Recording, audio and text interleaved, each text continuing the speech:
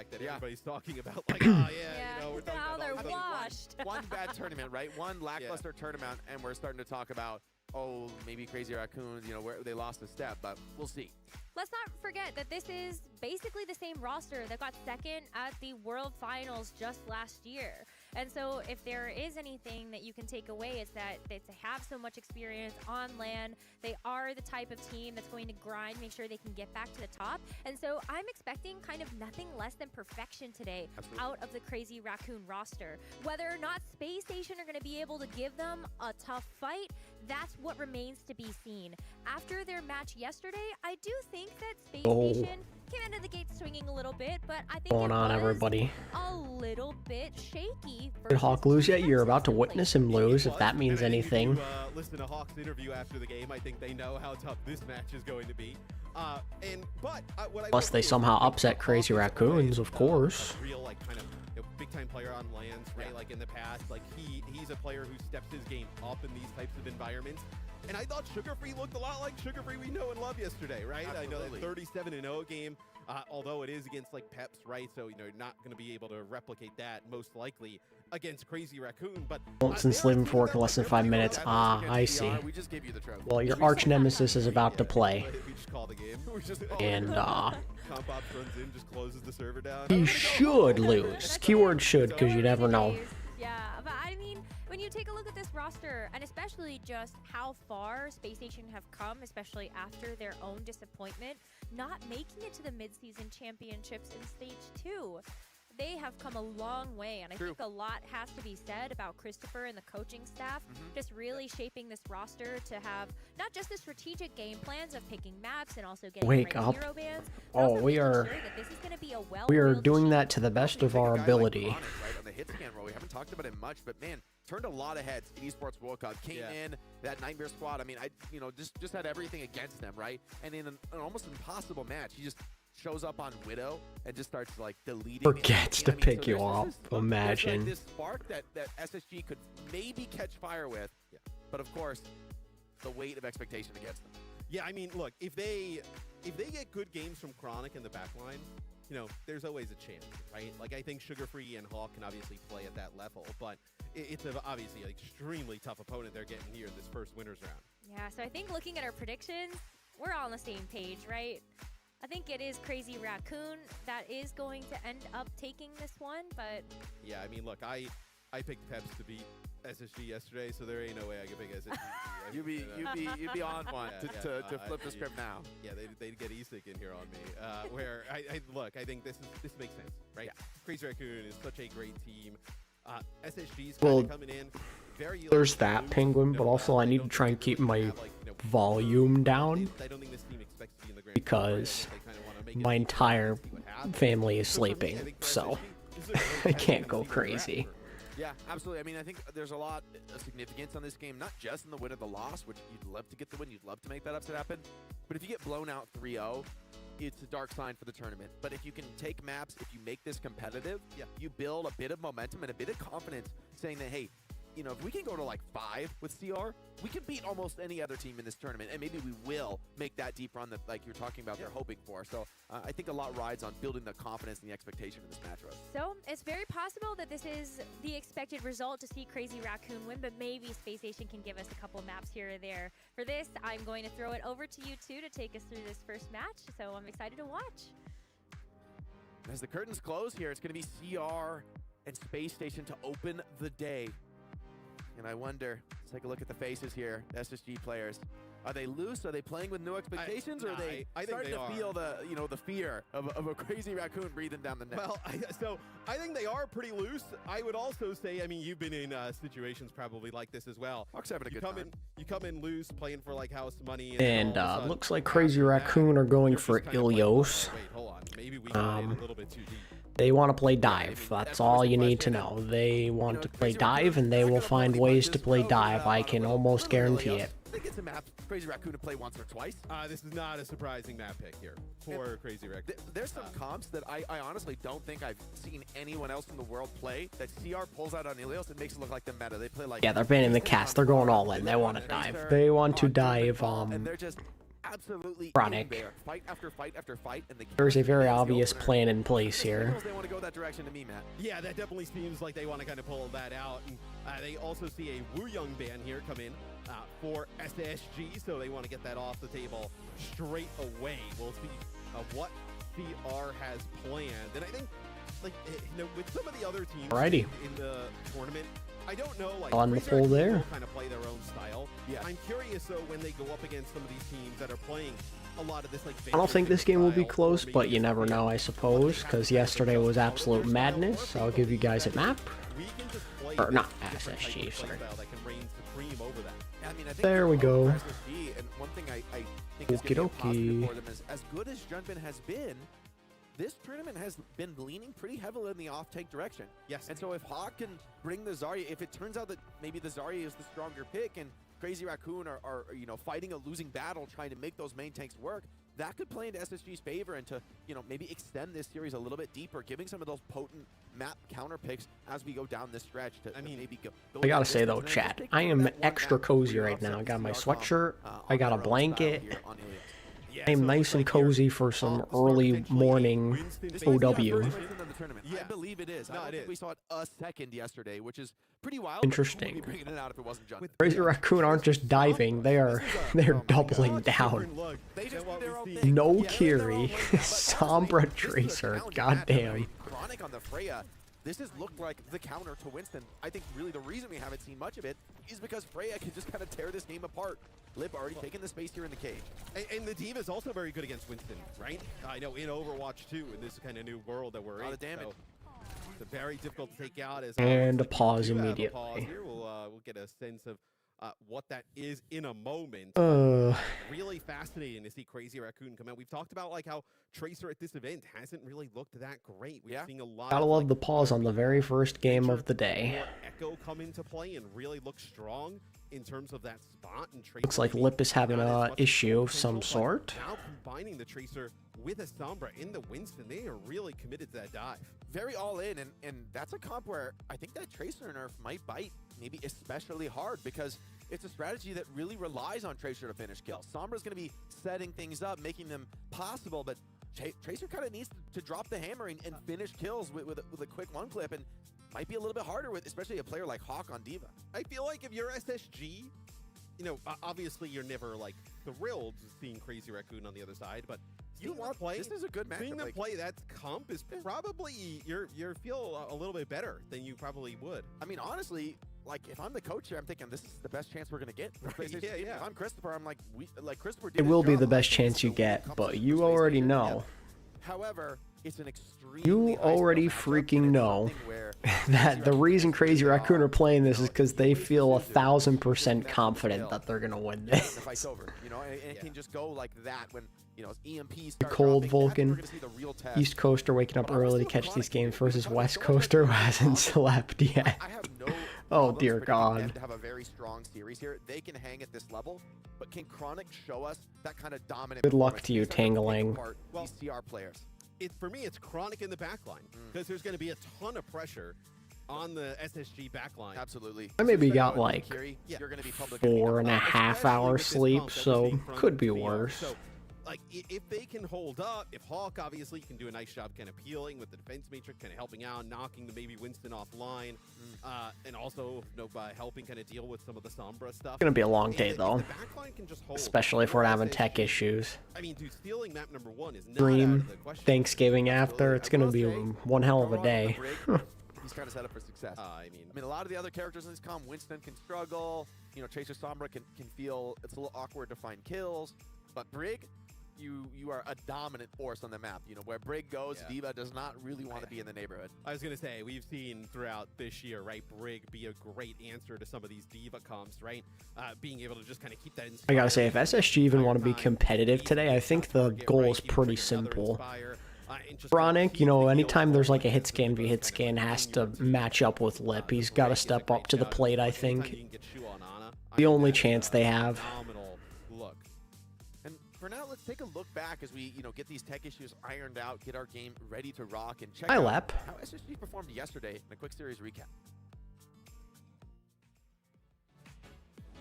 We take a look at The series with Peps yesterday goes all the way down to the wire. That we saw a lot of Sugar Free on Echo throughout the series. That's kind of where he was. Didn't even plan it like this to watch these games, but I baked my pie for Thanksgiving yesterday, so I'm chilling. Yo, what kind of pie? What kind of pie though? Get a nice second point hold against Peps to close it out. I mean, I think New Junk City, though, is where... My sister made a chocolate lemon pie, and it looks pretty good. That's where SSG, they wanted to clean this series up 2-0, and they wanted to make it look, really comfortable for them. But on map 2, playing around the May, Team Peps got that map win and got a little bit of wind in their sails, showing at least, hey, they can compete here in Stockholm. Yeah, we saw some May yesterday, especially against Zarya, right? Yeah. Where Zarya doesn't have great mobility. Yeah. Obviously there's other perks. Blueberry, blackberry, and strawberry with crust from scratch and a lattice top. Yo, you went all out. Yeah. And we saw it sounds really good, though. I can't even lie to you. Blueberry, blackberry, and strawberry. Sheesh.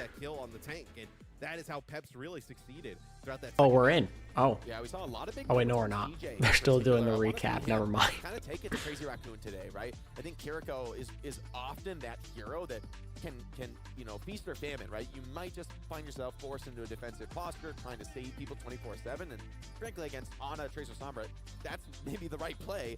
But you need to make that difference in these special moments, right? Find those kills. Here's Chronic also on the frame. I can't wait to eat some Thanksgiving food later, though. I think it'll be a nice reward for doing a stream. That's going to be a bit of a thorn in their side and a challenge for them to have to overcome, especially on Ilios, a map where, I mean, Freya for me... My uncle has this smoker, so like the last few years, he's been smoking the turkey, and it's probably the best turkey I've ever had, and I'm not a particularly big fan of turkey, so... And then it started to move more in the direction of the Freyas towards some of the later games. And with Cassidy banned, I mean, Sojourn is kind of top dog. Like, what are you... I'm all about them Thanksgiving sides. I mean, it's a bit slow, especially for a team like Crazy Raccoon that likes to bring pace. Maybe wouldn't be shocked to see Ash come out on a map like Ruins, though. Yeah, and maybe they go with the Cassidy ban because they want to play this. Like, Best you had with fried. I've never had fried turkey, but I'm sure it's pretty good. Doing a chicken pot pie for Thanksgiving on Friday, yo. You're the pie maker. But I feel like the Frey is a great option, especially chicken pot pie is good though. Yeah, to be honest, the challenge for SSG is I don't think they have any swaps here. I think they're Friendsgiving's always fun to play. This first fight though is going to be so critical for the momentum because Tracer Sombra, I mean, on defense when the enemy's attacking into you and Shu is set up where he wants to be on the Ana, they create these kill zones and just crossing them. You can have the Are we gonna order a pizza? Gonna find ways to do that. Well, is that what we're in the mood for today, Vulcan? I remember you asking me yesterday. Rank Thanksgiving sides. Yo, can I find like a tier list? Low key, I'm kind of down if this pause is gonna keep going. Because they're all just trying to move up towards that objective. So sides have I really had though? Massive here, I think, for SSG. If you're able to win that, maybe you're able to hold on for that. I find a good one. That tier list sucks. Crazy Raccoon may be thinking about some changes. Yeah, how would I just do Thanksgiving food? Thanks. So critical. As we take a look at some of the ways to support us here at the OWCS to give more to these prize pool for these wonderful players and also what? To get some of the skins. This is horrible. Yeah. No, I mean the Scarlet. One has to have a good tier list. No, it has. I'm trying to play some Mercy, Matt. I don't know. I'm trying to play some Mercy. I won't go. I'm not gonna buy the bundle, but I'm not gonna play some Mercy. I just don't want to cook, and wings aren't really my thing. Yeah, man. You can get yourself a special pizza then. Skins, right? The Juno as well. So get yourself something good. Support your favorite teams, right? I think the emotes gotta go crazy. Having the trophy about having the OWCS World Finals trophy. True. In game and emote. I'm trying to. Here we go. Ultimate legible Thanksgiving food tier list. Trophy, right? Participation, participation, right? Everybody gets trophy. So, I guess this will do. You participate in supporting the Overwatch World Finals here at the prize pool by buying the bundle. Doing hot pot because we're Chinese. OWCS champion by in game.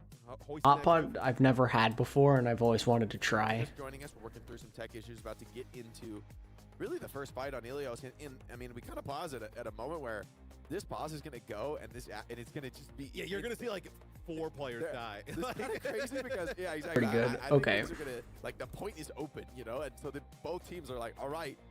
ready to throw down. There's more than But it just seems like our tech team's gonna Thanksgiving take a step, and they're gonna have sides to on here. dig a I'll little try and bit just deeper to rank get the this one sides. resolved. So Have I ever had asparagus really come during back, Thanksgiving? get I don't into this series think crazy so, but I do versus like Space Station asparagus. Gaming to start the day here. Probably go with a B tier.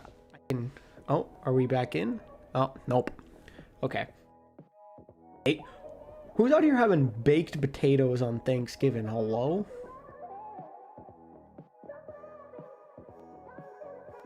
Mashed potatoes is what we're looking for, and I mean, like, come on. Mash is delicious. What up, math? Biscuits, I mean, I do love me some biscuits and some cornbread also. I'm not gonna lie to you.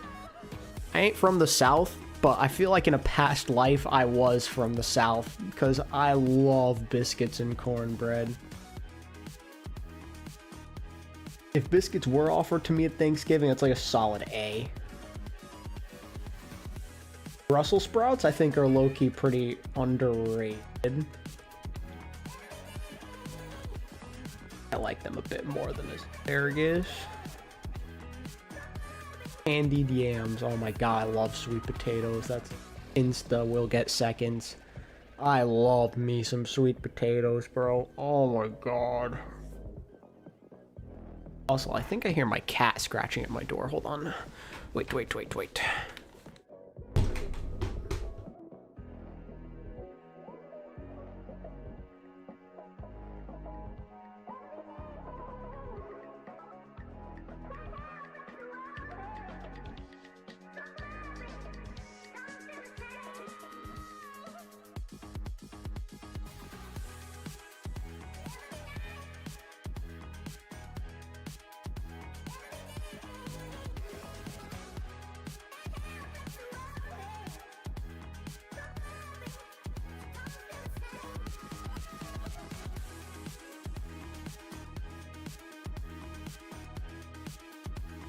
I got Kitty. Her name is Willow, chat.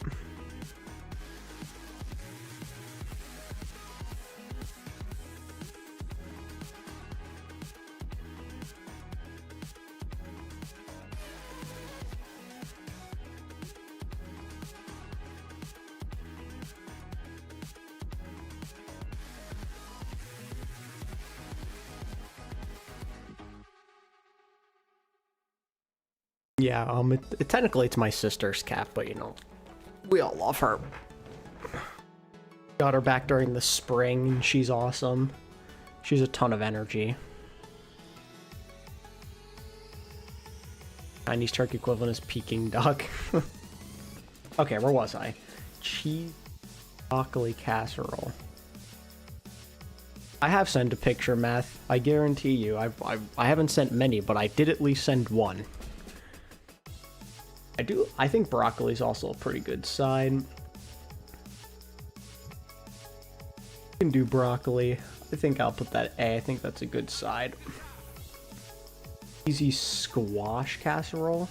I do like squash, but I ain't ever had it in casserole form, I don't think. But I guarantee you I'd take it. I don't know why everything's cheesy on here. Corn pudding, probably the equivalent of a corn casserole, which my mom makes and is fire, by the way. Like that cream corn with like a cornbread topping. Oh my god, it's so good. Collard greens. More of a southern thing. We don't really do that as much where I'm from.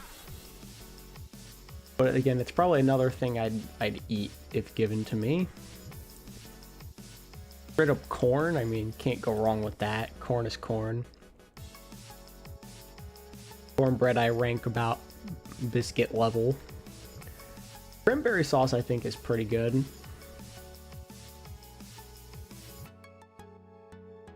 Creamed corn, I mean, I guess that's kind of the same thing as the pudding.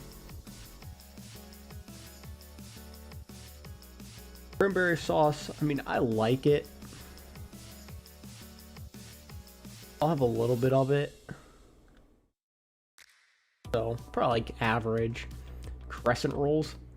Who's out here busting out crescent rolls on Thanksgiving?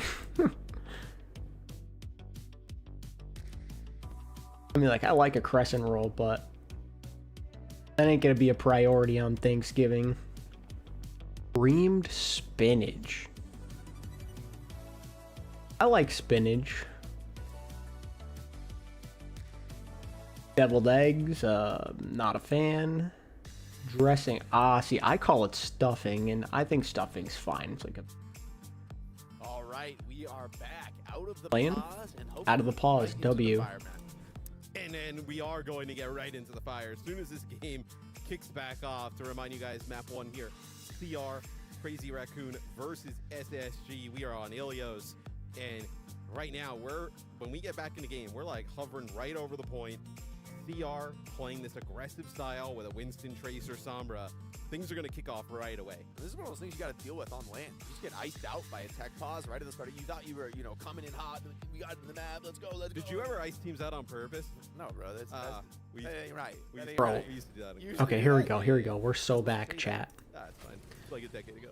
Tier list on hand so we can finish it after. All right, point contest from Crazy Raccoon. Okay, so Chronic, what do you got for us? You need to play well. Oh, Lip's dead. From Lip. Okay, Lip sends him home. One letter difference. Lip's trolling. Gap on this opening fight.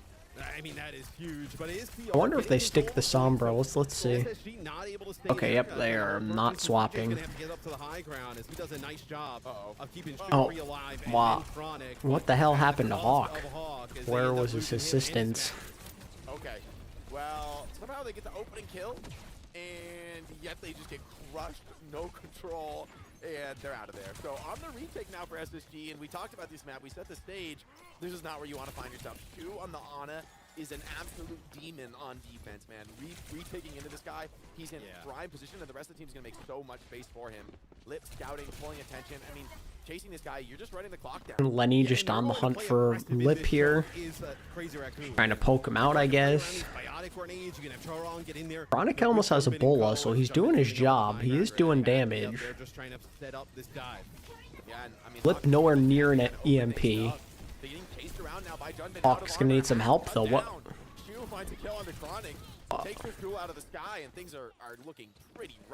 The strategy for all these teams is just bully Hawk. We saw Peps do it. Crazy Raccoon are doing it. That's the key. Just bully the hell out of Hawk, I guess. And Crazy Raccoon hasn't had to even use anything, right? You're gonna have this nano here you can use onto Junbin. You're gonna I had to explain Sugar Braun to a friend I play with a lot. He's also a Lakers fan. Yeah, to someone who doesn't really understand it, could be pretty confusing. This map's over, man. I'm just gonna clue you in on that in case you didn't realize yet. Jake says the map's already over. That's crazy. They may never get it. Lep's not gonna get a beat in this map.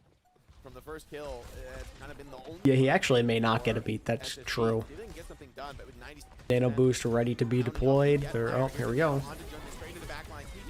Goodbye, CJ. Okay, the melee cancel combo from Junban. He's just holding it down to the choke, making sure no one can get value off this. Oh, wait, Sugar Free does get one. Does take down the backline in Shu, but I mean against Krorong. Would you call Yubi the Draymond Green of Overwatch? I think that's a pretty good comparison. Yeah. Very polarizing figure. At no point was this in serious contest. No, not at all. As we jumped right into game and we got done with the game basically instantly. Sorry for the spoiler, man. Yeah, sorry for the spoiler. Well, so when you said that, and the next fight The key is the second map, though. In any series, regardless of if you think that there's an overwhelming favorite or not, because that's when all the madness has been going down. That's when CC got a map, that's when Peps got a map, that's when Varel got a map. Map 2 is where it's at. That'll decide if Crazy Raccoon are gonna run away with this or not. They're undeniable. They do what they please, and it looks so clean.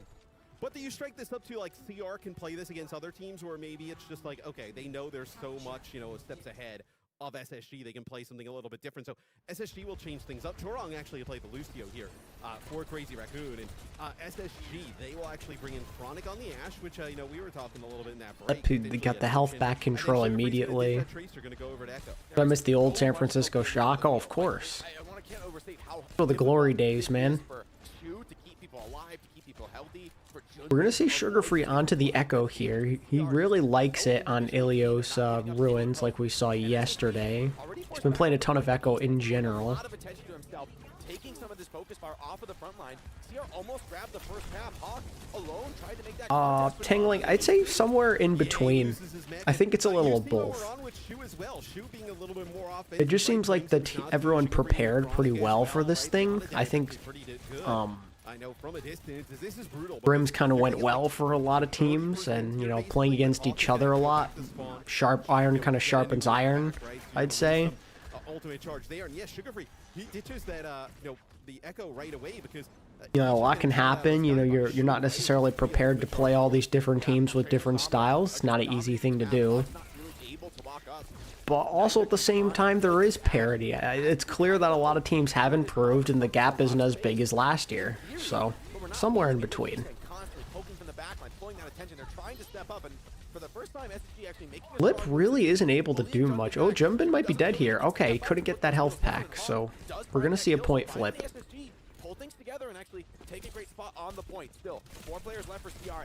Oh, shoot, don't do it to him, man. But eventually, SSG just overwhelmed. Yeah, I gotta say, Lip isn't really farming much when it comes to the EMP. I mean, the Lip I know would already have it by now. Seems like they're doing a good job of focusing him. They're trying to take him out of the equation. Nano's in.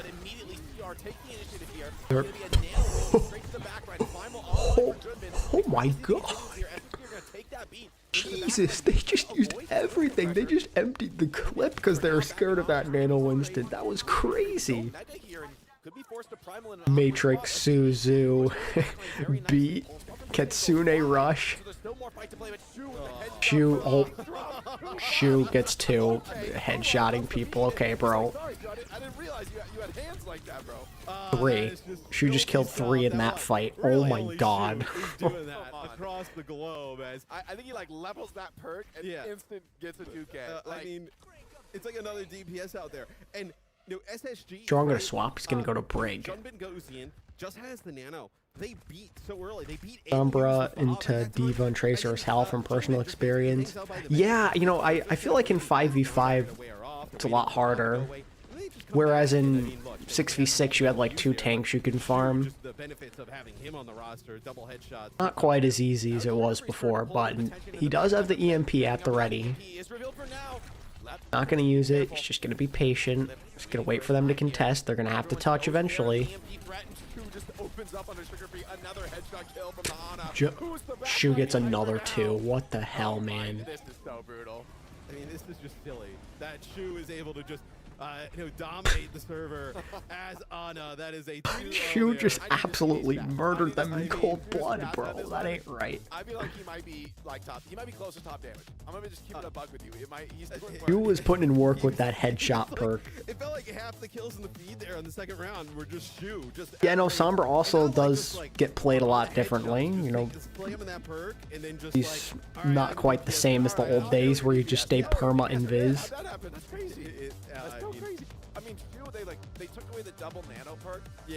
And she was like, oh, I guess they got to level the headshot perk. It is. Okay.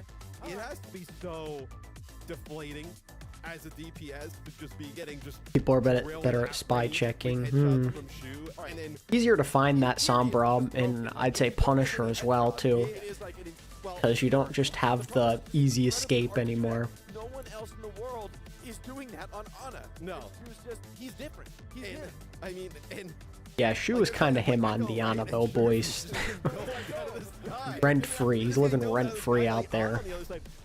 Him and Junbin just totally dominated that first map. The headshot and then the damage, they go down to the ground, and then what? Lib and Heastanger there on Tracer. These boys are locked in. Just finishing off these kills of players that are really weak from the Ana. So, I mean, look, that is one where if you're SSG, I mean, you just tip your hat. You're like, well, there's nothing. I mean, nothing we can do about that. TR is just on a level with this comp that, you know, if one player steps out of line, this doesn't look like the same team. You know, like when we're on board there with Heastanger or with Junbin, they're behind the enemy team. I'm thinking like, oh, I guess they're going to be a really aggro pull. You know, go for an aggressive kill. They're very patient and they're picking you apart. They're not in any kind of a rush. They have total confidence in each other to stay alive, going deep into these fights. Yeah, as we take a look at some of the stats where Shu, not exactly top damage. He's saying, and Junbin playing quite well, but Shu just kind of lighten up the feed with some of those headshots with the limbs. Yeah, I mean, this is just, full court press across the team. Junbin crushing on the windspin, right? Making it look like... Wi-Fi feels like the more team first fielder style of Vana play isn't viable anymore, which is why Shu is propelled as the #1 currently. Yeah. Team CC tried to play some Ana. I would agree with you. Was able to just kind of like split them off, deal with it straight away. Yeah. It feels like There's just more opportunities to make plays now with perks too. Kind of on the back foot / defensive from SSG, and you allow them to just play the Ana and do this. Like, this will be a fast hero. Favorite Sombra clip is when Lip used the MP on Far on Mercy. Yeah. I remember that. Like, you could tell, like, it was like the Green Goblin mask was speaking to him as he was contemplating whether to make that play or not. He just pulls trigger. Pretty funny. Right? Yeah. And I mean, they're pretty much a Lucio carry team. Like, I'm gonna be real, I don't think I've seen just about anything else from them. Yeah. And, Hawk is going to be playing off tanks, which further puts you into a little bit of a slower bracket in terms of your style. And then you want to put. They don't really play the stim. You want to put Sugar Free on Sim? No, they don't. You're not. I don't think that's the team. I feel like SSG are doing what they can. As Max is in fact coming in. Max is coming in, which means Zarya is about to get busted out. Max coming in for Junbin. Yeah, okay, they're still not close to ready. Let's continue the Thanksgiving tier list, shall we?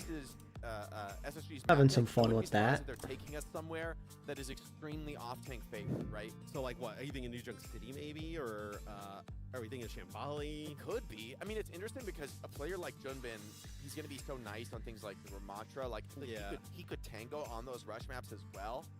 And, I mean, the fact that CR came in here and played Winston, like, all bets... They're going to King's Row, by the way, chat. Oh. What happened? Oh, there we go. We're so back. Okay. What's next? Apple pie. If you're SSG, I mean, you just ban Ana, right? It's like insane. I mean, do it. Like, literally just ban Ana. Kind of depends on what I'm in the mood for. I love apple pie, but there's so many desserts that are, like, unique and interesting on my table on Thanksgiving. Good, though. The mercy ban. The mercy ban, lol.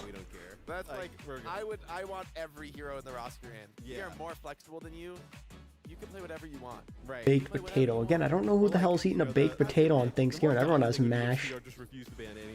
I like baked potatoes, but, like, come on, man. Just the coach just stands there and stares. Banana pudding. That's more of a southern thing. I like banana pudding. Oh, no. So sad. Dinner rolls, that's always on the plate. Here, so what we're looking Gravy, just straight up gravy? Play here from Hawk. I mean, You're straight up ranking gravy by itself. You put Hawk in the driver's seat. You arguably force a Zarya mirror. I mean, given this is Crazy Raccoon, I mean, like, gravy can help elevate a dish, that's for sure. Max is coming in. Probably not. But, like, by itself? That feels like a path where SSG might be able to. I usually put a little gravy on the plate, though. Green bean casserole? I prefer more straight up green beans. I love me some green beans. Ham. Yeah, this is interesting. Not everyone likes the turkey. Some people prefer a nice ham, and honestly, I can get behind that. I like ham. Now, I've never had a ham on Thanksgiving, but I have had a Christmas ham. Ham's good. But it is not something I have on Thanksgiving, so don't care for it. King's Hawaiian rolls? I like me some sweet rolls. You don't want to be on this side of that. I mean, I kind of equate it to, like, a dinner roll. It's like the same. Yeah, so I mean, sugar-free, right? Jellied cranberry sauce. It's probably same level as just normal cranberry. Mac and cheese. Again, that's more of a South thing, but I am a huge mac and cheese fan, and I do wish I had it on Thanksgiving. If it was something I was eating on Thanksgiving, it'd be elite. Peach cobbler, can't go wrong with a peach cobbler. High level for me. We saw him go to the Tracer, and I know one of my favorite veggies to have. That's an S.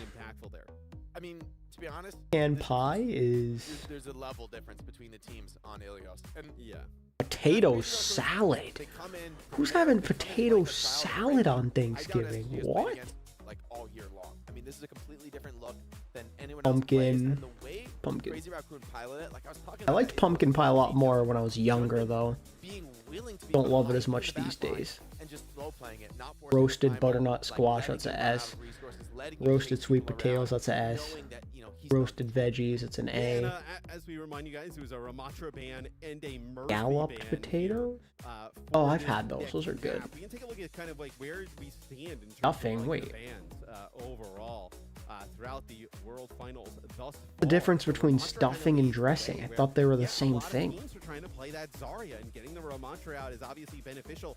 I think from some of the sim teams, we're going to see the venture bans start to pop up. I mean, only two thus far. It feels like we're kind of early.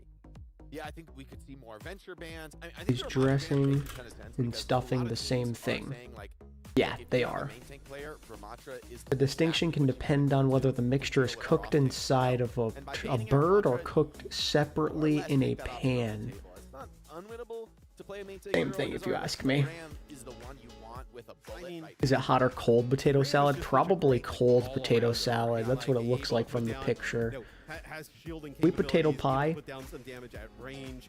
Don't really care Also for has it a though. slow, Dark right, turkey meat. a block with like more of like a melee type of form that can. I mean, really difficult to turkey- kinda come down. So, I mean, it's gonna be on the plate, but I usually only take a small amount because I'm not a huge turkey guy. And then there's sweet potato casserole. Obviously, annihilation, right? You can just kind of get into the nemesis form. Yeah, I think it's a little much when like you put the marshmallows and stuff on it. A nasty thing to deal with. So I prefer just like some straight up sweet potatoes, maybe a little bit of brown sugar and cinnamon. That's all you need. Zarya, right? Because like the Ram can just kind of play at a distance, right? Just kind of poke the Zarya down, and then when the Zarya gets close to brawl out, guess what? Then it's nemesis form and Did I miss anything? You missed Crazy Raccoon dominating the first map. So in other words, nothing. You missed Shu get like 4 kills on Ilios Ruins. yeah, it's a nice spot for a Ram to be. Mercy gets banned, so obviously not able to see that awesome new skin. I know, and they Scarlet. the Mercy bans are going to really stack up this tournament. Yeah. CR keeps playing too many NA squad. Yeah, we might really Mercy- start to pile I up. see Mercy fly up. in terms It's of stuffing because bans, you but, stuff it in the hole of the these are turkey and awesome cook it. skins. Yeah, So that JP makes Falcons sense, but gets like this trophy. whether it's in the Closed bird or out not, every I've always one, called so it make sure you stuffing. get that. Support the OWCS World I feel like that's more of a southern thing to call it dressing. Bad boy this feeling to see how high we can get it. Juno kind of clean as well. We haven't been talking enough about this Juno skin. We saw some Juno yesterday too. I was a little bit surprised. Hey, I the was Break like, Juno yeah. is a reasonable option. People were talking about it coming to this tournament like that would be maybe the decisive support comp. That hasn't come to fruition. Yeah. I mean, the Lucio has looked still the more solid. Interesting that SSG banned Ram. Break Juno is a solid backup that I think teams are going to have to start thinking about. I'd actually die laughing if Hawk brought out a Reinhardt, by the way. Lucio is immortal. Pull Regardless Falcons. of what happens with, like nerfs or buffs or anything. Look, going fast. at We're this probably level just of gonna play see Czar is and Diva though. I mean, very that's what potent. Max and Very Hawk play. potent to move fast when you have some of the best players in the world coordinated. It's incredibly strong. Turns out aura boosted speed in AoE could be very impactful in a game that is very Feels so fast. weird having to And like team keep my warriors, volume in check because my family's sleeping. I feel like Sideshow when he was doing those famous co-streams back in the day, those companion streams in 2019 when he was having visa issues. For me, Torong is like one of the better. Pull a crusty and put Max back on horse. One of the more, consistent, stable main supports. I mean, if Hawk did play Ryan, I wouldn't hate that. But he's not going to. Ain't no way Hawk's playing Ryan. No shot. He's not bold enough to try such a thing. Right, and Crazy Raccoon, they're on defense here, Jake, and so they'll play this Zarya like we were kind of alluding. Zar v Zar. kind of mirror what Cass is on the, Space Station or gave Lip us. is on the Cass, not Cass is on the Lip. And in terms of the hit scan, he does Lip is Cassidy I feel like Overwatch. this has been popular in Korea. This has been quite popular in Korea. The Cassidy in the Zarya matchup actually. I very love strong Cass because Zarya. It's very I love hard it to- here. You don't really feed enemy Zarya energy compared to Sojourn, Freya, even Hanzo. You're gonna give energy to Zarya, and it's very hard to avoid it. I think we should stay on board with Lip as much as possible. Yeah. Because, like, you think Zarya is tanky? Let's see from the Lip POV how that looks. You know, So the chat, I Cass can't team is lie. pretty strong Even though I towards the later really moments hate of having to the wake NBA up as this well. early to do this, But just with this tournament thus it far, was we've sick not being much done of with it. stream yesterday and still having the whole day to just do what I had to do. Towards Crazy Raccoon, and now it'll be Hawk picking up that Kinda nice. in terms of like, you know, a tank in support mirror. But no, Whereas usually by the time I'm done streaming, I am like ready for bed. Lip is just going to be like the hero of this comp. He's going to get a ton of resources. The team knows the kind of capacity they have on their roster. Hawk's trying to step up. Yo, Lip is getting pressured like crazy here. This is really nice play from SSG. Oh, never mind. It was looking good, but you got to keep your Freya up there, brother. Look at him getting in deep here, pulling a bit of attention. The team's behind him. Here's Hawk. Damn, Joe Wrong. Okay. That's my goat right there. So I mean, they get Lip That's Overwatch League champion Joe Wrong right there. You gotta be able to try and secure that kill, because once they actually get I wonder if he ends up on Team Korea for World Cup. They got Lip low. We're talking about Shu here. You think Shu's gonna miss the cleanse? Do you think he's gonna miss that I mean, cleanse? like, Fielder Chio already got an opportunity, right? So maybe this year we get Showrong, Shu, or something. Some sticky bombs get thrown in there from Sugar Free as he's trying to take control of the sky, maybe get like a high ground advantage point. Although I thought I remember, like, Shu not having a great chance of being on Korea because of, like, boosting back in the day or something. It's like the same with Proper, because, like, that's heavily frowned upon in Korea. Like, some people even think it's a goddamn crime. The other Chio got 4th place. Yeah, that was rough. They got boomed by China and then lost to Finland. It was crazy. And Cassidy is sick within the Kitsune rush, right? The rate of fire, being able to just kind of just... I mean, to be fair, I feel like Korea can only blame themselves. They wanted to ego dive China, ego dive mirror match, and they lost because of it. I think if they had just played what, like, Saudi did against them, they would have been fine, but they had too much pride to do such a thing. Incredibly powerful ultimate, the enemy attacks in. Still, they're going to open with rush. Here comes the high noon. Cleanse is good. Staying alive through the bullet shot. Beat as well. Oh, they're dead. Goodbye. Oh, that's dirty. Finding kills on the back line, though. So nice grab. Have a momentary power play, but Lucio Kyria are going to be very quick back to the fight, and the fact that Max is still healthy means the walk-up isn't free for Space Station Gaming. Yeah, let's take a look at this. I mean, it's Chorong. Sound barrier keeping Lip up. Lip actually gets hit with the bola shot, gets sucked into the grab, and then finishes off 3. So, oh my god, he's hitting all the headshots. Hitting with headshots there. Bubble onto Heatang, giving him everything, all the resources. The heal is good there. CJ keeps the Echo alive. Sugar Free. Oh, CJ's on the hunt. He's trying to get this kill on the Heatang. Oh no, come on, Sugar Free. You gotta get this grab here. Beat comes out. Play aggressively. There you go. Throw it out, throw it out, throw it out. There you go. Now they can't even touch right now. See, that's perfect. Oh. Lost Chronic first again. Yeah, Chronic's not having a good time. Lip is just picking on them too. First map, it's let's bully Hawks Diva. Second map, we're gonna make sure Chronic can't even play the game. High Noon actually getting value in 2025, and yeah, the grab set him up. It's easy. Now you have to run to the point, scramble to the point with no resources. This map's over, bro. Unless Sugar Free goes crazy here, it's done. Goodbye, Hawk. Crazy Raccoon that cleans off the Zarya. Without him, not much hope left. A beautiful dink on the wall riding Lucio. Yep. For style. And this game's cooked. No chance of an upset. This game's cooked. There's levels to this. He was having so much fun yesterday. He looked like he was having a great time. It was fun while it lasted, chat. But Crazy Raccoon are bringing us back to the standard. Take those wins. Yeah, we gotta relish today, Danny Lim, because tomorrow we play against Crazy Raccoon. I think I know what's gonna happen there, and I mean that is a really rough first half. We take a look at some of the stats, just 3 deaths for the side of Crazy Raccoon, and I mean, look, they end up using Lip on the Cassidy, right? Being able to kind of get him inside of the Kitsune rush, like that is not normal. Yeah, that is not normal. That doesn't happen. That is Lip's practice range. Yeah, no, he's just getting some shots in. It feels like it's so but then again, they're literally this practice doesn't serve as much because they're literally not going to even play tomorrow. So it's actually very low. Yeah. He's not really going to get much of any kind of heals. Lucio never going to be there to help you on Tracer on the flank. Kiriko, you just don't really have time to throw those heals. So he's saying is doing the most with so little, and yet, I mean, I low-key kind of hope SSG like go to push or something so we can just get this over with. Just like Crazy Raccoon full cap the map so we can get on to the next one. Yeah. And when the rubber band snap back and Crazy Raccoon sense it's their turn to re-push, I mean, they're just so together. SSG should be allowed to just quit, I think. They should just officially surrender. Yeah, so they did get 88%, right, for SSG. They need a surrender option in Overwatch. We'll see, though. Dude, could you imagine if that was a thing, how quick games would end because people tilt so easily? How is Lep already dead? That's insane. GG. Oh, how I wish this could have been a 1-2 match. Oh well.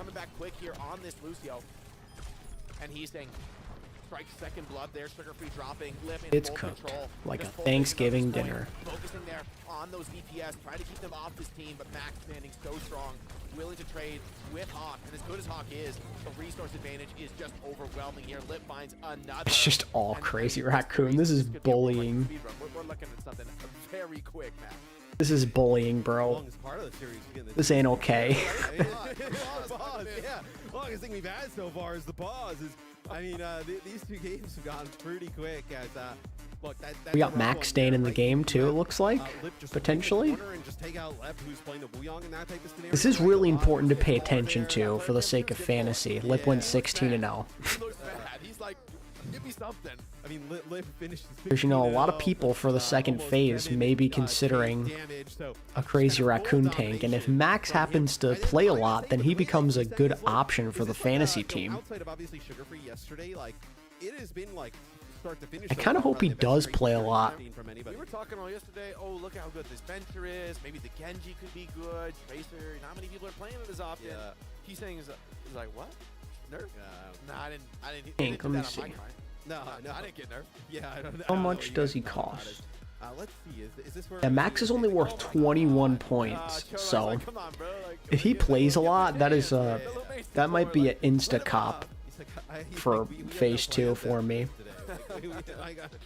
That'd be a lifesaver if I could get a good value tank for 21 points. Oh my god. So I mean, what does SSG even decide to do here? It just feels like they're in a really bad spot in terms of like what Crazy Raccoon is kind of pulling out in this series. So we've seen them go to King's Row, so we have Escort, Flashpoint in push. Still left. Do you know, I don't think you're playing it like a Runa Sapi or something like that. Like, are Upside you going? of push is you could get home real quick, Matt. You can get home real quick. Well, I mean, look, Yeah, please play push. Please play push and let Crazy Raccoon just complete the map, please. Like, I beg. Do you pick so I mean, look, if you go Escort, right, like a Route 66. Do not go Escort. Oh my god. some nasty I'll end it all. like a nasty Please something do. And if you are going to go Escort, please just attack first, please. Okay, well, I was trying to think of like, okay, what are you? I trying miss to, like, Uber. optimize this selection? I wish he was here. I miss hearing his voice. It's not quite the same without him. Although, you know, I will say Jake and Matt have been doing a really good job together. I've enjoyed their casting. I think they're a good combo. Taking that away isn't going to like really. I like having Jake. Over there. They're just going to be able to funnel resources into somebody else. This is the reason why Crazy Raccoon have lifted so many trophies in the Overwatch 2 era. This is Oh, it's quite sad. It is. Built to beat the world. Just depression. There's no ban. I mean, that really helps you. The fact that CR can throw away bans, and I'm like, I don't even disagree. Like, I don't even like want you to ban something, and like, I don't just play your game. And like almost any other team, I'd say, look, there's always a ban that's going to give you something that's going to, you know, kind of shift things towards the direction you want to go. But I don't know what direction Crazy Raccoon want to go. Like, they can do whatever they want. If you ban Sojourn, like, you're just going to see Lip play Cassidy. He's going to play Cassidy. He's going to play Ash. Yeah, he's going to play, like, so many other things that, like, doesn't really matter that much. So, if you ban some of the tanks, right, they obviously have 2 tanks that can rotate in, play a lot of the different stuff. There, that's what they tried to do this go around, right? Ban the Ramatra and force Zarya head to head, which they got. But you know, you leave the hit scan to come on through. All the supports are available. It's not enough. It feels like you need 2 bans to deal with CR. Yeah, that should be like, we should like handicap. Give him some extra bands.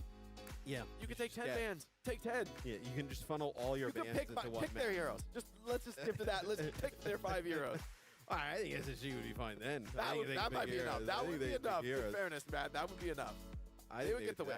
All right, so we're actually going to have Spin come in here. Ooh, we're seeing some Spin. Yes, change as well.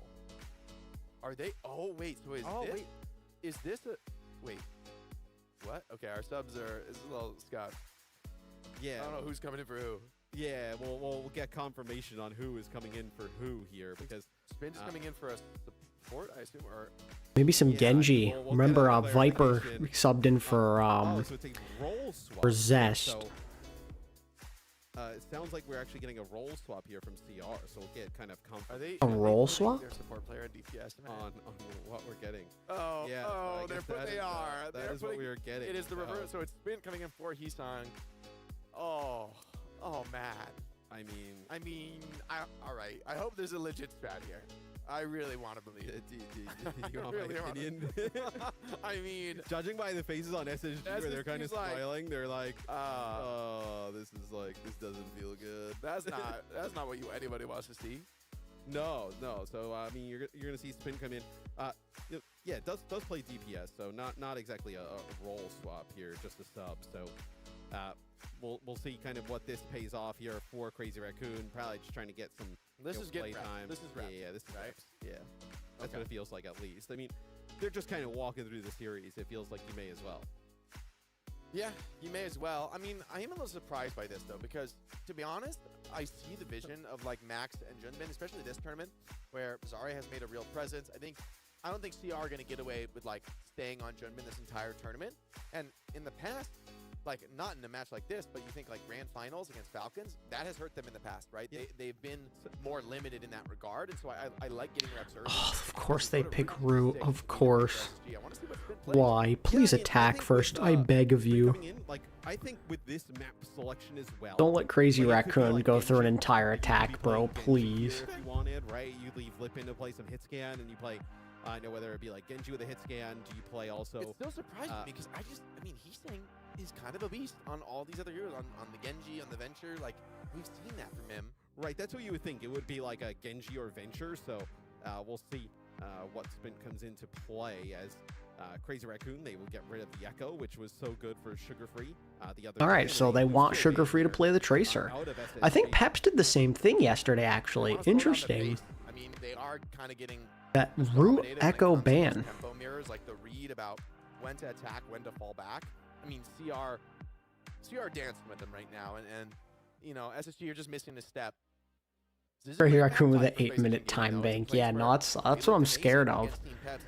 I don't want to see them spend all this time attacking just to watch SSG get full health. And we take a look at the escort dominance. This is from Game 3 yesterday of SSG versus Peps. It was on Route 66 as well, so maybe they start to turn this series around here. I mean, they would obviously need to. I know start to get the wheels moving in the right direction here for Space Station Gaming. But I think, look, I know Hawk kind of alluded to it yesterday in the interview. Like, hey, this is going to be a tough one. Like, this wasn't the game for SSG to win. No, and I think anybody knows that, including the SSG players. However, this is not the way you want it more competitive. This is not the way you want it to go. And I think, honestly, for SSG, just to keep it 100% real, Maz, you know, I don't pull my punches. Like, this isn't a great sign for the future of the tournament. If you can't even be competitive with CR, like, we've seen teams. I mean, I think Jake might be overreacting a little bit.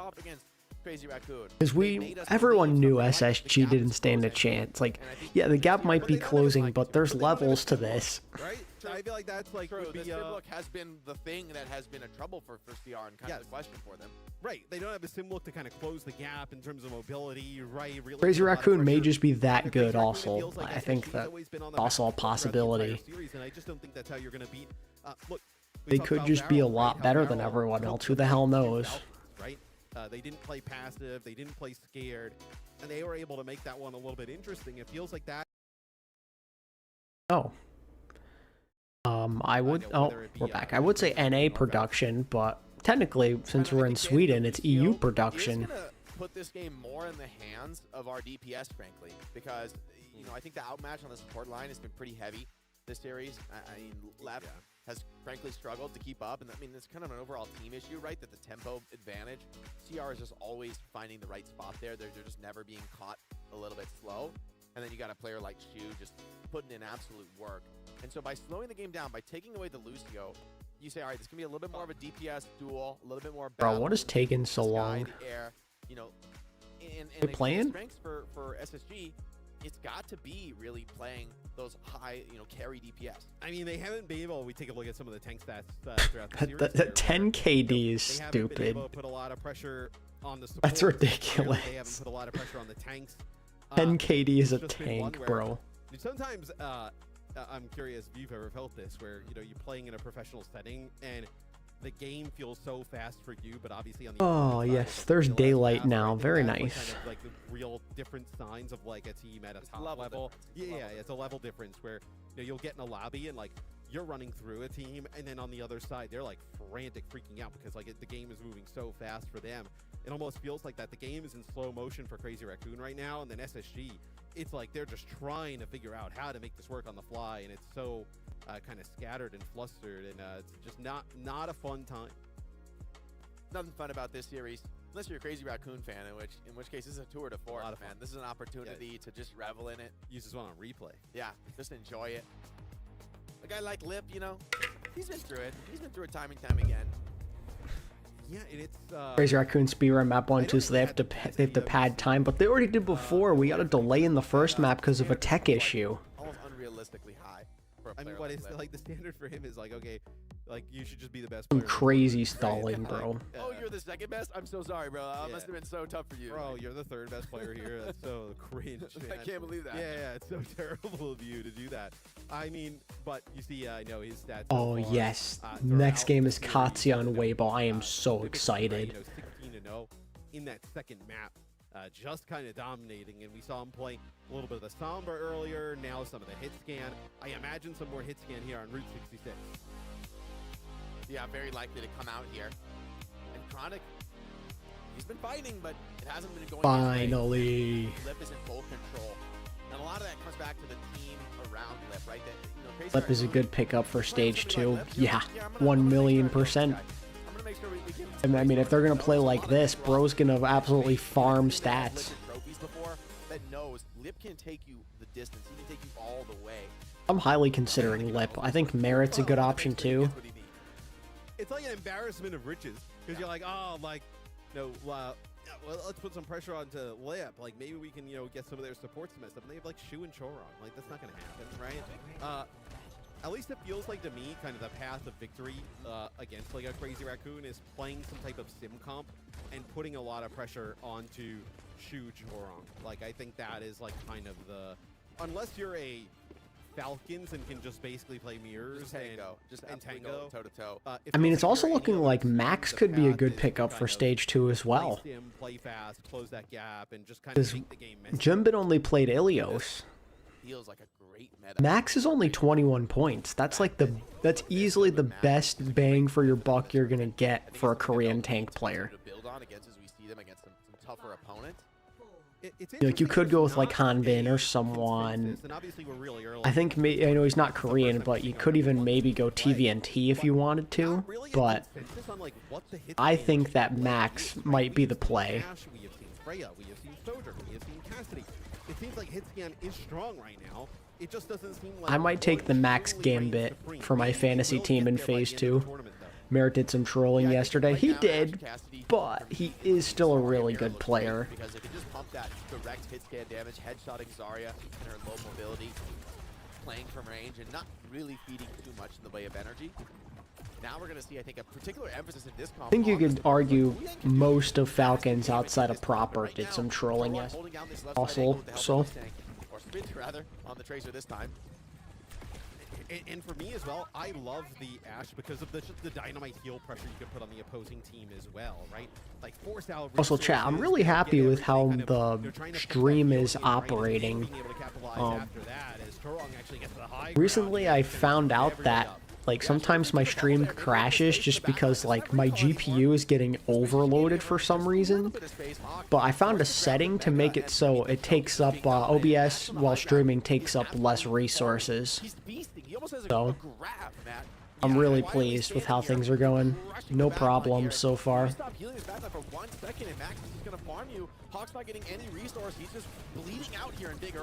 Oh my god. Oh my god. Wait.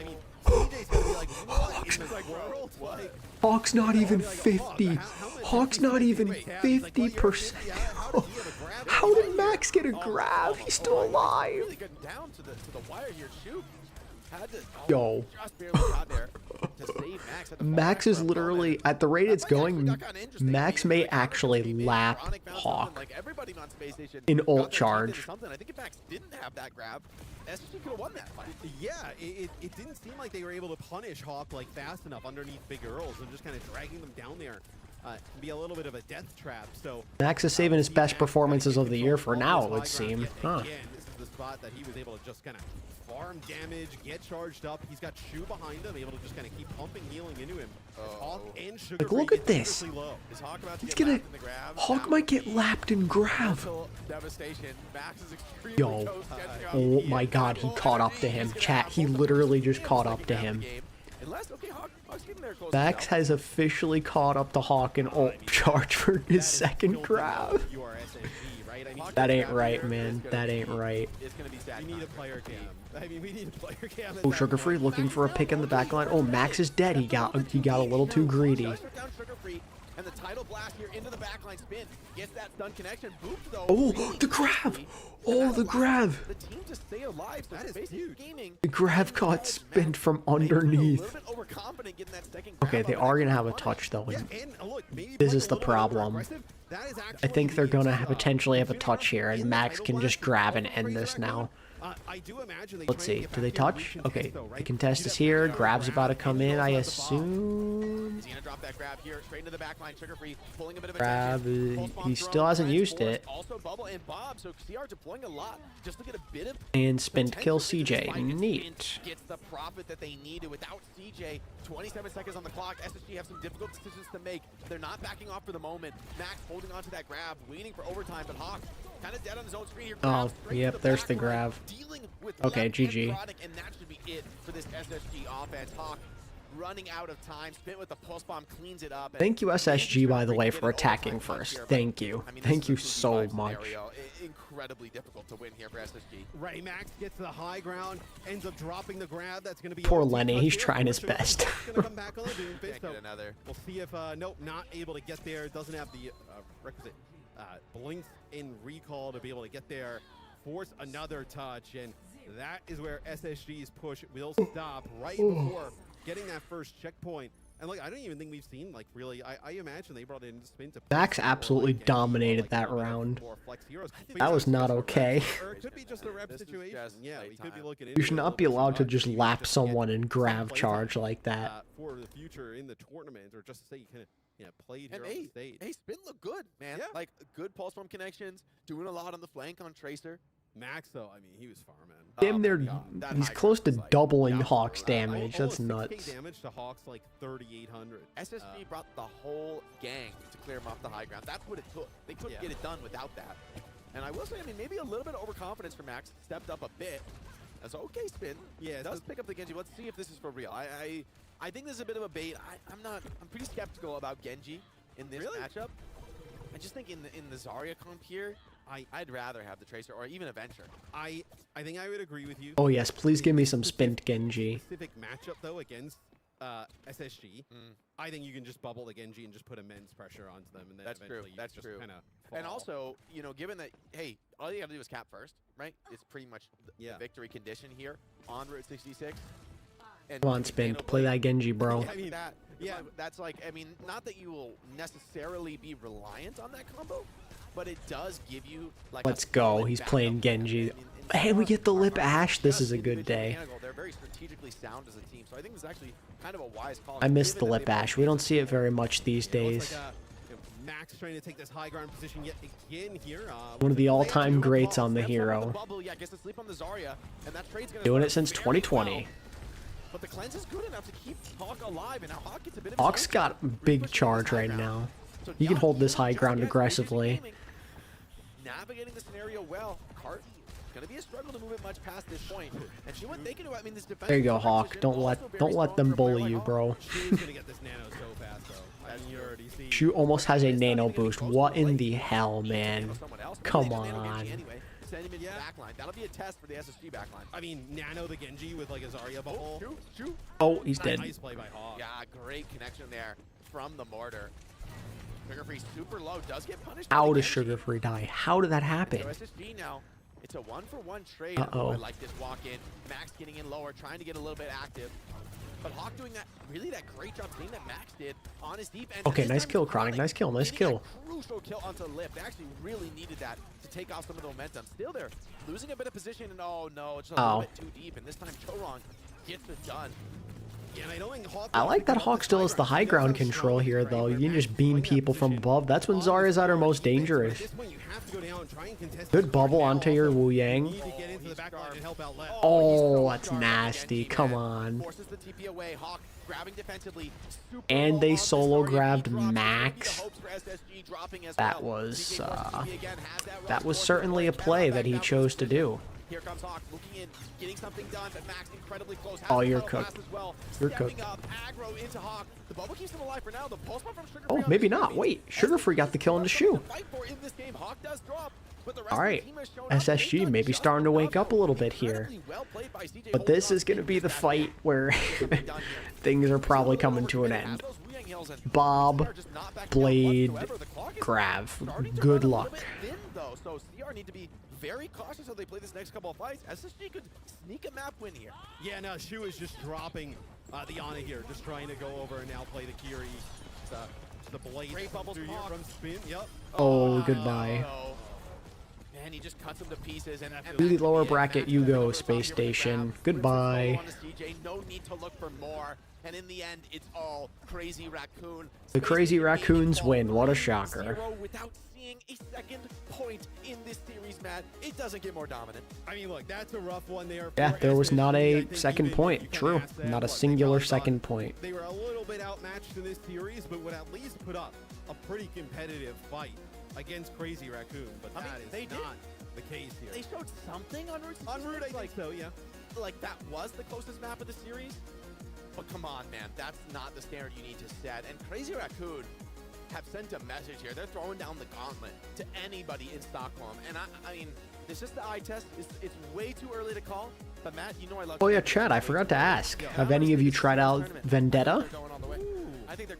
I played a couple of games of her yesterday, and while I had no idea what I was doing, it was pretty fun. I do want to see that though against like some of these teams. I like her. I think she needs some tuning. I think she has a little too much armor, but she is fun. And then also we saw Sprint come in and play the Genji, right? So when he came in, we were all a little bit like, okay, what is going on here? But playing the Genji looked quite good. The Genji with that Zarya, especially with some of these high ground maps, right, can be a little bit more effective than like trying to play the Tracer. And for SSG, I don't even think this is like a, like they needed this person to play better or that person. I think this is just like a little bit of a team difference at the moment that SSG just can't, answer. Where I think they'll probably take some stuff from this series, but honestly, they're not going to run into many teams like Crazy Raccoon moving forward. So, and I think individually, the fact that you could pull it together on map 3 in a series like that is actually a testament to she feels good to play with like the cooldowns, the mobility. I really like how she can crit also. I think that's kind of fun. Like the overhead hits, they crit. I think her ult is interesting.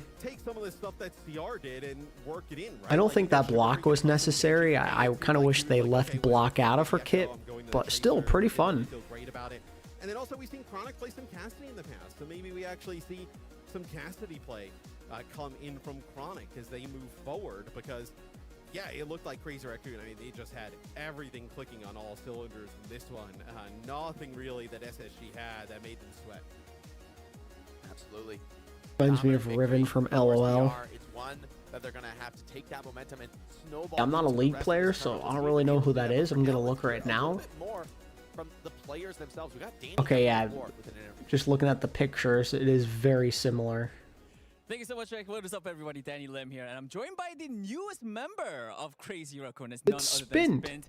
Fantastic job today. A great 3-0 victory for the Crazy Raccoons. You guys made it seem very, very easy. Now, Spite, I feel like I heard that this is your first ever global, LAN event. So I want to hear from you. Like, what is your personal goal in Stockholm this year? 자, 일단 오늘 승리 너무 축하드리면서 제가 들어보니까 스핀트 선수가 이번에 좀 국제전 이런 이제 오프라인 경기가 처음이라고 저한테 말씀하셨는데 좀 개인적으로 목표가 있다면 이번 스톡홀름에서 뭐가 있을까요?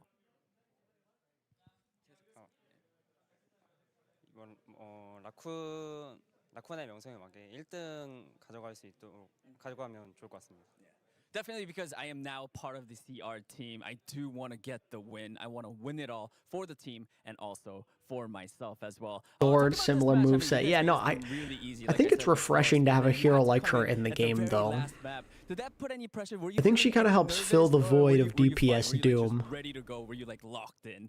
두 번째 질문은 스핀트 선수가 이번에 마지막 세트에 들어오시게 됐는데 아무래도 좀 그런 면에 있어서 조금 더 좀 긴장이 되는지 아니면은 좀 부담감이 있으셨는지 아니면 그냥 들어와서 좋다. 경기 이기고 가겠다. 좀 이런 마인드로 들어오셨는지. 세계대회가 처음이다 보니까 좀 긴장되긴 했었는데 이제 또 뛰니까 진짜 경기하는 맛이 있어서 좋더라고요. Definitely when I had to get subbed in, there was a bit of nervousness because this was my first ever global event. But, as soon as I got in the game, I did have a lot of fun and, we did get the win. So all worked out. Any last words before we say goodbye to the camera? 자, 마지막으로 하실 말씀 있으시면 한 말씀 부탁드릴게요. 더 열심히 해서 꼭 1등 하겠습니다. She has a lot of stuns. Yeah, that's the difference. Vendetta doesn't really have That is stuns. it for the interview. Spent, thank you very much. 감사합니다. Back to you guys.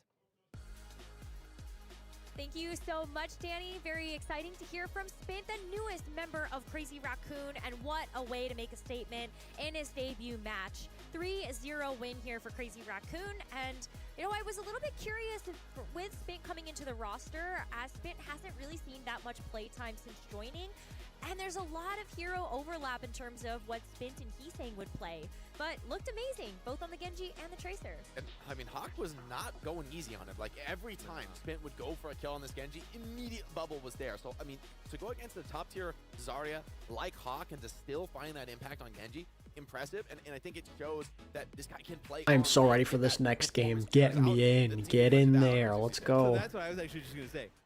Weibo versus Katsuya. This is one of my most anticipated matches of the tournament. Different vibe, right? Where you're gonna have like crazy fans. Just because I want to see if Landon gets proven right or wrong more than anything else. Now, right? Secure a win, feel good, get confident, and then obviously this is the team that's going to be in the tournament for a while.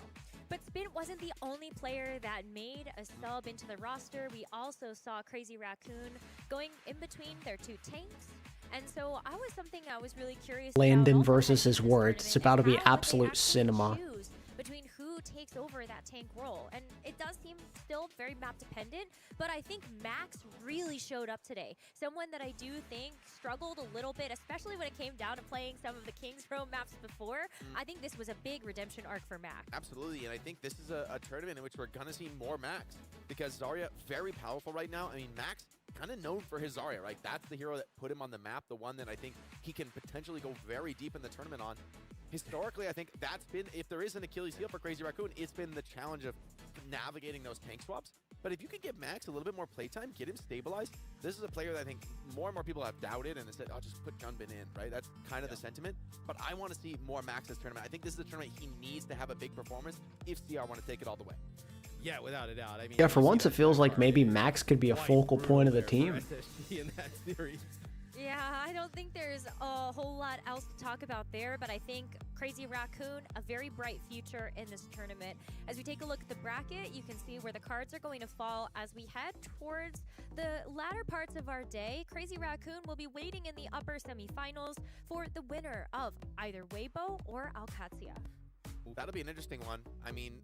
Honestly, I feel like CR probably cheering for Weibo because that's a matchup that's much more digestible for them, one that they're going to feel comfortable that they understand. And Katsuya being this team that just has a different style, one that we rarely see played in Korea, is going to be the biggest true test, I think, for Crazy Raccoon yet in this tournament. Well, CR, I think, knows that they can bait Weibo into like, hey, let's all play some wins. Let's all, everybody play good time. Yeah, hey, let's all play. SG, yo, what if SSG lose to Veril tomorrow? So What SSG if, chat? Veril, that is a really Yeah, could you imagine if Veril beat SSG? That'd be the most hype thing ever. I'm kind of excited for that game now because Veril, I know Falcons messed around a little bit, but Veril still almost beat them. Prepare for that lower bracket match that they will play. I low-key might pred Veril just for the love of the Yeah, they're game. going to get into the arena playing against Vero, and honestly, there's been a lot of fan support for Vero, so I wouldn't be surprised if the crowd is pretty favored in that. I want to see Japan be successful. Let's get a how about we take a map off Falcons and we get a win against NA team. That'd be huge for Japanese Overwatch, man. That'd be huge. Wow, this is just the first match of the day, and we still. You know, I gotta say, like they probably got some invaluable experience just from like being able to scrim some of these teams consistently. It probably helped a lot, because usually when they play these other teams, it'd be like one-off situations, but now you got to practice hard against them. You get to drill and learn things from them on a consistent basis while you train for this. Iron sharpens iron.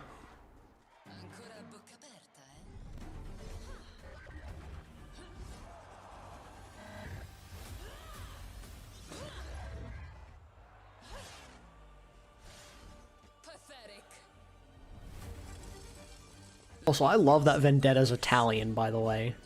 I love that we have an Italian hero in the game. Freaking goated.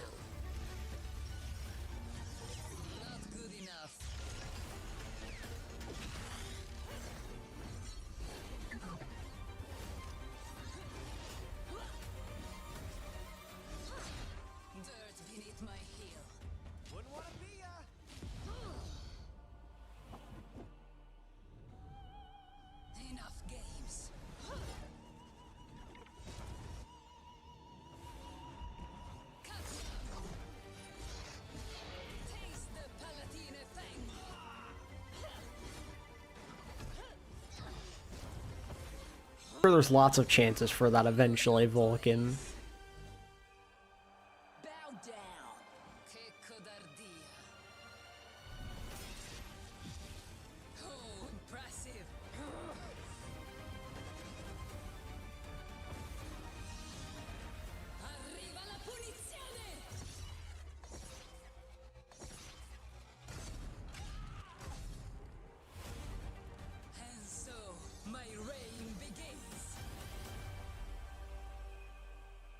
I mean, it feels like we're already making progress, you know, with diversifying the cast. I never thought I'd see the day they'd make an Italian hero. I mean, I just love that she's, like, really part of the lore from back in the archives days. I love that. Being the daughter of that dude that got shot out the window. I think that's sick. I love that connection.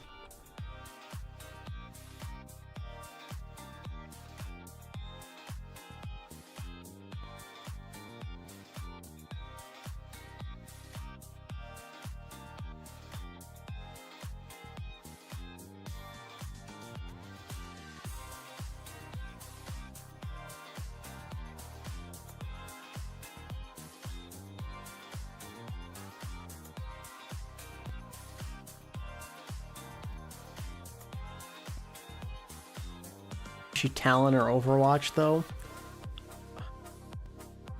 She may not be either. She probably doesn't trust anyone, if I had to guess. The 2025 Overwatch World Finals is brought to you by DHL.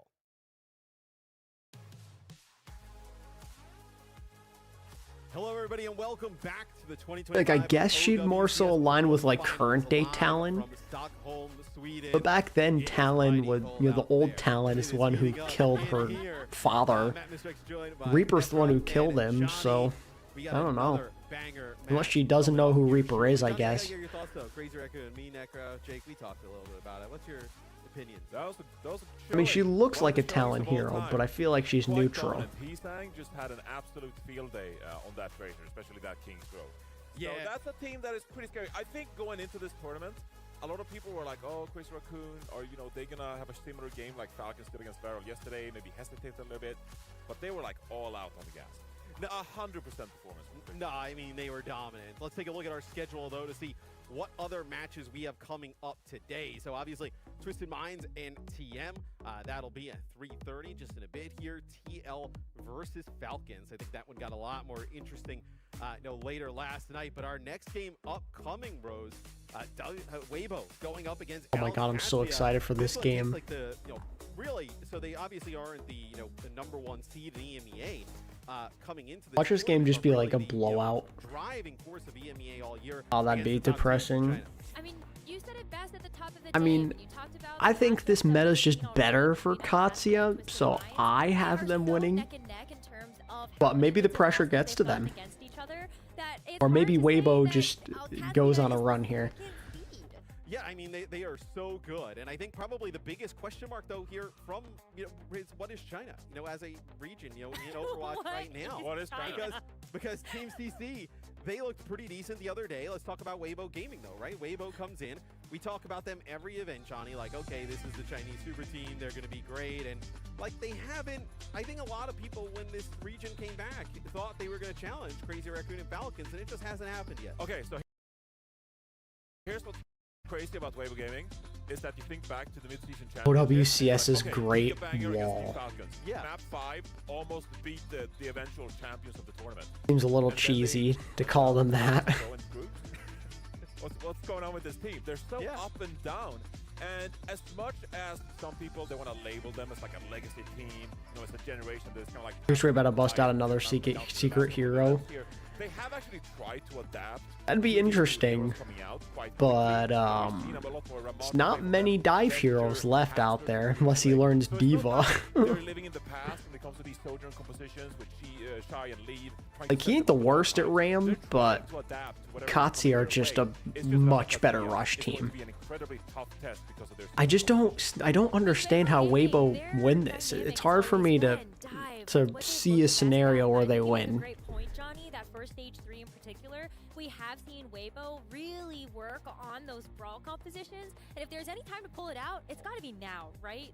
Yeah, Like, if you want to play Brawl with Sim against Katsuya, go ahead and try. I'd like to see you. Crazy Raccoon played Weibo. They could bait them into this Winston kind of dive matchup. It's China versus Korea. It's like, all right, let's get back at it. Like, let's put the meta to the side. Every balance patch from 2016 to now in the garbage, and let's just kind of play. But like, you're going to have to play different styles to beat some of these teams. So to see them adapt, Johnny, I mean, that's huge.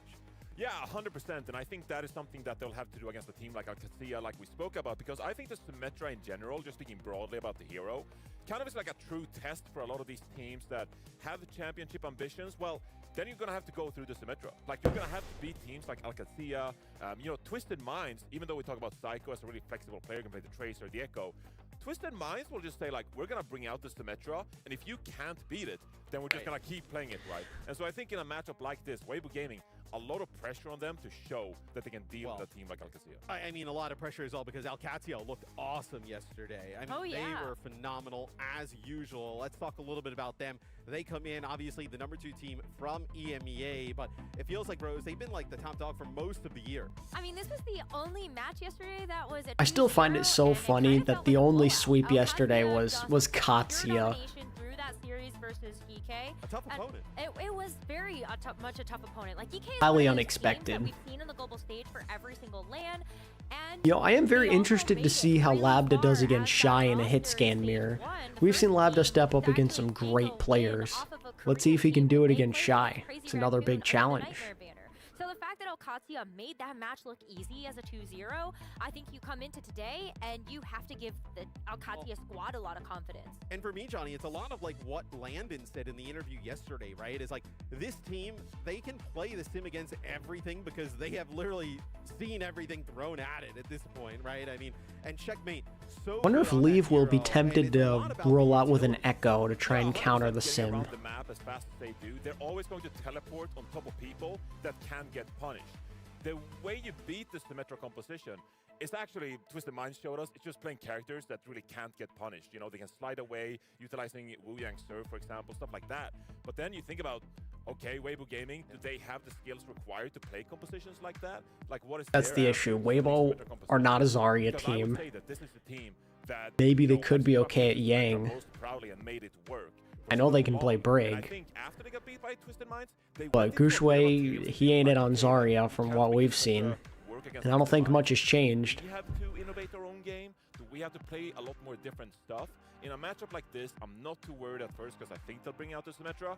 But if Weibo Gaming proves like, oh, we can actually deal with the Symmetra, then what does alexyOWL Yeah, it becomes a series if they can deal with the sim. But that is a big question mark. I think, you know, Weibo are kind of similar to GK in what they prefer in playstyle. And again, that's just good for Katsuya, I feel like.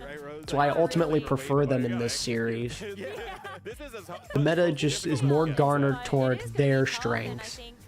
Especially when you consider just how good alexyOWL are. We've had this conversation a couple of times now. Weibo have to play a great game if they want to win. It's very tough to actually get practice. I think they might be in a position to do so, because I don't want to underestimate them. They're the legends of the Chinese scene after all.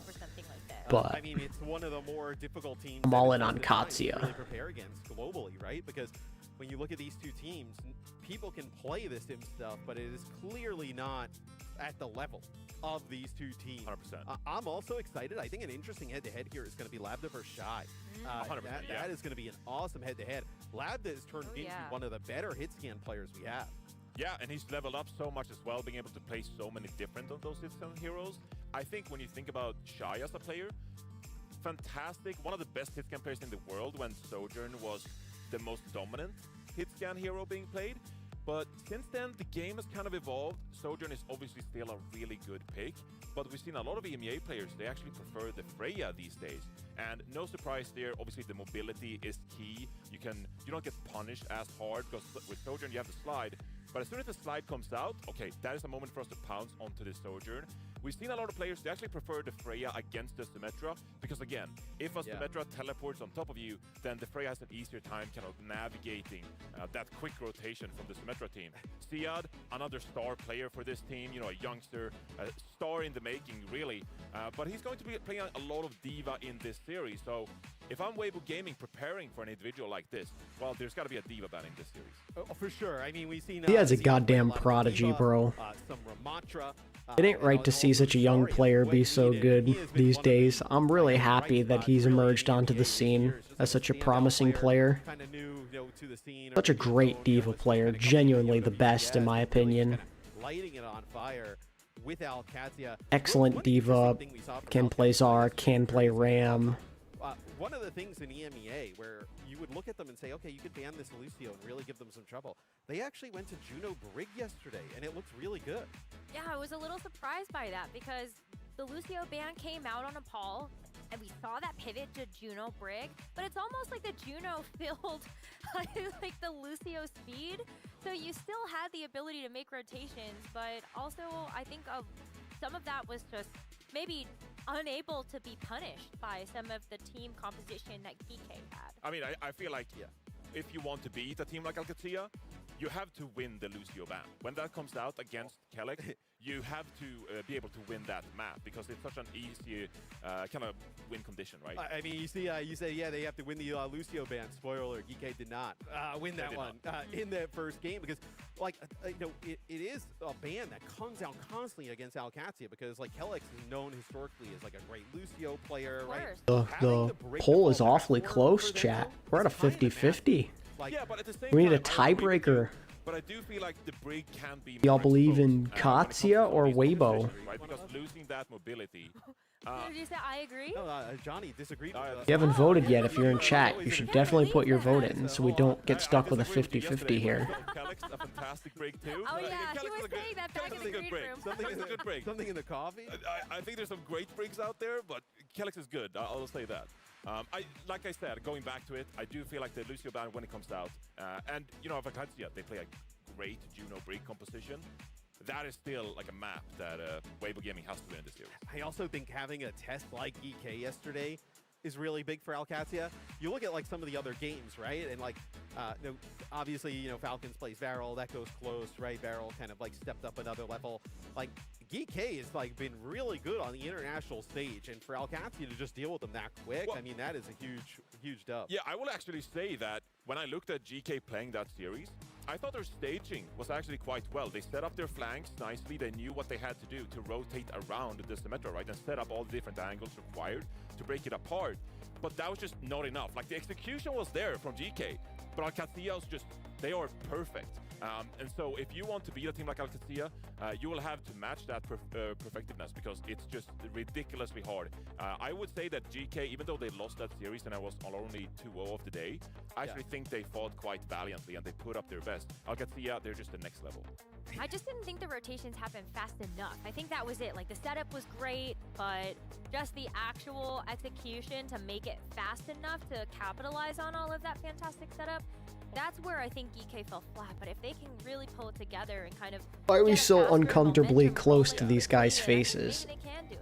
I don't need to see Landon's pores, bro. Yeah, and all the great things they can do. I'm excited though to see if Weibo can kind of throw a wrench into this Symmetra comp. So guys, take it away with Weibo versus Alcatia. Thank you so much, Matt. I think that's a great launching point for us, because can Weibo maybe learn something from the staging from GK yesterday that they can apply to their match versus Alcatia right. today? Yeah, I think that they Looks have like to we be have required to play a composition Weibo that coming out on will, top for supplement chat. the Symmetra. So I'm going with Like I said, Weibo Leave has been playing 3-2 the for Symmetra chat. before, but going into the first map, I do think it's quite noticeable, and we didn't touch on it, the fact that Weibo Gaming has the first map pick. That is absolutely huge in this series. Because a team like Alcatia, I'm sure they would play a map. Yeah, like Weibo could go with like Ilios, and they Nepal, are. but See, Weibo you know, that Gaming, is the Ilios advantage of being a high absolutely seed here. 100%. This is one of the Obvious choice to times we're here really and going to now. see it It's play just a matter out of how hard potentially. you wanna commit to winning This is where you could play a Can you win dive, Ilios without that Diva could ban actually make on it this work. job? That would be a huge boon. But if Katsuya you can may, I apply mean, that Diva ban I don't know. onto They're not going to CR, ban you know, Winston. I don't protect think them they this do way as that. well. That should give them the most optimal conditions possible to start off this series with a 1-0. It's tough because you may want to save that Diva ban for later. Looking at the rest So of the map valuable. pool, it Weibo is get the going to first be really ban, though, valuable. so, You feel like that is the final test or the don't wanna final ban Sim part here. way that you could actually get a win in the series. Might be that last bastion Could of hope. ban But Diva. as we start out on Ilios, I Maybe think that's a great Czar. point. Will we see Gushue try to lock into something like a Winston or a Wrecking Ball? Since we've already seen the Winston come out from Junbin and Crazy Raccoon series at the start of the day, I think that Winston isn't as dead in the water as people think it might have been, just because of all of these other buffs that we've seen to the tanks. Yeah, I think for a couple of these teams in this tournament, the Winston is still like very much a comfort pick. And I think on maps like Ilios, Dorado, you can definitely make it work. I would say that Winston is more of a Okay, so they are going to do the Diva ban. come through. A Tracer ban Because from you cannot pick Ilios, it's a huge Katsuya. advantage as the #1 seed. And you've also applied the Probably Diva going to see ban some Echo already. here, chat. I feel like the I think rest an of the Echo series Mirror is gonna could be in hinge on if order. Weibo Gaming can get away with I don't know. I mean, Checkmate I think it's is gonna going be to play tough the Sim a because, lot, as so we he saw, might just there's roll one out ban is Sim, going to but be a ban of the might see some Tracer. Echo here. That might put Leave in a really tricky situation. Leave on Echo, I think, is don't the think play. that Tracer has been particularly consistent as I've watched OWCS China for stage #3. So I think that there are some things that Leave is going to have to work on for this particular tournament, and we also need to see if Leave can actually play flexibly when the Tracer is banned. Yeah, I mean, this is a former Overwatch League MVP player we're talking about in League. 2021 season, I believe, if my memory serves me right. 4 years ago now at this point. But part Shout of out to what OWL earned MVP League Leave. that MVP Hell of a award season in back 2021 then. was the flexibility. Because we know that Leave was a fantastic tracer. Back then, he showed off his Echo, the Genji, I believe even the Hanzo at times, because obviously he and Shai didn't really pair up back then already for Chengdu Hunters. But that's when we really saw the flexibility come out from Leave. And so in a matchup like this with the Tracer ban, this is another perfect meta, theoretically, for Leave. when he should be able to flex his muscles and adapt to whatever alexyOWL is playing. Still, though, the venture is maybe a little bit much to ask for here on Ilios, because it is, you can get kind of exposed. It's got to be an Echo. Like I don't see what else he'd play here. But seeing something like a Genji, like an Echo, Could try Ven or Genji, I guess, but Ilios has been a good Echo map, so my money's on Echo. Actually take a map off of alexyOWL. Maybe that gives them some confidence heading into the rest of the series. And it hinges on being able to beat alexyOWL with this D.Va now unavailable to them. As we've talked about before, Ziad has a couple of other tanks in the wheelhouse. D.Va, by far the best hero, but there's still a fantastic Ramattra and Zarya. I wonder which one they will end up going with for Ilios. I could actually see both teams attempting the Hazard here as well, because if you are Weibo Gaming, obviously the Hazard wall is going to be very effective at shutting down a potential Symmetra teleporter. There are a couple of maps here, if you really want to force the Symmetra, you can. But I think one of the issues with alexyOWL is that obviously Checkmate is both their Tracer player and their Symmetra player. And so if you commit to something like So excited. Can we please get this game started, on a map like this, please? you're not really controlling any angles, and that all makes it easier for Weibo Gaming to deal with the Symmetra in the first place. We've seen teams like Falcons, for example. They're happy to play the Symmetra here if Proper can also play the Tracer, because then Proper is at least able to control one of those flanks and make it less easier for the enemy team to deal with the Symmetra. So we'll have to see what alexyOWL are cooking up on this one. Maybe you just want to play this long sidelines with a hit scan. We're yet to see here. And if you don't end up playing the Symmetra, then there is an opportunity for you to see the rest of Checkmate's hero pool. I mean, a fantastic Echo, also just... Okay, as we thought, flex DPS under the sun. Weibo's gonna play their tried and true Ushui on the Winston. But as we see these teams in spawn, A lot on the line here, because I know quite a few people picked both or either Shy or Monk for their fantasy team. I actually have Shy on my fantasy team, so I'm gonna look to see him play well here, win or loss. Yeah, this is the composition we've seen. Interesting difference though. Labbed on the Freya, Shy on the Ashe. And it comes back to the mobility of a composition like Echo. That damage fall off from Shy could be a disadvantage. Checkmate already in big trouble. The pace of play from Weibo pressuring him. Ziad can at least bubble him, which is nice, forcing out a cooldown there. Checkmate is okay. He's alive. There it is. They really pressure Checkmate hard. Okay, that's another kill. Very nice from Weibo. Very nice. And while alexyOWL did get control of the point first, members are falling fast enough that Not letting the damage dealers of Katsuya do anything. Shy obviously getting a lot of pressure on top of him. As Gushu and Leave clean things up here, the backline dead, and Sia jumps off the map, and Weibo Gaming finally back in control of the point. Yeah, these map picks is where Weibo is going to have their best chance. You know, like Katsuya are going to be one-dimensional this map because they are essentially stuck on Zarya. And you can play your dive on a very dive-favored map. I'm interested how things go as we see Katsuya get like first map pick and ban. That's where I'm a little scared for Weibo. It's important to get off to a good start in this series, and you need to win this first map. It is a must to win this map, I think, if they want to win the series. Can't mess around, you gotta win this. And Shayo's down. Pressured him hard. Checkmate's been all over Shy. Oh, Ziad's off the map? Or did he kill himself? Maybe he just killed himself with the right click.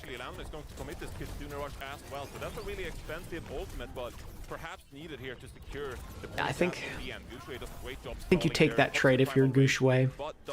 You have to carry out for Primal. You don't even need to worry that much about Primaling here to like contest point because you're going to have a Bob, so a good trade. Gonna just give a lot of sustain to the fight, and depending on what they end up choosing. Gushui's 1 HP though, oh my god. That's going to be a bit of a difference maker. Is it going to be the tank or is it going to be a DPS just to give you Alright, Leave is on the Zarya. Can he maybe farm a Graviton Surge? Building it up. Oh, he's farming. Okay, Leave. Leave and Shy. advantage. Signature duo. And that is a quick team fight. Oh, win nice for catch Weibo. on to checkmate at the end, too. Well to just win that fight using the damage ultimates, of course, but also, you know, there were quite a few committed there actually. With All right, Katya should turn the point back in their favor though here, as long as there aren't any like super early pickoffs on one of their squishies. If Weibo can force out just a few ults though, they're looking pretty to take the first round, I think. That's nice. That's exactly what you want. We're gonna That see, was Duplicate perfect. onto the Kiriko, taking great use of this high ground just to be able to get those shurikens right down on top of Weibo's heads. You even get that duplicated Kitsune rush out to really clean up the fight. All right, well, you at least got out the copy. I was hoping for Weibo that they could get a little more out of them, but that was very disciplined by Katya. Now it's very Katya favored. I expected them to use more than what they did. Good job not panicking. That's where good coaching comes into effect. Oh my god, Monk, Jesus, bro. Just throwing out the cooldowns, panic. Monk may be able to throw this Kitsune rush in. At least you can match that of Landon, but other than that, Alcacia seems to have that economical advantage. Wait, where's the grab? The trade, though, Shy Oh. is for Labda. Oh, I think as the grab got Landon Shy. And Kellex both let their support ultimates rip. Alcacia still maintains Kellex control used of the B. point, and there haven't been any extra I mean, kills until Mew in this Weibo moment. can just Weibo's get a still on this good particular contest. round, and Oh, they that's extend the big. fight. That's Maybe they're big. able to do this as Wait. Boozway jumps Wait. down from the top rope. He's able to play Boozway's on gonna the have rush Primal and as get well. Oh my another god, DPS Weibo have a down chance as now. God is also going to be bullied off the point. With the focusing beam from Leave, Alex Alcacia using have no beat there choice was except so to take big. that 99% and regroup Guy's won. He for the lives. next fight. He's still alive. Oh, Kellex. What a kill by Kellex. Very difficult for Alcacia to touch here in the first place, and Weibo Gaming put Wow, the pressure okay. on. Checkmate with the final touch here. But this first round goes towards Weibo Gaming. Weibo getting This is that the start that you need Kellex when beat you're out committing was the team of man everything. for the first map pick. Which is a good sign. Weibo being able to take this round win, and especially being able to play so patient up until the very end, was looking a little bit tough. With that final fight, Alcacia had 4 ultimates ready to go, but just such good play to make sure that they were able to control that high ground, and then Weibo could strike when Iron was hot. Yeah, it's been quite difficult for a lot of teams in recent history to just play the Lighthouse map if you don't match the verticality from a Winston. And we saw right there, yes, you can force the point, and when you put some pressure onto the point, you should theoretically have the advantage with the Zarya, right? But Weibo Gaming, they work around that. They work the angles instead. And Alcacia, they struggle. Okay, it's going to be a bit more of the same. Labda, though, not interested in playing the Ashe. He's going to play the Soj. Soj is a pretty unpopular Ruins pick, I feel like, in this meta. You see a lot more Ashe and Freya. Labda is going to be on Interesting. the shoulder, so it's going to give you some better access to Comfort pick, those though, aerial nonetheless. units. Comfort pick. You got Leave. You also need to worry about Shy on the high ground, and so maybe Labda with a quick railgun charge will be able to take out one of Ziad the is dead, DPS though. players. Great But it's job. Leave, again, to strike first. Ziad going down means that the front Clean. line is just not going to be there for Alcacia, and Weibo Gaming take first capture. Yeah, and it all boils down to the damage that Weibo Gaming were actually able to put out. Because a couple of members of Alcacia, they dropped low in health as they were making a push towards the point. The goal being for Alcacia, we want to secure the first point cap so that someone from Weibo Gaming has to step up. And when they do, that's where we're going to pounce with. Okay, so now we're just going to go to a Frey immediately. I think Frey's just really strong on Ruins, so I like it. With the mobility from the Winston. But theoretically, they can just keep It's just tough for Ziad to close these gaps, though. He's so immobile. That Diva ban was so nice from Weibo. Damage over time has made it easier for Weibo Gaming to actually secure picks onto Alcacia. But it's time now, as Alcacia has started to move closer. This is going to be a great team fight win for them. Haven't needed to invest anything outside of just being able to get that damage down onto those push. Gotta say, Leaf's holding up pretty well right now. Checkmate? Can't say the same. Surprised here how easy it was for Alcacia to walk up. You saw Weibo Gaming disengage, and perhaps they felt like we just gotta commit to the point here, because if we give up the point cap, it's gonna take so much time for us to really set up the next engagement that favors us. So going into this next fight instead, Weibo Gaming, they're building a couple of ultimates here. I think they're going to take it slow. Landon might look for an early Kitsune rush here if available. And that's something that Monk Oh, can 1 now HP. match at this current moment. but the Bob is That's a also going big to come kill. out. So it's a trade right now. The Bob for Kellex is still going to Oh, be nice a shots fight by here for Labda, though. alexyOWL as they invest even more. The Bola shot now coming out from Labda. But does Weibo want to actually commit any more to this? They're actually being able to string some picks together off the back of Leaves, Echo, duplicating the Zarya. Looking good here if you're Weibo. You're going to have the advantage because you've got double support ult and primal. You have so much survivability for this fight. It's crazy. Kellex has to have the beat of his life if they even want a chance of flipping. They had already taken steps forward and were controlling the point. So Weibo Gaming, they capitalized on the damage ultimate. And now, a couple support ultimates in their favor as well. They should be able to clean up Ilios here, Rose. I think so. I mean, a Tidal Blast from Mew could just give someone in the front lines a little bit more staying power to actually go Checkmate. for the dive. But Checkmate is hoping to try to even the playing field with that duplicate. Oh, the dynamite actually kills Monk. Immediately, Kellex' Downbearer comes in to save the day as Gushue goes for the Primal Rage to bat people around. But alexyOWL have still gotten enough picks that they should be able to take back control. Very from good fight Weibo. for Katsuya. That is nice. Game here. Primal and Road both used there. Getting a ton of value. Maybe have a shot of getting back into this map now. Make a pick. You want to use Need efficient grav here. Weibo Gaming are able to set up the flanks. We're gonna fall back. Try to Ideally, you want just grav. Maybe a grav bull-up. You don't want to use any more than that, though. That is not good, though. That is not what you want. Oh my god. That's huge.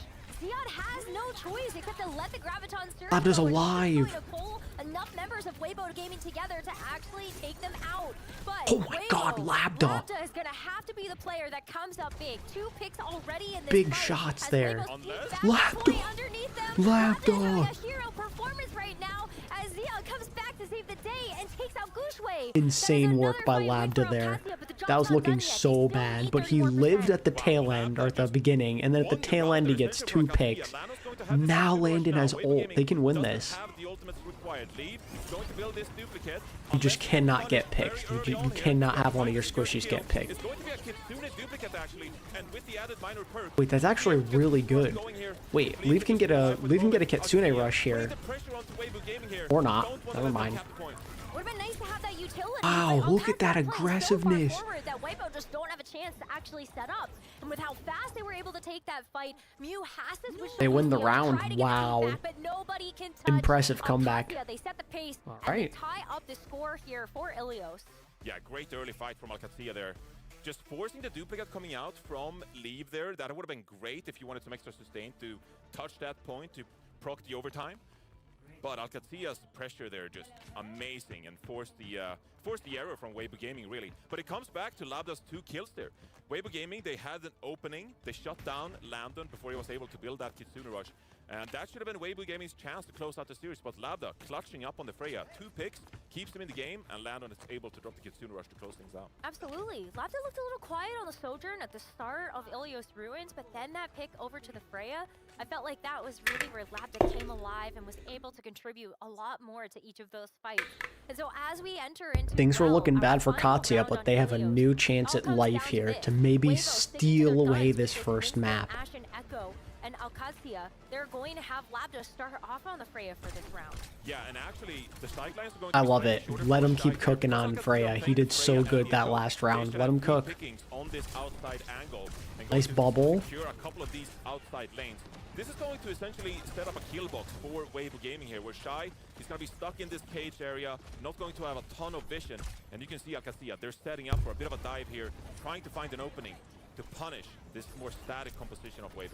It's going to be tough for Gushue to actually help control that territory as well. Oh, 1 for 1, There is okay. trade already from the DPS, so Labda leads Big kill by both down. Checkmate. Checkmate, though, without Nice that job by counterpart Monk. in the sky, is Scrappy, able to but that make should great be work of that. Katsuya And getting so Alcantara control can take first. control. Gushue's still around, though, and while he sees Gushue can do what he Alcantara wants. There isn't fighting really on the anyone who flank, can he takes contest that him right much now. control. Yeah, this is so difficult because of the Tracer ban from Monk in a alexyOWL. bit of a You're jam kind of here. forced to I stick think to he's this gonna echo live. for the minute. But you're not really able to clear out these lanes as efficiently for your Ashe. And that means that alexyOWL, they're going to control so much of the map. If you're Weibo Gaming, how do you get enough? I'm surprised that Shy is so invested on playing the Ashe this round. It's the only look we've seen. I think you just have to pick a target or pick a corner and say that's going to be where we actually 1 for 1 fight. again. But Both echoes are off the down, field. So it's even 4v4 as this fight continues to extend. Bro, in Labdo's favor hitting of shots alexyOWL. right now. The longer that you let this Zarya have time, My guy's to actually locked build up in. charge, and the closer you can get to those members of Weibo, it could be something that the Zarya just absolutely steamrolls over. But for now, it's going to be a fight once again over the I lighthouse. love the bull. I shot comes love down. the aggressiveness. Members of I Weibo love do that get he's just bullied off of trying high that. ground. But here's where the Kitsune rush can continue to even things up. Oh, As that's both an get unfortunate let death. rip. Shy finds a dynamite pick onto Kellex, and now it's really about bullying. That this Bob, they're Zarya fine, in the though. They front got lines it. Before she can actually get that graviton That's surge nice. to land. And so Weibo, that's enough. They are going to take back control. Yeah, a lot of ultimates coming in from either team. They're trying to maintain position on the point. But I think you're seeing how difficult it is for Weibo Gaming to deal with the Zarya. Just able to stay alive on the point for so long. 56% for alexyOWL here. Obviously, a lot of invested ultimates from either team. But as Kellex gets closer to the sound barrier in this fight, they should be able to sweep over Weibo and do a bit of a coordinated push that should secure a fight win here. Graviton Surge as well. Checkmate going down. Big play from Lee. Man, Checkmate keeps getting first pick like every time. I would just back out. Just wait for him. Yeah, and I wonder if that means that Ziad is just going to hold on to the graviton surge. You can already see that alexyOWL are trying to just take a step back, waiting for him to come back online. Absolutely, as Gushue poking here in the front lines. Graviton Surge comes that- out, but it's whiffs Oh. actually. Gushue going to be That's caught not in gonna the do final anything. range. That's going to be enough sustainability to keep Wait, did he himself just alive. wave jax? Mew goes down to Labda here, so an opening for I think he alexyOWL if did. they want it. Sound barrier That could be is used here bad. to secure the rest of the fight, but no need. Checkmate, another pick onto Shy here. This should be alexyOWL in full control here. Weibo's going to try to stall this out. Power rate popped from Gushue as well as Monk goes down. Graviton Surge from Leave in the duplicate. Finds a pick, they do, onto Labda. But Weibo Gaming look like they're in Oh, behind. Gushue! Unless- Gushue! The No Promos are way. in full force. He's going up so big!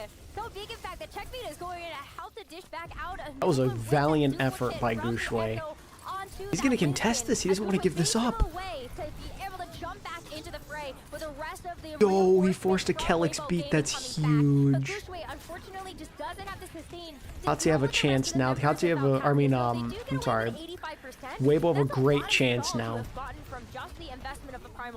That's an insane They just amount need of to ball try and get a action. That couple fight should've volts been over here. Way quicker for alexyOWL, but instead, Weibo Gaming, great job just keeping control of the point in Gushue. You know, My making one things concern, difficult though, here my for a one couple kills concern in from all the of primal this race. Now, Monk is this needs to get grab this that's victory coming rush up. quick before Landon is able to drop it here aggressively. And Landon gonna trying to use it. narrow choke points using Good Zarya. prediction, Bola. Shy's gonna live. Misses its mark, so that's not going to just be an instant pick to send Weibo Gaming reeling. Weibo now can set up to go in for something like the dive, but as Landon That Bob's not gonna even touch point. Oh, Shy! The Bob comes out, but Shy That's gets not a taken great out of the Bob. server. And now the rest of the picks might be coming through as Checkmate just has clear sight. Good lines. grab. Now Nice it's grab. Gushue getting stuck That's into the nice. Graviton surge. It's easy pickings. And unfortunately, Weibo, they don't Wow. end up winning out this final round of Ilios. I need to, like, get a little bit further up to try and drop that Bob on point. Wow, that is That was an intense first round. Labda went off, though. Labda played so good. The Ilios map pick should be a huge boon for them in being able to find a way to win this series, but alexyOWL stealing this one, you have to say. It looked like, you know, Weibo Gaming were gonna come away with it on round Yeah, no, one, that's round not two, great for round three. Weibo losing They were that, gonna though. secure That one is and get away with the map win. not For ideal. alexyOWL, they bring it back That was their with map Ilios pick, and they burned the Diva ban. That's bad. in a dark hole here because That's one tough. map You is needed to not capitalize on this first map. You had to. It's gonna be a really tough one. An uphill See, battle now maybe for you just have Weibo. to say that we can win versus the Diva. And at this point, you're going to have to, since you can't. What did my beat guy the Shy opponent. do? 22 and 12? Yeah, Okay. you don't really have Labda, another though, choice for that one. 27 and But I 8. think, like, all across the And board, Checkmate with that's 11 built up deaths. very, And very Shy had close. 12. Oh. DPS were 99 getting to picked 100% on. the first round of Ilios. Gushue certainly tried his Really best, close but it did not there. matter. And then, of course, here too, This is where things get interesting, because, like, what do you do now if you're Weibo? Do you go to another dive-heavy map and hope for the best? in the end. But alexyOWL, like, they're a scrappy team. Like, the way they were able to make What that what work, map are we going to next? really impressive performance from them. What's like the most Talking about ideal maybe a Weibo Vibranium map pick pick now, it here? has to be something like a Dorado pick, a map we haven't really seen as of yet. They could go Dorado. They could go Root. Yeah, but the Diva is so good on that map as well, so it's just really tough. Maybe you could go like we have to Blizz see World. this Weibo roster Into start to town. show us their brawl.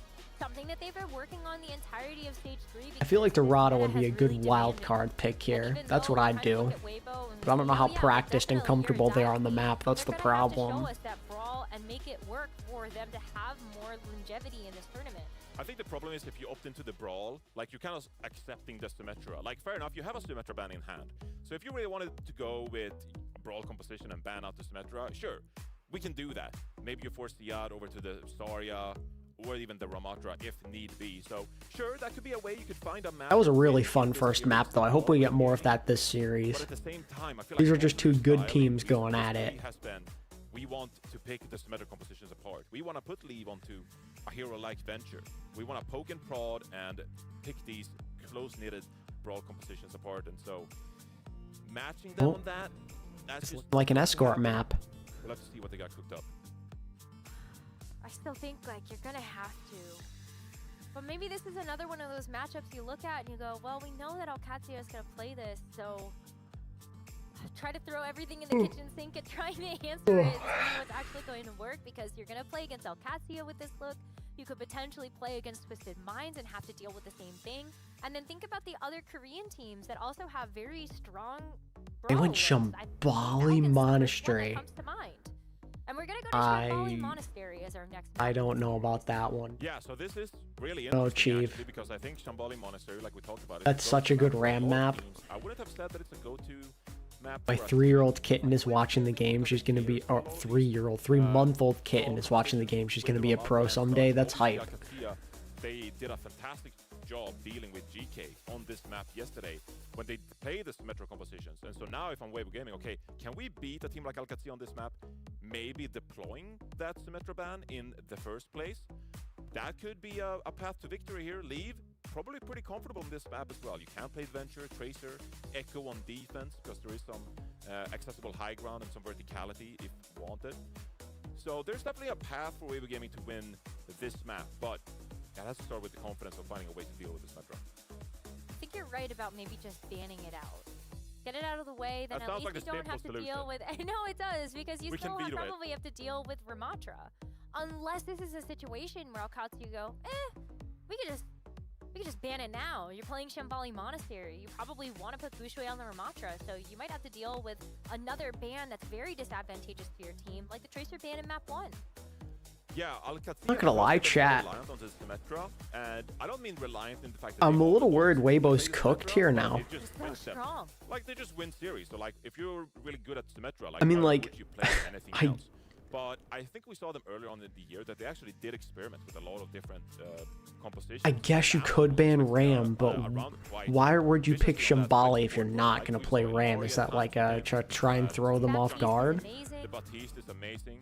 And so I think that alexyOWL, they have the flexibility required to play a lot of different Katya stuff banned if need be. Break? It just hasn't been the case for, I'd say, the past 6 months that they really have to play anything besides the Symmetra. If you were to bring back a retired player to play in OWCS, who would it be? That's a really good question. There's going to be teams that have played against it enough. Like, you got to imagine Crazy Raccoon. If I were to take Falcons, one player they've from studied retirement, the VODs, they've gone to the books, and they said, okay, we're gonna I think play I'd alexyOWL I'd Twisted love to Minds at see some point, Choi and we're gonna Hyobin have to beat and them. how We he'd can't perform let in the Mississippi Overwatch 2. Championship happen again.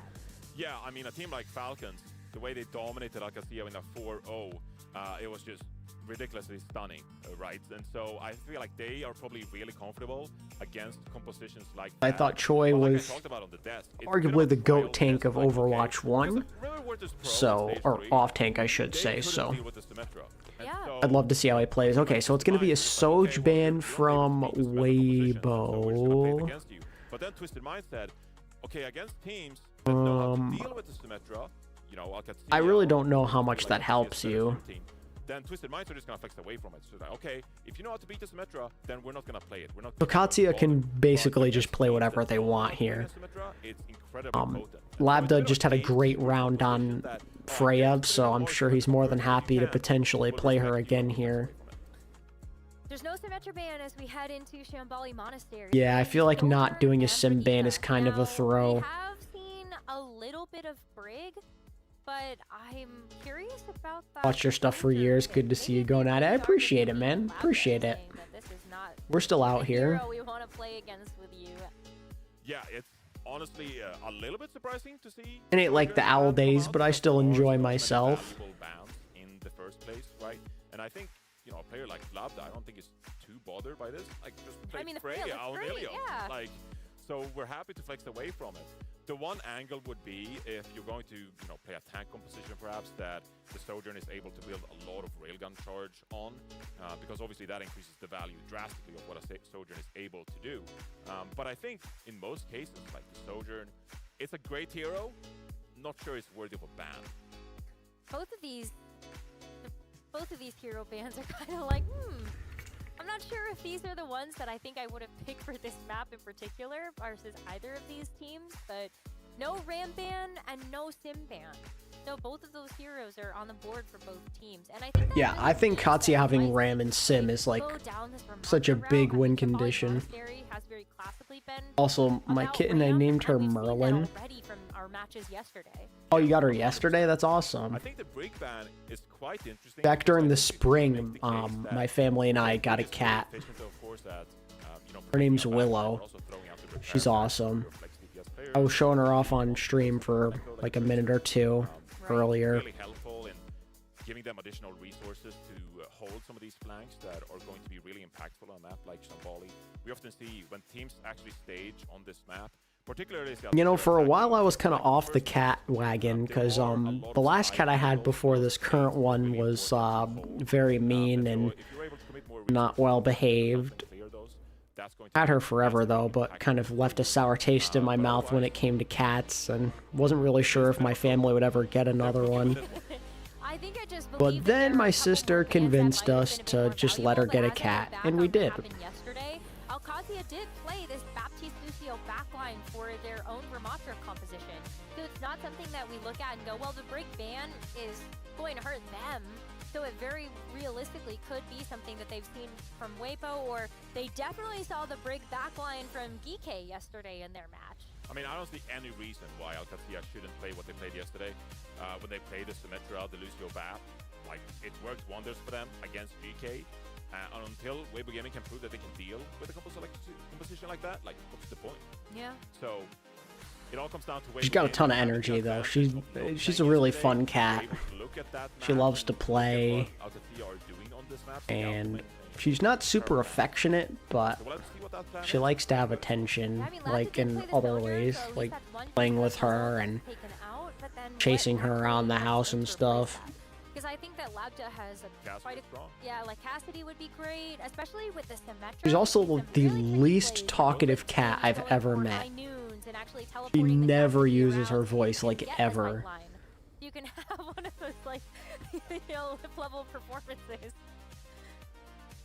So we head into Shambali Monastery here. The players just having a few extra minutes to prepare them, going into the second map here, making sure they're comfortable in our little player setup, right next to us, actually. I know it's funny because I was, you know, when I'm like not here, I've been listening to all the comms from the players. Actually, We can they're, hear like, the popping screen off. next to us, yeah. Yeah, Been in it's your really live cool. before. I asked a while Everybody's ago so about animated. Gargoyle or It's just really something. able to see them do their thing in their element. Yeah, and I think we've heard Hey, a couple of Gargoyle players back in the raise their day was voices, pretty especially good. because I have no doubt that you can have noise cancelling 2020 headphones, Florida Mayhem to Gargoyle, prevent any kind of Stage 4 2019 Gargoyle. to the other team and such. Damn But good if player. you make yourself really Damn loud, good player. if you scream when you win fights, that is going to penetrate any noise cancelling you have, and that is a bit of a mental factor we see in a lot of other esports that we don't get the chance to abuse that much in Overwatch. Okay, so But it's definitely a interestingly, it's factor. Like, not going to be the Ram from Katya. They're going to have the Diva Right, on like, the it's not even about the defense. sound, but the Gushwei is fact going that to play you the can sit Zarya. This across is the from your moment of opponent truth, and chat. actually see them maybe Gushwei is pumping playing their Zarya. fist I on repeat, top of their Gushwei is playing monitor. Zarya. Definitely do Mind something. games. Anytime I've ever seen this guy play Zarya, it has So, not as been we enter pretty. into map number 2, Weibo Gaming are on the attack, and they're going to I do like the idea of at least trying to pressure Ziad with it, though. It's not Gushwei on the Winston. It's going to beat this Zarya. It'd be a bit of a better matchup into this Ziad. Favorite Pokemon? 100%, and there's no real threat to you here either. Of course, I like a you gotta lot of take different great care of your Pokemon, indoor Gushwei, because as soon as you pop your I'm a big Charizard guy. I know it's very, very cliche, but he was my first ever Pokemon in Fire Red. Trained him to level 100 and everything. You can already see how Monk and Leave actually, they're setting up this wide angle and trying. Also a big fan of Kyogre. It's difficult for Alcacia to walk up. They're going to teleport away here. You can see them clearing and finding Shy, lacking that mobility on the edge. You need to get Ziad to use all of this defense matrix that you can actually try to deal with lab death. Playing this D.Va is going to help enable this Cassidy a lot, just to be able to have that pocket. My favorite Pokemon is like changing your socks. True, Ziad is killing everything. 3 in a row right now against Weibo, so that's going to be a great defense for Alcacia to kick things off. I mean, they're literally just TPing onto the back line, and then they just keep walking. Like they're playing goats with. I think I made like a favorite Pokemon for every type or something like that. I've got to find it. Ball coming through the map. And if you're not disengaging, if you're not dispersing away from this team, they are just going to take you down. It's absolutely menacing here. So Weibo Gaming, as they set up with this, now the Freya, you can see, trying to dodge the Wrecking Ball here. As Theod just comes in with the Kitsune Rush from Landon. Shy's just getting bullied. Shy just tries to take to the skies and run and fly as fast as possible away from this D.Va, but she's just so tanky. She's also yeah, I won't lie. I'm kind of thinking, oh, it was Katsuya who banned Soj. They had it mixed up. I thought that it was Weibo who banned Soj.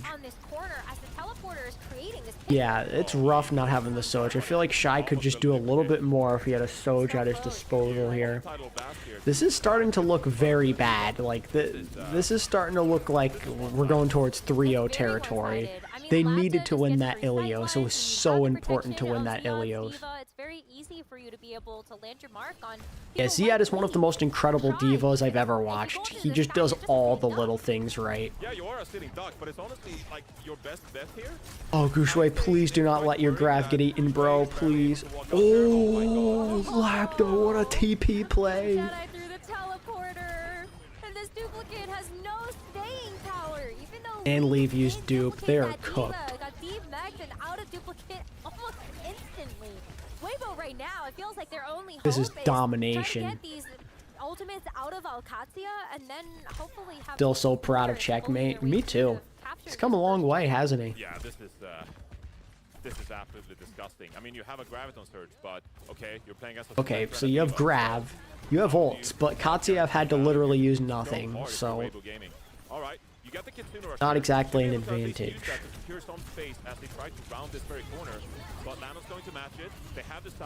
Don't let it get eaten, bro. Please, just don't let your Grav get eaten. I will cry if that happens. Oh my god. Is he gonna even have a chance to use this thing? You've got to regroup here. You can... Oh, Leave dies. Okay, no more deaths. You gotta get out. Look at this aggressive TP.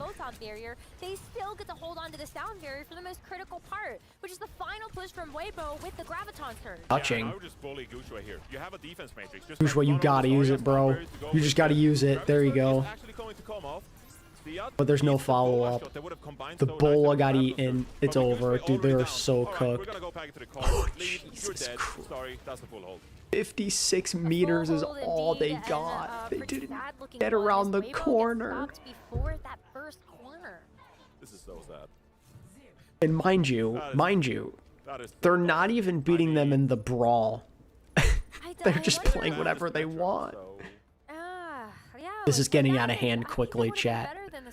This is getting very out of hand. At the end of the day, you had to win that first map. You had to. It was your best dive map. You banned D.Va. You needed to win that map, and they failed. Feels like something that is quite valuable. Only one death on the side of Katsuya. Maybe you feel like you would have had to save that later on in the series.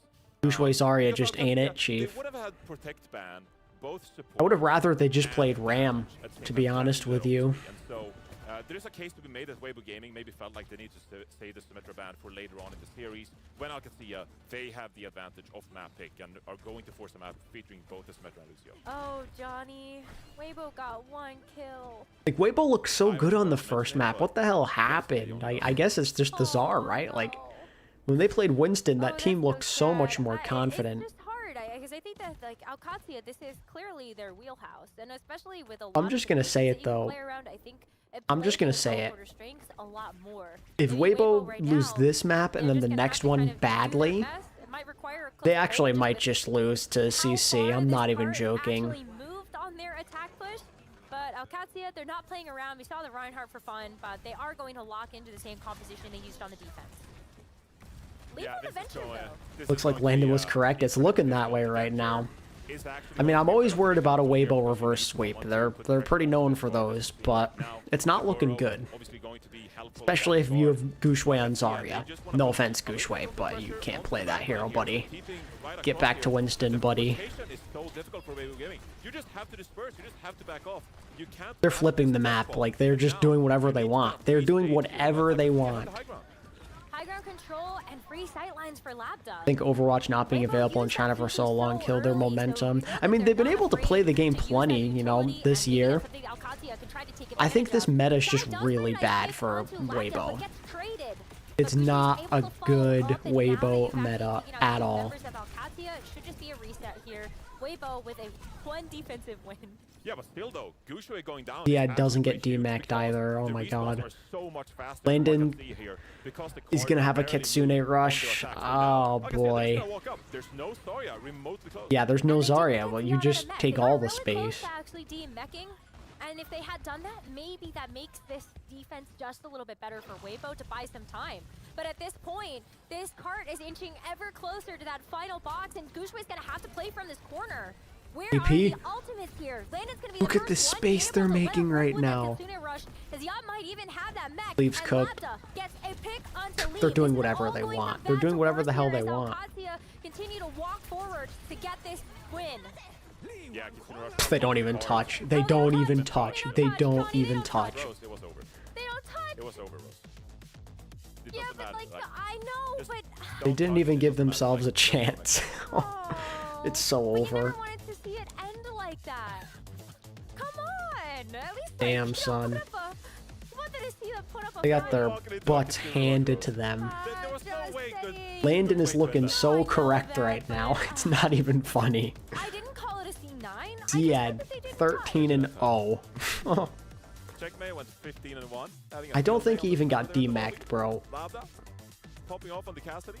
Yeah, no, free space the whole round because they have the Symmetra, and Weibo did not. That's tough. We joked about it in the pre-show. Matt was having a bit of a giggle. I think Weibo Gaming were kind of wishing they were playing Crazy Raccoons right now. Weibo wish they were playing anyone but Katsuya right now. Crazy Raccoon, they're not going to come out and play this Symmetra Brawl. We can match you in the dive. Let's play that. Let's go back to the Winston Tracer Sombra comps. Let's do that instead. Yeah. It's hard because if if Katsuya finished this off, it makes me so excited about tomorrow. I'm such a big Team CC stan. I want to see them beat Weibo so badly. You have no idea. That's also a matchup that we've seen. I mean, if you think about it, so far CC have looked better. Yeah, and they played each other really closely. Actually, we were pretty impressed by Team CC. And as we're heading into Weibo could very easily go home without even a single win in this tournament. It is so possible. We've seen out of AQ so far. It's been quite dominant. Now, you need to reverse sweep this. If you're Weibo Gaming, you still have a Lucio ban, you still have a Symmetra ban, and look at Landon, he's just spinning his mouse around. If you make it there, because obviously was that the Razor Death Adder? Both.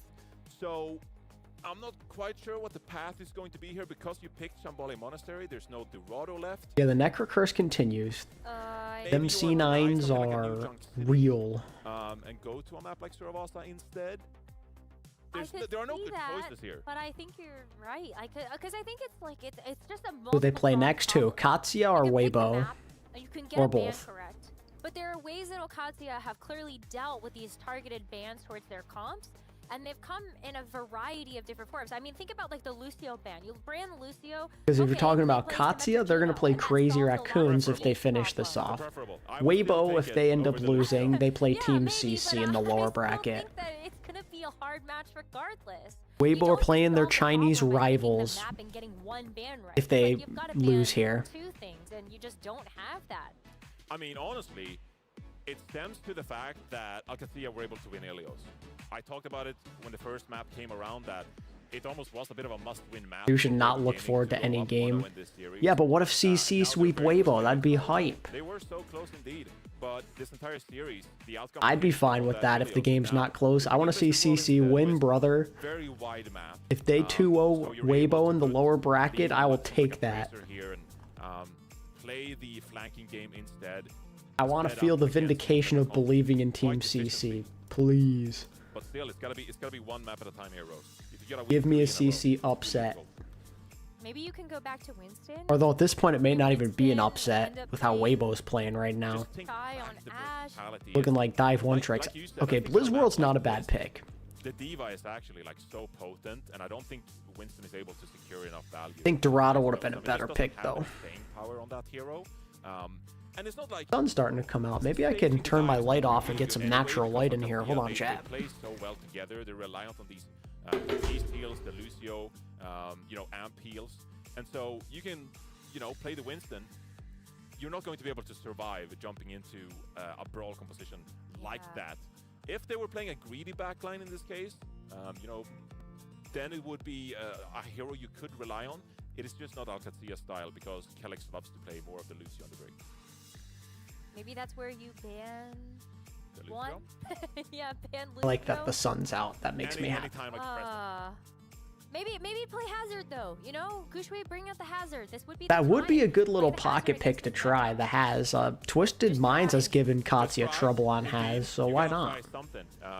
They look a little bit defeated Oh, right Winston now. And banned too. As that Winston comes in, got Weibo banned. Oh do my god. Ban the Symmetra, and so maybe that is why Okay, they Sim feel ban is just a good. little bit defeated. Sim ban Now is one of good. those tanks that you would've No, loved Winston's a to little be able to scary, play in a though. map like this, not available I to mean, them. maybe without the sim, you Technique, stand though, a has been slightly having better a chance in like a major brawl. day. I think this is just from the Shambali map, if Yep. I'm not mistaken. 15 eliminations as the lobby high for you right there.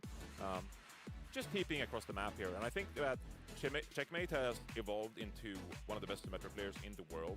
So we cannot forget the fact that this guy started off his career playing Reinhardt for Florida Mayhem, and later on his actual role was more of the Genji, more of the Tracer. Right. He is really the jack of all trades when it comes to that damage role and able to play so many different heroes. Just so happens that he's been able to play the Symmetra at such a high level now. And he was a huge reason for this alexyOWL squad getting together at the start of the season. It was Checkmate, talked to Landon, and they said, let's build a team. And with alexyOWL being able to give them the resources to do that, it's why they've been able to create this super team that has put up some numbers in EMEA. Yeah, it's been really impressive how Junkbuck has been able to put this team together and coach them up. He talked in an interview with Overwatch TV, of course, about how this team has kind of just adapted Junkbuck's style at this point. They've played together for so long. They're really in sync with the vision that Junkbuck has for this team, and that has forced them to perform at such a ridiculously high level. Now, it's been a little bit disappointing for them because they obviously feel like they've been conquered by Twisted Minds as of recent. Now they kind of have to figure out a new style, but going into this tournament, they became a little bit more strict onto their practice and are taking things way more seriously because they were dominant for so long that they started to coast a little bit, is what they said in this interview. So now in this matchup, I think this is a team that is ridiculously locked in and are taking things extremely serious. This is the most important event of the year, and they felt like they have to step up the seriousness a little bit. Right? ATP curse, yeah, whenever I want a game to be good, it sucks. And if this is going to be the tournament, it feels like, as we continue Unfortunate. to say, the gap is closing, and maybe this is the time for a team to take out the Koreans and actually win it all at the very end. Blizzard World, the third map. Things could have been a lot different if Weibo had just won Ilios, but they choked it. So one more win, they will win the series. and move Landon is forward to looking be able to like play he versus was Crazy correct. This is where we need to see some great. Bro signs called Weibo from a bad gaming. team. He said West leave Houston sucks, a little and bit going into this tournament it's after looking state like loss he's about to be to vindicated for his championship. words. We had such high expectations for this team. A lot of fantastic Chinese legends on this roster. Xian Li, one of the most potent damage duos of all time. But they've kind of struggled in recent history to showcase their abilities and play to the highest of their potential. This is where you need them to start taking over, leaving a mark on this series. I already like the looks that we've seen so far. Now that the Tracer has been fully unlocked here for Lee. We didn't have access to it in our first map of the series. I hope that this is something where we can get a lot of Got alexyOWL though if they finish the job here. First, though, will be alexyOWL, Don't and have to they're play going a game come out tomorrow. with You're still in the something that's upper been bracket. You're gonna built play up Crazy just as it Raccoon, which is stands right now, scary, but but Checkmate hey. can still show us some really good potent Crazy stuff. Raccoon don't necessarily love playing the brawl, so maybe Katsi have a path to a potential major upset here. Do I think that Checkmate is on that level? Checkmate is going to play the tray, so we're going to see Leave versus Checkmate on the tray. Very different. Oh, I thought Gushui was about to play Doom. I was going to get excited. Again, Shy is not interested in playing the Soj. I'm really surprised. Soj is his signature hero. Gonna stick on the Ashe, content to play the Ashe. I'd prefer him to play a Soj here. It's a bit easier to pick on him as an Ashe. Also, why the hell is Gushui still on Zar, man? Can he just play like Haz or anything else that isn't Zarya? That bubble literally, they didn't even shoot it. That bubble did nothing. Landon is backed up, so stepped away from a pretty critical dynamite, so he's not going to take a whole lot of damage. But it's still this fight at a standstill until Mew falls. Okay, 1 for 1. Labda is dead. That's big. Help your diva, maybe? Oh, no, I think she's okay. Okay, you gotta take 45%. That's something. That's already better than last map. The angles quite nicely there. Weibo Gaming obviously playing a bit more static composition with the Ashe and the Zarya. They were a little bit clumped up. And okay, Shy is finally playing a Soj. Then with a railgun shot opened up the fight for alexyOWL. Now, Shy over to this Soldier. Felt like the Ashe was being punished a little bit too heavily. Are the bans wrong or are both teams on something? I feel like the bans are wrong. Shy's just dead instantly. No, they should be swapped, I believe. That counterpart duel, and this is a great time for Ziad to go in even deeper. Labda with another pick. Labda's been very dominant in this series. This was a pretty big task for him. Yeah, you're taking on Shy and Leave, two historically famous DPS players, and he's doing really well. Feels like the newcomers are making the biggest impact on Katsuya, and I love that. New generation. We're happy to fall back. You can see there's Ziad already going in. Landon has to get Sooner Rush if they want to maintain the positioning right here. Looks like they're going to fall back. They didn't like what they see, and so now you can go back towards the point. Alright, Gushui's almost got a grav. Finally. There will be no AKM grav. That's a really early Kitsune rush. What, they get Labda. Okay. Okay. Labda is out of position. Katsuya at least have a chance to buy a little space, get another contest. Ultra coming out. Good delayed beat by Kelix. Really good delayed beat. That was excellent patience from Kelix. Yeah, that's what I talked about. Forcing Monk to use the Kitsune Rush early meant that alexyOWL were happy. You used that so much earlier, bro. And that goes in their favor. And you stagger Gushui. Aw, oh, come on, man. It's Soj over.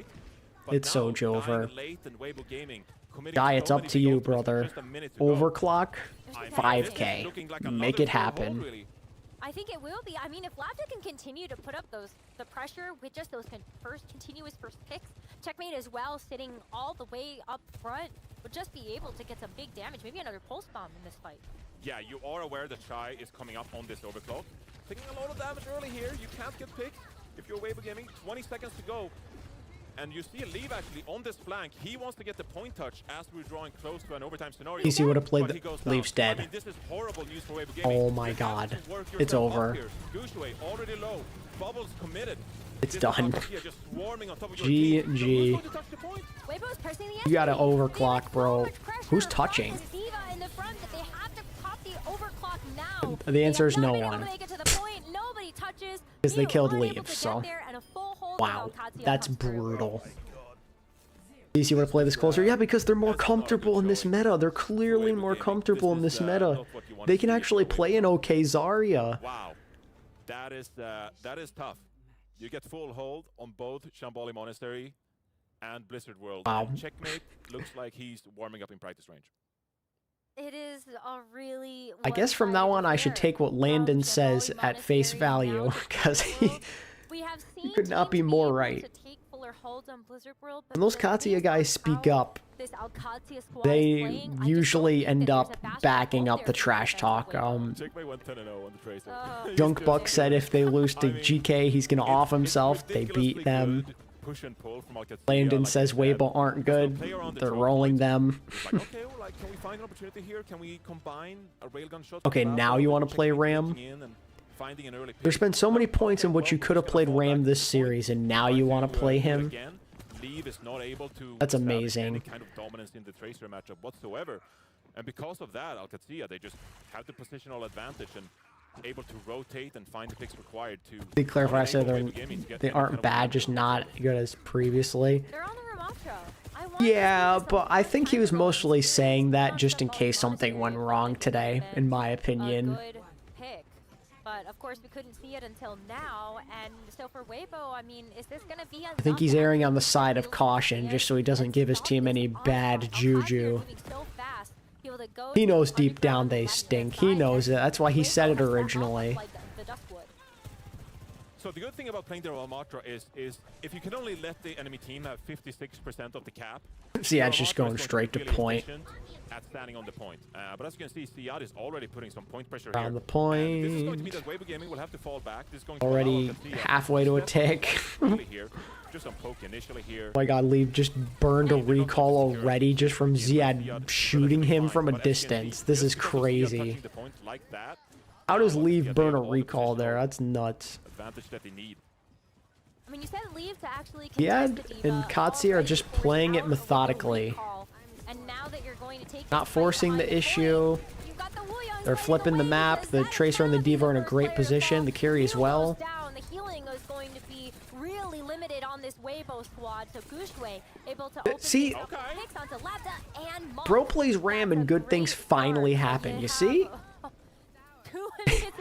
I've been wanting him to play Ram for a map and a half now. Away from Alcazia and a quick re-engage by Gushue with the Nemesis form, punching away, securing a couple of picks. So that's a good first fight win there. It took a lot of time for Alcazia to stage in that fight and get ready to commit in Checkmate. the first place. Checkmate already on Looking, this big he's flank looking for a squishy. Alcazia, they find a good railgun shot here. Deep That's behind what enemy they'll go. lines. I mean, that's going to be Checkmate coming back to the point just to keep up the pressure. The point presence is really palpable. With the Diva and the Tracer being able to help pressure Weibo to get back there. Ooh. Shy is dead. Mew's gonna have to use the Kaido Blast here, but would have liked to save it for Leave to have this Pulse Bomb. Now that it's online, maybe this is the Oh, perfect time to use it, but oh, Mew he's is alive. defensively, and that is not a good sign. Yeah, it's not Gushue great. follows, Okay, it's Focus over. and follow, GG. And Weibo Gaming is on Leave to try to help pressure this point, but with the Diva Bomb, there's no hope of touching. And GG. Alcazia, We had one 3 close map at 0 least. sweep on Weibo with another full hold on Weibo Blizzard losing World. Ilios just completely destroyed their morale. Like. Number 2 seed coming out from EMEA. Okay, They Katsuya. look like they haven't dropped a beat. Upper bracket If you were worried semis. about this Gonna team play Crazy going Raccoon into this tournament, in a couple I think days. this series proved that there's no reason to doubt, and they're looking like one of the top dogs in the entire tournament. Even Now when I'm the very selection was worried taken about away from Weibo, them, by the way. they just look absolutely The only dominant. map that was Checkmate close was on when they this got to race play as well, and, Winston. he was setting And now up they're playing perfectly, CC, and combined one of their with Labda's rivals. incredible Like first their pick like on their that Sojourn. definitive Yeah, rival relatively from easy this year, KO here. who looked way better in their matchup against T1.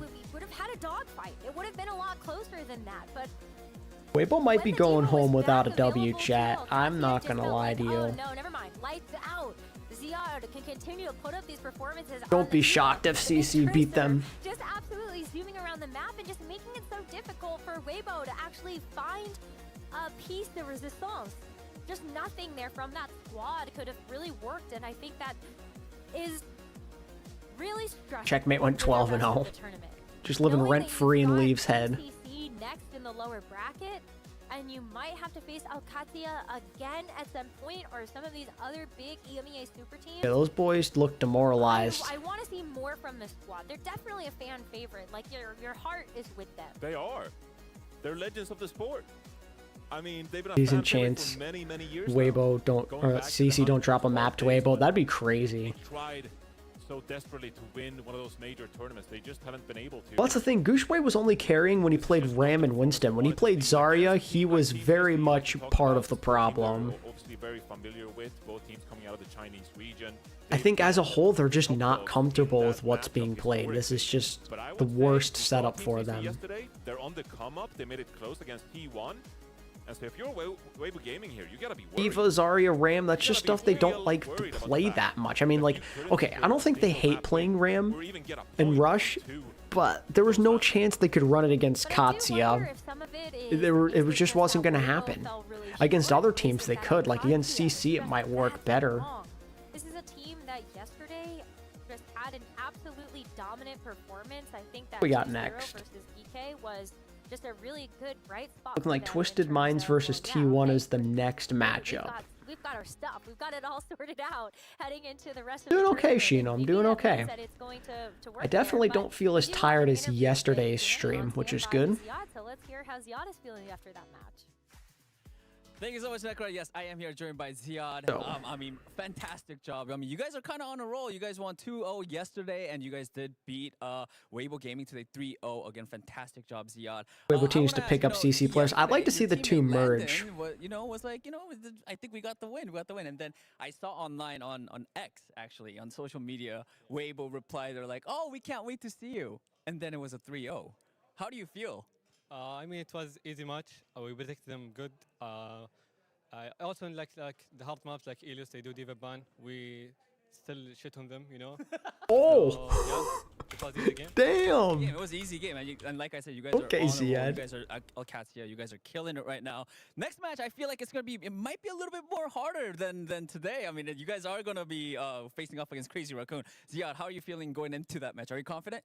Yeah, I have come with it, but I really think it's not gonna be like an easy match like today.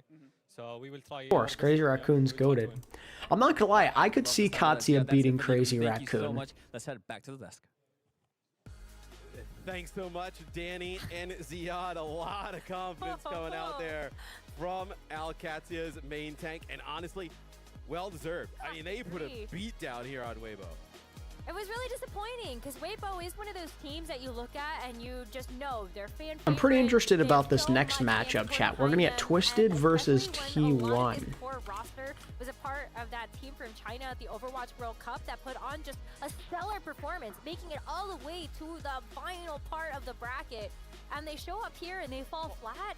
You just are kind of devastated. Green China roster would be Gushwei, Building, Pineapple, Kaneki, mean, Monk, Linksa, personally. Why? I think Shy should be on the team, personally. I think a lot of that looks good, but I think having Shy, Pineapple, Kaneki would be gross. I think T1 can win if they don't mental boon. I mean, that's how I feel about T1 a lot of the time. It feels like most matches they play are winnable, but they find ways to lose.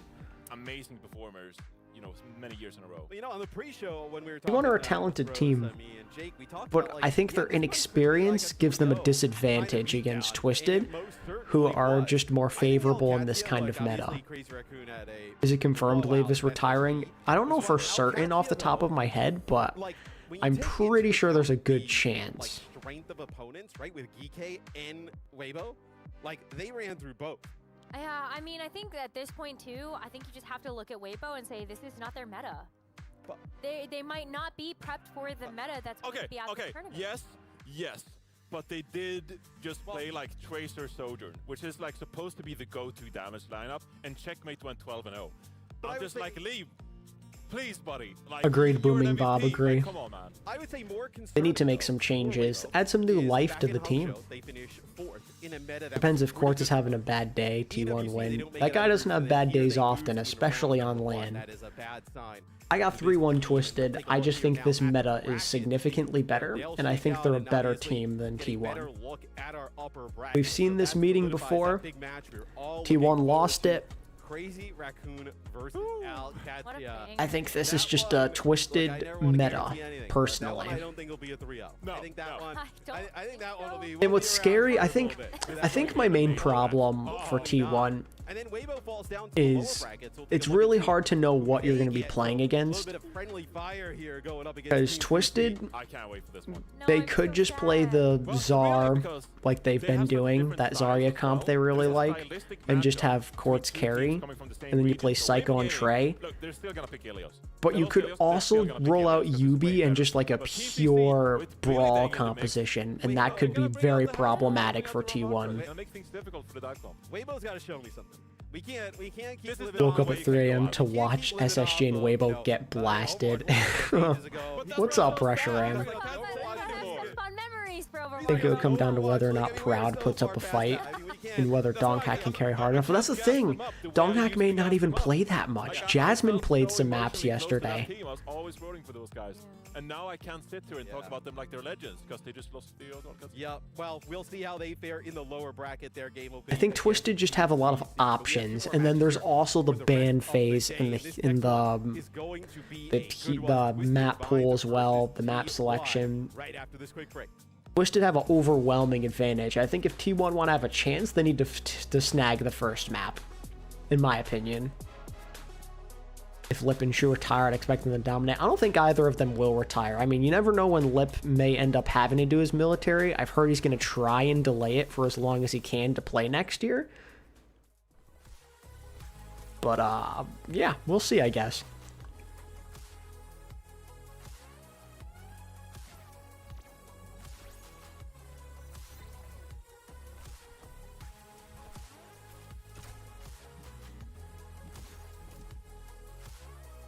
That's what I'm saying. I think this is just a good Jasmine meta. Choose 25. He has to go very soon. Yeah. Isn't that sad? You have to see some of these amazing players do their military service. You can hear it in the wind. You had a dream that Hawk Rage quit the Crazy Raccoon. We didn't get fantasy points. That's hilarious, Phantom. You're so obsessed with fantasy, you're dreaming about it. It welcomes us. Not as wanderers, but as its kin. In search of a memory of what once was, where purpose... I also hope Shu gets this ring. I want Crazy Raccoon to win this whole thing.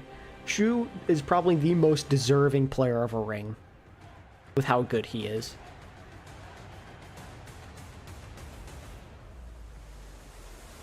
I feel like a lot of the time, though, like Korean players, once they go to the military service, they usually don't come back to pro Overwatch. It doesn't happen that often. You can feel the power as countless worlds collide. A new future with endless possibilities. A place to unite. To imagine. Also, Phantom, Labda popped off for you.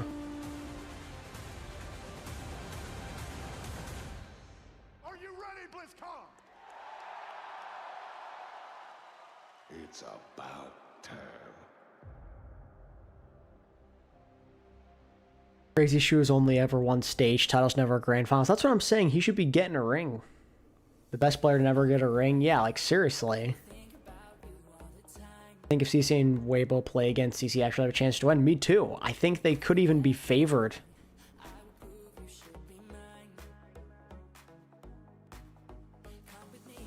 Only played in 2 season grand finals. Isn't that crazy?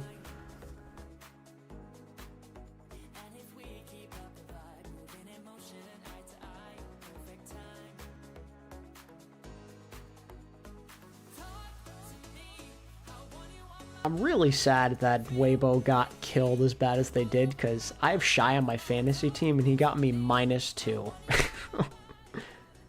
That Shy pick is looking very bad right now. Brought to you by DHL. Hope he plays better against CC tomorrow. That's all I'm gonna say. In Stockholm, Sweden, where we are. Fair to say our Shy Phase 2 team isn't happening? No, not a chance in hell. The moment Phase 2 hits, he is off the team. That is it right there. Those boats are beautiful. Look at that. Look at the style. Very European. This Wasn't it gorgeous, Jake? Look, I live in Los Angeles. I gotta savor the European boats. We love a good canal, you know? We love a good canal, yeah. Johnny's more into yachts now that he's an LA guy. Yeah. He's really a yacht American. guy. I love my yachts. They're amazing.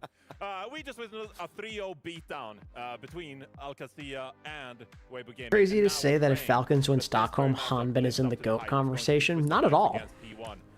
This has to just be a gigabyte. That'd be right? ring number Five? 3. Come on. Look, I'm hopeful for T1. Now, of course, the first ring he didn't really play, obviously. That was the Fearless meta, but still. They need some hope. They need some hope. He was a pretty important contributor on that Dallas team throughout the year and was in the MVP combo and everything. Laid the groundwork. Remember, I'm not saying it will happen, but there is a chance Farrell beats SSG. No, I totally agree with you, Reshram. I totally agree with you. I'm a little scared for T1.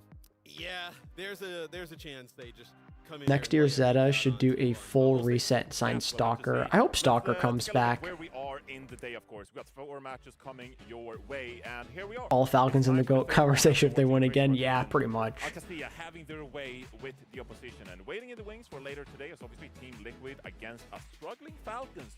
Just about overcame Varel. But first things first, Twisted Minds against T1. And we love to talk about Twisted Minds here as the #1 seed coming from EMEA. They're finally able to overcome a team like alexyOWL, and they're looking like they're in their best form going into this tournament.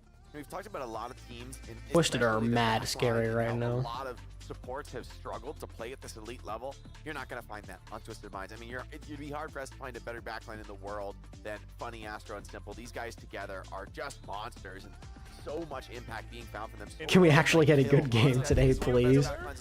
I'm not gonna lie to you. This might be our best chance. Either that or Falcons, Liquid. I don't know. I mean, I don't know how I love Liquid in this meta. I don't know if they've got a chance. This is scary. This has to be the game, I think. I think this is it. If T1 get blown out, we're probably cooked today. They were talking about how, without When do you think we can say propers in the GOAT conversation? Oh, if they win again, without question. If Falcons win the championship, he's easily in the conversation. 2 straight rings, 2nd place in the 2022 Grand Finals. UB is in the game. Okay, so we're going to see the Sim Rush. There it is. Really fascinating to see, and clearly they have it rolling right now. Yeah, and if you look at makes me wish I picked UB now, Phantom. For so long, like Funny Astro, incredibly for TVNT's hands edit for this intro, we all know he doesn't have any, lol.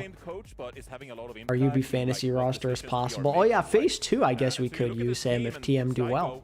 True. Part of that decision to let UB into this matchup, and so I'm wondering here now, T1, do they have the tools required to take down a Symmetra coming out from UB? I would also say it's quite nice for TM that they have a hit scan player who can basically just win like what, every series there's just like one map where Porch just like wins the map, like reliably, yeah. Like consistently. The current GOAT is Lip, in my opinion. That's pretty awesome to fall back on if you're them. So like for me, it's like they got T1 be able to slow down Quartz, and then also now with UB and have to deal with this fantastic sim play. It's going to be tough.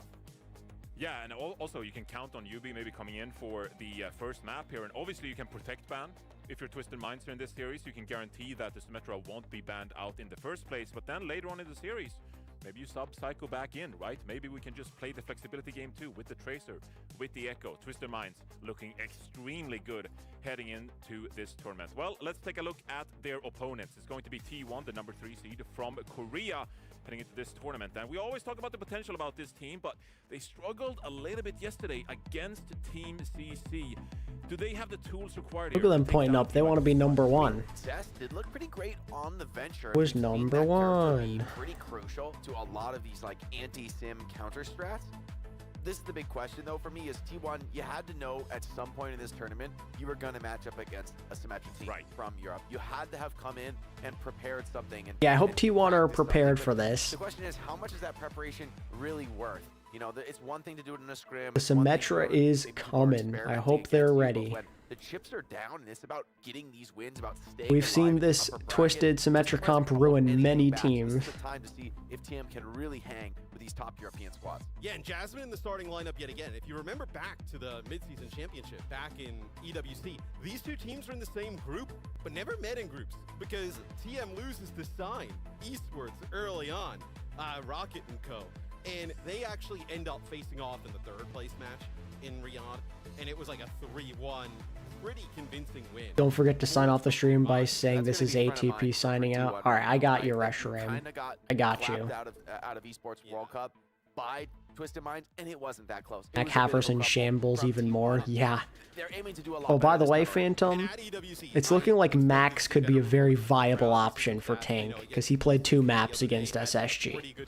I don't know if you saw. Sick, actually, yesterday. Yeah, Gotta he give was. that credit. No, Max at 21 might be a steal, I can't lie. To do that at EWC, but you're gonna need him to do that against Quartz. Absolutely. Right? Quartz on Nothing the other less. side. We make If you another don't put up GOAT that type vid. of I'm sure I will performance, eventually. even better. Whenever I'm in the mood to, I You're make not- those. You're not gonna get it done for T1. So there is one thing I'd like to clear up here about T1 before we head into this series. Having We obviously Stalker talk be a about them free as a agent this potential, offseason is but like if also Tom they're keeping Brady was a different free agent, damn. compositions, skewed and We saw Vigilantes, nothing of it. really Yeah, close so and it backline wasn't users, close they as you'd overplay expect, and Max double played strength 2 out of 3 lineups if maps. need be. Skewed can Absolutely play loose pounded and on break with Zarya. these powerful heroes. You have Jasmine On coming in route, he maps like literally this. lapped Hawk and grab charge. It was insane. Game, playing the Winston, the Wrecking Ball, Doomfist at mid-season championship. Don't want to see that here, buddy. But what does T1 play best? Like, what is the signature style for this team? Is there even one? I mean, that's been the problem, is they don't really necessarily have a signature style. I feel like, from my experience, I've liked them a lot on something like... They were Mac, beating them like so Wrecking bad, Ball they or put even the Spint Doomfist, in for the but final you're right, map. this meta, it doesn't seem to be in at all. I mean, Zarya just deals with those comps pretty handily, and that's why... I go all in on Merit. Nick. Nick? What the hell? Lip next stage. Yeah, can't blame you. Who wins? Tom Brady versus Faker. Hungry Box versus LeBron. Oh, you already know. We're taking Faker and Hungry Box. They beat those frauds. Stop the Symmetra look. They can play whatever they want, and TM is just gonna kind of keep running it down and take. I'm an SSG fan, but it's nice to see Max get his respect. No, Max played really well. Then it opens it up. Of He like, did. Okay, now all He of the pounded on variety of Zar. different things they can play comes into a factor, but if they're just trying, maybe 2 or 3 different comps against him and it doesn't work. Lip also I mean, dominated, where which the makes me quote is, very maybe tempted to first pick to Lip for right? So, fantasy. for Stumbling me, block. Like, yeah. For me, if it was like T1 against like, Weibo or T1 against Team Liquid, like, yeah, I think we can talk more about like their comp variety and how they. Yeah, can really what do choose they game want to play? I feel like T1 you don't even get to ask the question of what they want until they can prove it. Yeah, get past the sim. One player we haven't discussed either is Viper actually coming in for the third Like, map Lip against didn't get a lot of TCC. fantasy I think that points, can but be that's only because the game was so extremely there. one-sided, he Obviously, didn't get a it's chance to best farm primarily to get the stats. playtime for T1. Do we expect to see Viper in this matchup at some point? Like, he got 27 elims. That was all, because that's how one-sided it was. There was no chances to get a bunch of kills in scrappy team fights. When does Lip not dominate? True. I mean, What are the chances a non-Korean team makes finals this LAN? Better than people think. I feel like that's something they might look to go back to. We've also seen teams play, like GK played. Like Twisted Minds and Katsuya, I don't think you can rule those guys out. Even like bringing a Pharah online, but so far this tournament, I think they're both very respectable teams. Have been running rampant, and I think they are comfortable in this meta setup. We have to go off their recent championship win in Europe, so it's like, well, it's hard to be doubting them too much. Well, that's the scary part for T1, right? Is in theory, Twisted Minds is the EMEA #1, and the team that even has been getting the better of alexyOWL lately, and we just saw what alexyOWL did to GK and Weibo back to back. Right. So if you're a T1, you're like, okay, now we go against. There's no roadmap. I hope Team maybe Liquid better are than that. great, Yeah, but it's I a have my really suspicions. tough I need to see some evidence they can Alright, play let's this take a look meta. at the tanks going into this matchup, and we already talked about Jasmine here a little bit. Obviously seeing a lot more playtime for T1 in a meta like this that I think a lot of teams are on. We'll see how much our guy Infected was able to practice, like Czar and Diva. Can't really play that much Ball or Winston, so we'll have to see. He can play Ram fine, it's just the other heroes I'm very unsure of. He's even said he wants to get better at Diva and Czar, so... You kind of would have wanted to have more of a I just don't see Falcons or Crazy Raccoon choking this tournament. It's just so big for both of them. See, I'm of the same belief, but I do think that we're the most likely we've ever seen to have a non-Korean team make a grand finals. Do you think Zeta should just blow up the whole roster? Yeah. You could maybe build around Bernard and Alpha Yi if you want, but that's as far as you go. We just saw it. It's not a fun time.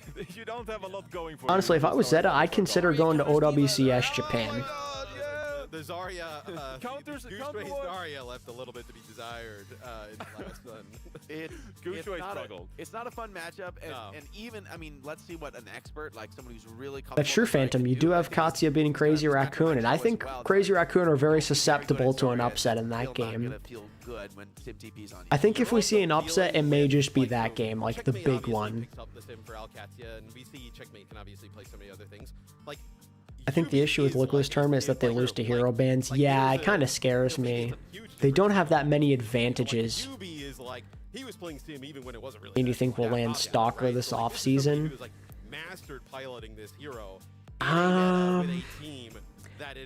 It kind of depends. Like, maybe Zeta. Like, if Zeta like rebuild a brand new team around Stalker, I could see it. I don't think Stalker's coming back to Falcons. He's obviously not going to Crazy Raccoon unless he's saying leaves. There's no way. He's just such a young player. He's so promising. I think Zeta's a very good landing spot, or like, you know, some type of like new Korean roster that builds around Stalker. That's my prediction. Like, I'd love to see like Stalker and Bernard team up. Look, I know I'm European, but I'm going with Twisted Minds. Like, I'm just full of hopium here. I think it's going to be a fantastic tournament for them. Who do you guys think? Thinking a new partner team? Maybe. T1 is also a possibility, yeah. Honestly, Stalker to T1 would be sick. I kind of want that. Put Stalker on T1. Maybe upgrade some other places. And you're looking pretty. I think this is going to play out where a lot I think if T1 could like get a better player on support and they get Stalker to replace Zest, that could be a really good team. EMEA looking mighty strong going into this tournament. The chat spreads 74 to 26%. I'd love to see some of these incredible Koreans go to the West. Yeah, it doesn't seem very likely. Not many want to. I'm actually even Love more Crazy Raccoon to win, Lip and Shoe finally getting rings, yeah. There's too many stalled performers on this team. They have too And Stalker even saves out of the org is so dumb. I mean, if they completely rebuild their roster from scratch, I think he could. Because it hasn't been there the last few lands. Most likely Stalker goes to either EMEA or another Korean super team. I think he's staying in Korea if he plays in 2026. What could possibly go wrong indeed other than saying we can't lose, guys? But maybe, I mean, this is TM, right? Our chat ending the poll. You guys are also going Twisted. I think that is wise choice. So that means we're both going to be very wrong. They made me a believer. I mean, the performances have been rock solid. TVNT has come into his own, I think, in the tank role for this team. There's a lot of question marks about who would be the Stalker becomes Overwatch Faker, man. I'd be sick. Staring down Stalker proud would be terrifying, yes. Stalker goes to Zeta. What players you think they'll pair him with? Again, I think if you could bring back Bernard, that'd be nice. This is a fantastic map for Symmetra. And then you kind of just see what's in the market for hit scan, I think. My issue is I don't know what you do for support. That's kind of the scary part.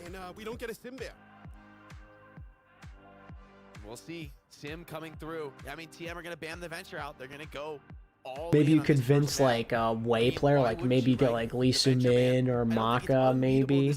Maybe one of the T1 supports could join. Come out hot. The Lucio ban responsibly from T1 is going to take a bit of the legs out from under the composition. Lucio Twisted Minds, Venture I wonder ban. what they're going to do with the support lineup because it's a little bit less obvious what direction you're going to go now to support this Symmetra. TM banning Venture, I think. Yeah, that makes a lot of sense, cause, or I mean, Twisted TM banning Venture, I should say. Funny Astro. Alpha Yi Stalker could be good if you just use Stalker like Falcons did. Yeah, no, I could actually see them keeping Alpha Yi. I think Alpha Yi, Bernard, Stalker is like a good base point to have. It's just the other things where I'm like, what do they do here? if you were going to go and play some Tracer or even Echo, you would most certainly have You'd probably be. You could maybe get Aid from Way. Aid's a pretty promising prospect. One of the better maps.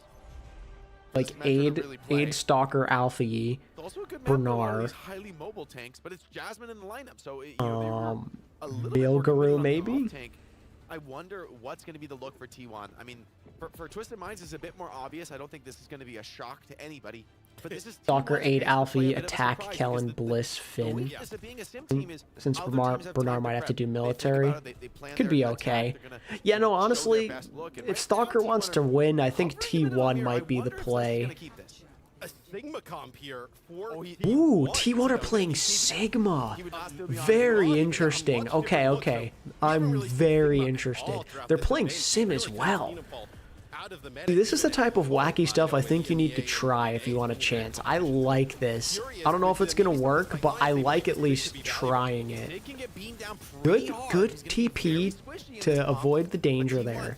With the Sim Mirror, they're only back off with the first DP, buying a bit of space, buying a bit of time to work. The poke should be a bit better for T1, but if TM get on top of you, you're going to be in real trouble. Now skewed in the sights.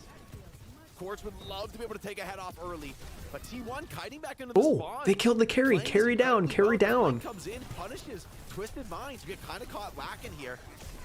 Okay, Proud's popping off. Proud's popping off. This is basically the ideal. Proud gets 3.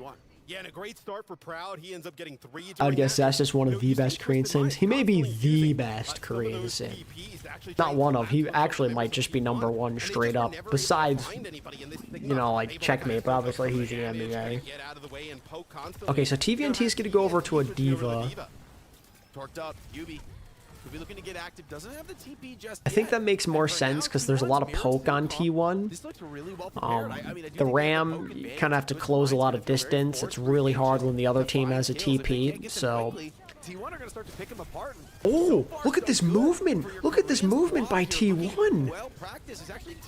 They look disciplined. They're playing this right. This TP movement is beautiful. I was not expecting this from T1. Look at this pocket strat. This is sick. T1, they've come out with this Sigma and Sim. Of course, we had a pause. Of course. It looks like it's thrown TM a little bit of a ride here where they're not really too sure, right? Going over the Diva. Get me fantasy points, Proud. Make up for the Hawk and Monk losses. For real, for real. From the Sigma, so it looks like maybe a pause on the TM side. If they sign Stalker, does Viper get dropped? Oh, yeah. Without question. Previous fight comes out with T1 still on top a little bit. I'd love to see Viper get some more play time. It was cool seeing him play yesterday. Very solid round. I'm curious to see what direction they go from here. You know, thinking back to some of the EMEA matches earlier in the stage, you know, it's actually Virtus Pro played a similar Sigma style in an attempt to deal with Alcadzia. Yeah, no, I'm genuinely impressed with this preparation I'm seeing from T1. Get on top of him, have this is really cool stuff. Put damage down through a Sig comp. Like, they're trying to just, like, keep their distance from the brawl as much as humanly possible. Under this kind of a pressure in the match scenario. I don't think you can take Quartz off of hit scan. I think you have to. You're doing all this to inevitably lose to Falcons because Donghat can't beat Chio. I mean, you could always just play Jasmine. Then maybe you break the curse. If you step up for too long, right? He has incredible poke back on the hit scan. He's a huge threat to hit scan hero. It is a really interesting wrinkle throwing in with the Sigma, right? I was really impressed with that TP movement. Like when they're in that like spawn area, like where you go up the stairs to reach the main point of the map. It really takes they just kept like TPing back and forth. Twisted Minds team might strike into another opponent, takes that out of this. Coach Fletta's so funny to me. I'm still not entirely used to it, but he's coaching his guys well. Give him some credit. This is nice. Whether it be like Maga with a Venture in the past, then we've seen some teams play even Sigma with that Venture. So like potentially something along those lines. But yeah, this is a really nice shout here from T1 early on. T1 can win this game though. That would be huge. Overall pick on the desk here. Caught them off guard here early on. I think T1 have the answer. I think this is a winning comp for them. We'll see though if it's gonna last beyond Mecha Base. Mecha Base is a map, right, with those circular high grounds around the point. You can kind of just run laps on your opponent, you know, fall back forever, and eventually when the opponent runs out of gas, you find your chance to pounce. However, some of the other You know, maps now that I can think be a little about bit it, easier for something like a I'm Ramontra low-key to cut kind of those surprised corners that on top of a backline, force TM them to be a little willingly bit quicker, picked and Busan. Sigma does need that kind of time to work. Because I It's feel not like a that's a constant map kick down T1 dirty have right away a at the start. preference He of wants playing to when poke, given the prod, and chance find that from what damage, we've but seen. Jasmine has been sharp. A lot of The appearances Coach on Fleta Celtics, and so, Sparkle I is mean, this crazy, Sigma can isn't it? Continue to get those big connections and hit all those shots. Jasmine starting to look like kind of a centerpiece for T1. Yeah, and I wonder, you know, obviously you're going to the Diva here now for Twisted Minds. See maybe if you can actually kind of get past. Okay, we're back. We are so back. As, we take a look in the feed. This is a fight that's pretty much done here already. So 61%. Okay, so Funny Astro's gonna have Ray, but T1 have a lot of good ults here. Important for Twisted Minds. They're going to be able to step up through that choke and get a little bit of map position early. And Quartz has gotten nothing done. Like you alluded to, Sigma great against the hit scan. He has had nothing that's gone right here, as Proud has been really good early on. Sub and Fled on tank and see what happens. Oh, we've already been there. We're good on that one. Doesn't want to give anything up. TM setting up for their rush. They know this is For the 2022 Dallas Fuel beat Crazy Raccoon? I don't think so. TNT almost going down. Trades. Tries to trade with Zest, but actually can't get it. Zest drops the mech and just flips out of there. Very nice Symmetra play here. Out of the Europeans. We'll see though. Can this Korean squad... Bucks is out. Yubi's in trouble. The ring is good. They're gonna get a flip, but they did lose TVNT, so it's looking good. It's looking good for T1. Wow. Doesn't seem to matter much. Idle blast and the fully torched Symmetra. Okay, T1, I see you. No, it's just the orbital ray that extends that fight a little bit longer than it probably should have, where that 2022 Dallas Fuel beat Crazy Raccoon and Jotes. Yeah, that's pretty true. There could be a world where Coach Fleta, Sparkle, Kareev, Rascal, and Yaki on the same team. Yeah. Okay. And mirroring the sim, I actually think maybe this is the right answer. Maybe it's an answer that not enough. No, I don't see any world where Kevster coaches. He does not seem like the coaching type. To take out some of that edge. I think this sim, I mean, I've been saying it for a long time. I think sim's a bit meta. I think people need to put some respect on how significant this hero is. Let's see how TM can respond. They definitely were not prepared for that. Wasn't Yaki kicked off? Zeta? Yeah, I know he's not on there anymore. I don't know the reason, but I know he's gone, I think. Okay, we're sticking with this Sigma comp here. Twisted, they're gonna, Funny Astro's gonna interestingly stay on this Juno. I'm a little surprised. I'm a little surprised he's not playing a Yang. I mean, obviously he can't play Lucio. Right, where you come in here with this Sigma, you obviously have some strong hit scan with Proud, and then you're playing this Kiri Wooyoung backline, which is very strong. I'm really liking this Lu ban by T1 though. I love it. Twisted Minds really took it to T1. T1 trying to get back into it now, but stepping up on the point, the kite is going to be a little bit. As a Glads fan, I still haven't forgiven Yaki for his crimes. Yeah, I can't blame you. I'd probably do the same. But Twisted Minds getting the opportunity now to reset. Hey, T1 get the point first. T1, they get the cap, but they're here on the low ground. See how they fight their way out of this. The wave from the Wooyoung keeps people stabilized for now. Psycho and UV could absolutely be coaches. Okay.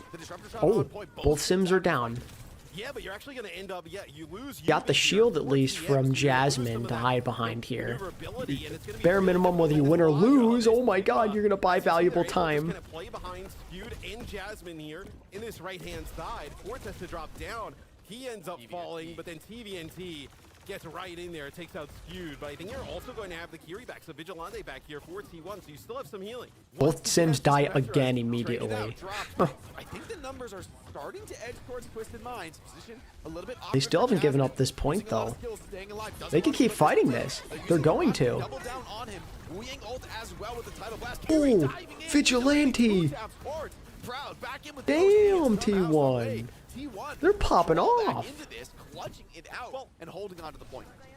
Wow.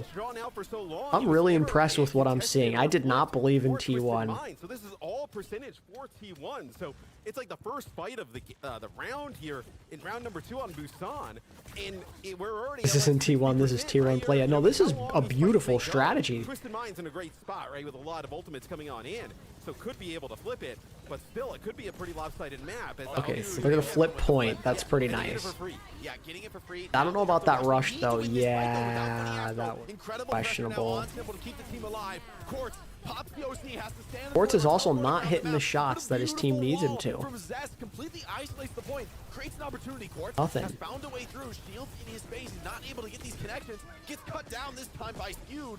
T1, big ultimate over the top. Faker gave the team a pep talk, maybe. Slams down Yubi, and that could be the round. I mean, clock ticking up, TVNT gonna resuit, but In the game, I'm happy to have printed wrong. Yeah, this is a pleasant surprise.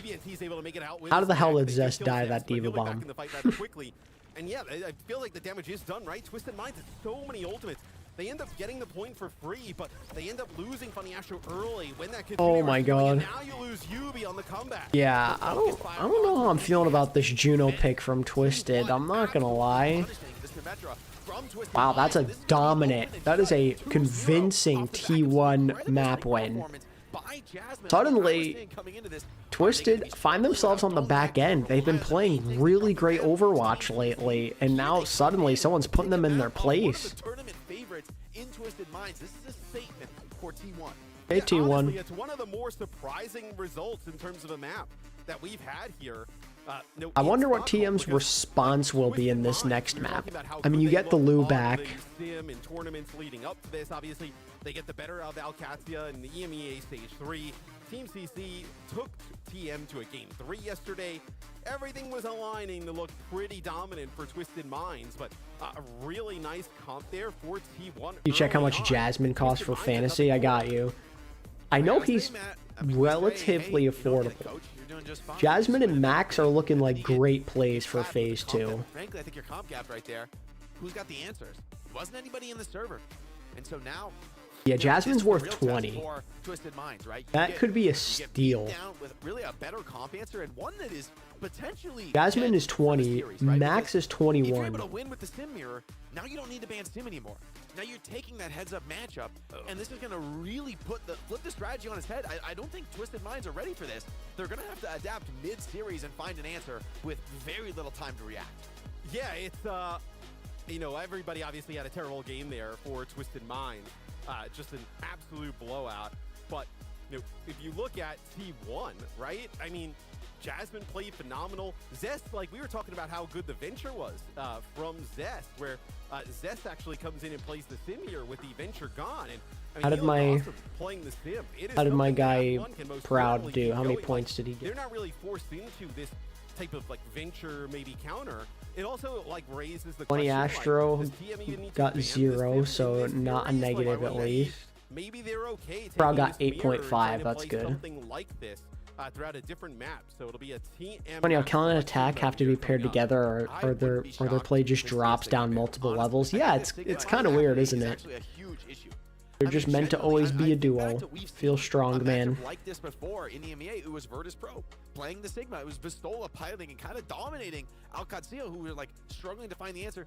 The Mason did it for them, but I mean, Quartz, as good as he is on the hit scan, have you ever seen Quartz flex? Like, truly, I not really. Really plays only hit scan. There's not so many hit scan players left at the highest level who are really like committed to the role. Think about players like Lip or Tree, who, yeah, they're insane hit scan players, but they're also monsters on the flex DPS. Quartz hasn't really been put in that position before, to my knowledge. Oh yes, time for like extremely way too close close-ups of the players. Okay, there you go. Back up. There you go. We were discussing like you're not going to see him go play May. Pretty wild, right? Yeah, I mean you're not going to see him play May or anything along those lines. Like in that scenario, you would actually probably be ditching the Sim, right? And you would be bringing in Psycho to play like a May, you know, some type of comps that we saw, like whether did it actually drop Finn or like Maka, or like a Maka or a Lee Min? I don't see why not. Or you could just like have both of them on the team. Let me see up their nose. Yeah, no, I'm good on that. TM, especially like if Yubi's in the game, right? If Yubi's in the game, they are gonna play the Sim. And I think with Yubi in, I mean now this is that test for Twisted Minds, right? This is the challenge, or in theory is your weakness as a team without a coach, is who's gonna find those adaptations in mid-series when you're caught a little bit unawares. And I think it's fair to say that they're a bit caught off guard by the way this went. I mean, I didn't think T1 would be a team who would take that Sim Mirror. I thought for sure they would try to find a counter. Like yesterday, they played a ton of Venture. I thought that's where they'd go. I think TM likely had the same perception. And I mean, they're going to take us to King's Row. It's the most TM epic ever. It is. I mean, this is EMEA. It's also a map where the Sigma, I don't think it's gonna work as well, right? There's a lot of low CGI for ground, there's a lot of TVNT's hands is very just, like, impressive on rushed on a Michael. corner, not so much open space to poke, and so Kings Row, I maybe a mean, place where I think that's a T1 pretty won't be good pick for so Twisted confident in here. this game. Yeah, but also an opportunity where maybe this is not a map where TM has to ban a Sigma, right? If that's like kind of what. True. It's just map 1, right? So we don't know. Flexibility, yeah. You got your Lucio back. You should see more of the standard. Further in the series, but let's say they did. You try and like ban protect something here if you're Twisted, because the Venture is like the main ban and it's already off the board. They're banning Lucio? Wait a second. Okay, so T1 decides to throw the sim Wait, ban in is here. UB still in the game? TM ban Lucio. I mean, Oh my I guess god. it's not completely crazy. You know, you've got a guy like Funny Astro. Wait, these who, while he bans is feel one of the best very heroes good in the for world, T1. He's also just like that good on the Wu Yang and on, you know, some of these a little bit greedier options. So maybe this changes the game and this allows Astro like better not be TVNT playing on Juno Diva again, to bro. Take the Lucio out of the equation and the supports become a lot easier to catch and punish. And I think TVNT, that's where he seems at his most comfortable, playing super aggressive, diving in. And still, Twisted Mind's in high spirits. They haven't lost the wind in their sails after that map loss, and I think that's actually crucial for a team like this, right? You know, if you don't have a coach, you don't have somebody else coming in from outside to boost those spirits, you got to have the players within. Yeah, you got to have a good vibe. Yeah, being willing to take an L on the chin and come back stronger and come back into the next map with a real ferocity. And I hope that's what we get out of Twisted Minds, as I think we might be in for a long series.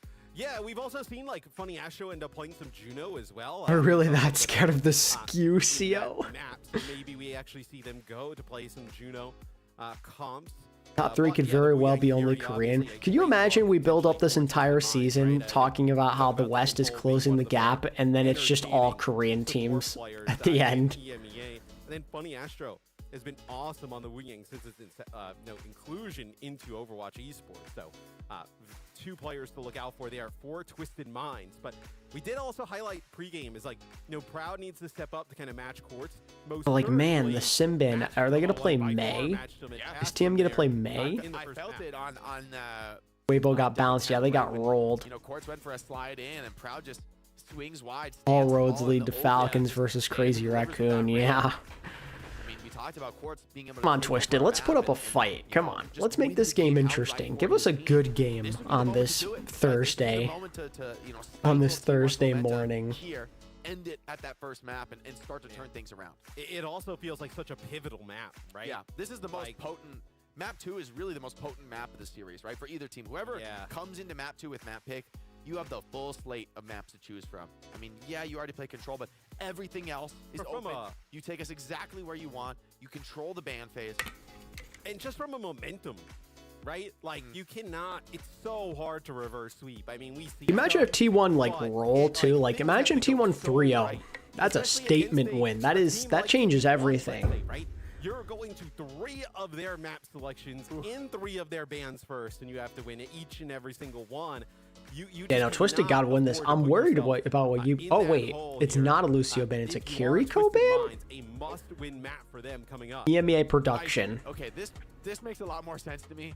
Yeah, I was gonna say, why would Twisted willingly ban Lucio? There's no way they would do that. For a team like TM, and especially because you take this. It made sense against Katsuya to play the mind games, but against T1? No. Mobility heroes in the game. You can do it with Juno, but it's not the same. No, I don't think this is necessarily bad. Looked as happy as he is on the TM sideline there, getting ready to play with the Lucio gone that his team decided to get rid of. I want to see. We could play some BAP here. Because Simple has been a key performer for Twisted Minds. I think giving plans. After stream, I'm gonna go to my aunt's house. In Europe, if not, hang out with some of the family. Have some good food. Onto the scene and really making his name here with this Twisted Mind squad. With Kiriko off the table, that's been one of his best. And so what's he going to bring out next? Is it something like a Batiste? Is it...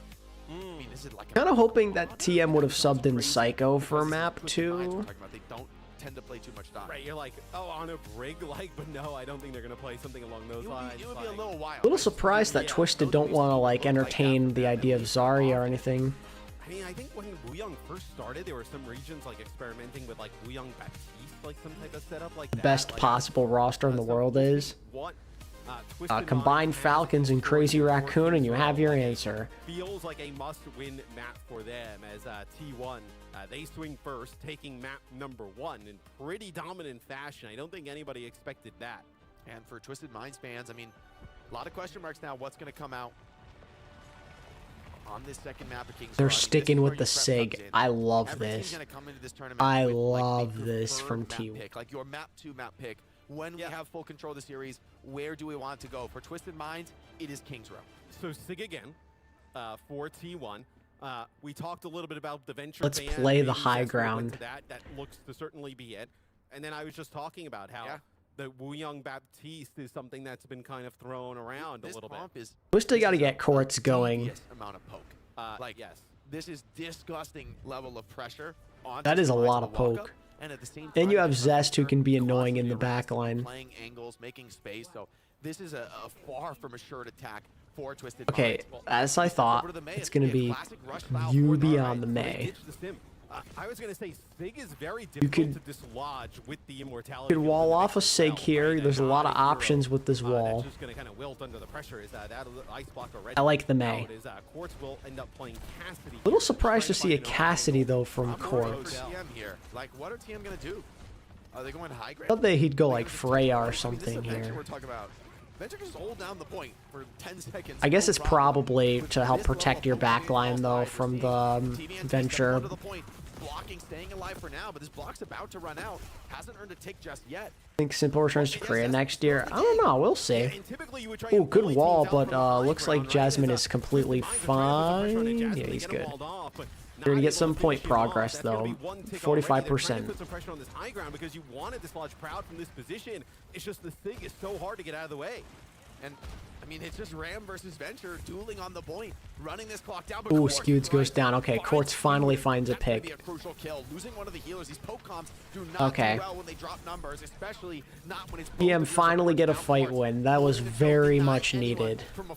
We'll see how long T1 are going to commit to this SIG strat. And it's a bit of a hammer and anvil. Quartz takes the flank, strikes blood, and I mean, Quartz is Cassidy.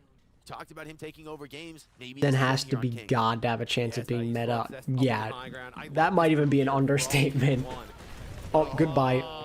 See you, Zest. Like, honestly, what a read from TM. That was a nice read, I gotta say. They're taking it to him. Okay, Jasmine's gonna go to Zarya. I think it was a good idea to swap.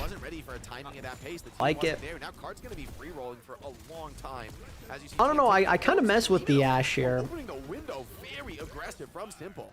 Yeah, that is very. I don't mind the Ashe. Early, right? You don't even have some players kind of move. Ooh, zoning ult. Alright. So it looks like they what really was that? Space in position and, what was that? Hello? Can I get some question marks in chat? What in the hell was that? Now, Zest comes in for more. Proud with his third in the fight. And just kind of eating Twisted Minds alive there. But, I mean, they do a lot of time on the clock, a lot of time to work with here on this second point.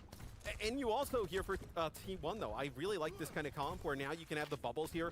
They're to bubble Zest, get aggressive. You see when Zest kind of pops up out of the burrow, and even when thank you for the question mark. Dynamite there from Proud, taking damage down on everybody. It's a lot. Bro is shooting the demons. Zest is getting rolled by this cast. This cast pick is nasty. He is completely countering Zest right now. Zest has been a non-factor. Tidal Blast 2? Oh boy. Don't want to let that happen. Here comes TVNT pummeling in over the top. But Zarya getting the sustain from the squad. The rest of the team. Okay, you're gonna have Grav here. You're gonna have Grav. Jasmine's on the high ground. Good little place here. Yeah, and it was a really nice boot from Funny Asher to kind of get Jasmine out of the way when the Tidal Blast came through. This high ground setup, though, going to be pretty difficult to break. That's another Ant Matrix here, thrown in from an off angle. Boy, that Ant Matrix is going to buy TM some progress. This is why you use the Venture, though. You can just hold on to the cart, deny good bubble on Zest. Oh, that's not good. Oh, that Vortex was so good. beat use from Funny Astro. Beat you? Wait. Oh, that beat from Astra was not only terrible, but Jasmine has a free grav now. Because it's a bomb in the tectonic shock there, and you get the beat out on the other side. So, and because you have a grab coming up, you feel like that's a fight win there. You just keep playing this high ground. What do you have to lose? He's thinking about it. May uses Ice Block. Any squishies who step up are absolutely going to get grabbed here. And they're too there you go. to commit to a fight, and in doing so, Proud just cuts down courts. TVNT. Here comes the Ram ult, but Jasmine is not backing down by any stretch of the imagination. Damn. I love this patient play from T1. I love it. King of this series so far, just absolutely. Proud is locked in. He is outplaying courts. And to me, it looked like they're that Twisted Minds. Obviously, they know that the grab is online for Jasmine. They're trying to like force it out. Courts individual is so flabbergastingly good. Yeah, he is really good at the video game. But great awareness from T1. They know that nobody really was at harm from that annihilation. Still have a grab ready to roll as well. Still have this grab. For this next fight, potentially you can get this under a minute. And just the threat of the grab. Right? Twisted don't seem to know what to do. There's so much poke from T1. They're having a hard time finding the right entry. They're scared to commit to anything. Using this perk to great effect. Zara historically hasn't been that great on King's Row, but being able to come up and down to the high ground is beautiful here. Quartz opens the high noon up here, creating a bit of space and time. Venture's beautifully able to hold on to the cart for now. Comes into the backline, gets the title blast. They're dead. That is a beautiful title blast. Good stuff from Skewed. Good stuff. Gets the cleanup kill. And that is only the title blast once again. They still haven't even used grav. T1 are in the flow state right now. They look great. Yeah, I mean, the support play from T1 there was incredible, right? You get the title blast onto Zest, allow him to go in on the Venture, and then as soon as that pops and then he gets low, he's in the mix. It's a long-range immortality field there from Vigilantes. Proud here. Oh, okay, he got scared off. I mean, Twisted Minds wisely walked high ground there, threatened the rotate. If you don't see Proud here, a dynamite from behind into a Bob, this could be a devastating backline flank from this Ashe. Playing this. Oh, get out of there. Here, but May scouts it out. Good read from they used Immo. Oh, Simple's dead. Instant onto Simple. Cuts him down. Zest does drop. Wow. That Blizzard is not going to do much. They used B. They're dead. Wow. T1 are in full control of the series. A single meter more. Simple walking back with the Matrix, but no chance to touch. And this is T1. T1 are dominating. This isn't even close. It wasn't a great first point defense from T1, but as soon as they got T1 are showing no panic. I'm very surprised and I'm quite impressed. Yet again from Zest, picking up where he left off from the Team CC series, and it was very difficult for TM to get anything going. And I also think you see like they're trying the May here, but it looks way more vulnerable. Twisted, from what I can tell, they're having a very hard time getting through these choke points. They just seem really nervous to commit to fights. It feels like they're worried they're just going to get picked off every fight. Like, this is a strategy that is not easy to execute. And for T1 to come in and look, I mean, this is a style that is like exactly designed for the Symmetra. This is not a like nothing that we've seen out of T1 so far in this series is a normal comp. Something that they would never play this against anybody else. No, this is something designed for Twisted Minds. But I mean, that's smart. That's coaching. That's coaching. Very well practiced procedure. And so they learned their lesson from the last time they played T1, and they adjusted, and they practiced this. In these comps, you know, find the picks, cut them to pieces, but the execution has been very clean. And for Loser fights GK, and I could maybe see GK being TM if they play like this. Maybe. Obviously, they look much more vulnerable without the sim. The sim ban here, so you have to play. I think Twisted are just a little caught off guard, and by little I mean very much caught off guard. Right, so you're really committed to this May comp and making it work. What to do, what to do. See if it's enough. T1 go with something a little bit more standard, but once again, the range advantage for the hit scan. Proud is going to have a little bit of space to work with. However, TM, the defense is going to be a much more comfortable proposition for this May. She kind of set the tone of her engagement. Yeah, no, I can't lie to you. A bit of snipes, but Proud. I think that it's a little surprising we've seen no Psycho yet in this series. He's been such a big contributor for them lately. Quite low already. It's going to be Funny Astro coming there to help him, but that's going to unlock this high ground for Proud, and now it's going to be a free firing range for him over the point. And Venture not scared to take the fight here into this room. Course comes to tangle here. A lot of resources coming into the fight here. But I think this is pretty good on the wall. Force the wall out. Oh my god. Continue to get active in the space, slowly constricting around Twisted Minds, but it's Quartz, the hero in the team's moment of need. See, I feel bad for Quartz because they're asking a lot of him. They're asking so much of him in this situation. You're having him here because you want to play defensively to disrupt Zest. Like, you cannot afford to let Zest just run free in your back line. So he's there with the nade, right? With the stun.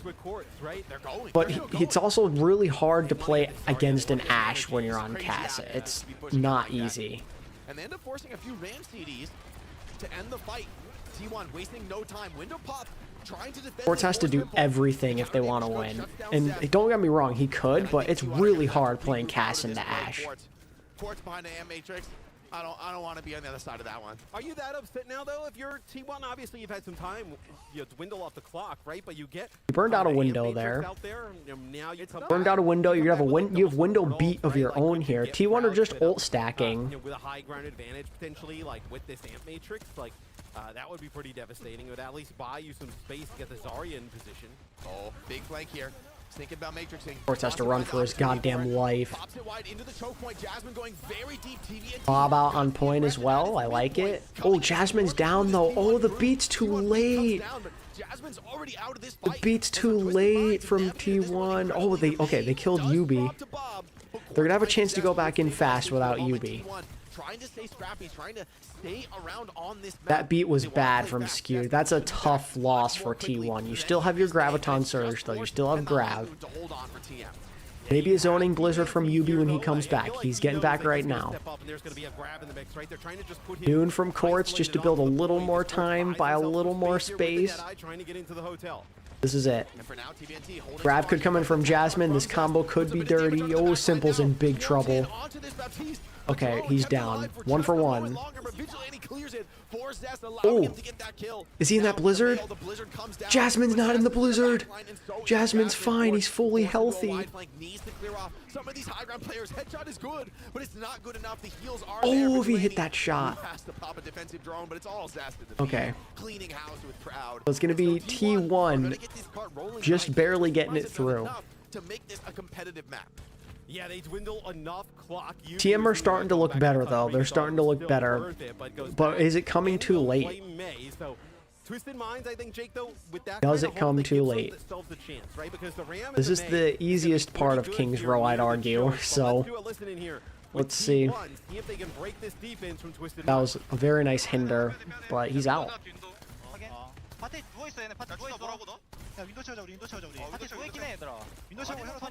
Okay, window v window here. Should Proud. It should favor T1 because they got the Ashe. Like, Proud should put in some work here. He should pound with this window. Oh, what are you doing? What was that? What was that? What was that window? Oh my god. Okay, they're trolling. They're actually starting to troll. T1s are trolling now. The pressure's getting to them. What was that? Why do you window that? Why didn't you use it earlier? Why did you use it so far away? I have so many questions. Come on, T1. You've been playing so well. Don't let us down like this. Come on. It's such a good defense. Do not troll this.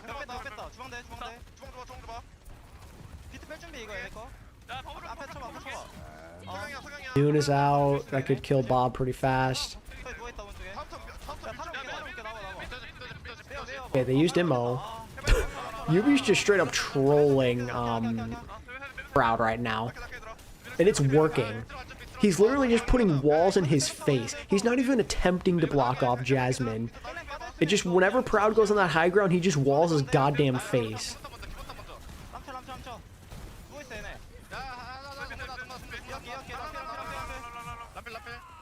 Okay, gotta kill.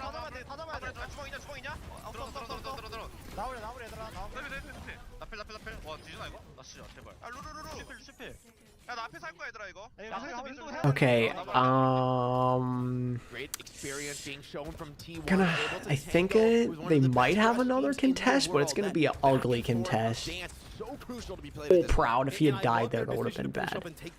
Ooh, look at Zest. He's playing aggressively, no fear. Do they know? They don't see him straight into the backline, gets the bubble as well. Oh, Simple! Oh no, Simple! The fight could be over. He windowed him! Oh, no! The Amp Matrix solo, but just Wait, touch? job done. Here comes the Bob into the backline, and there's no Yo. touch. T1.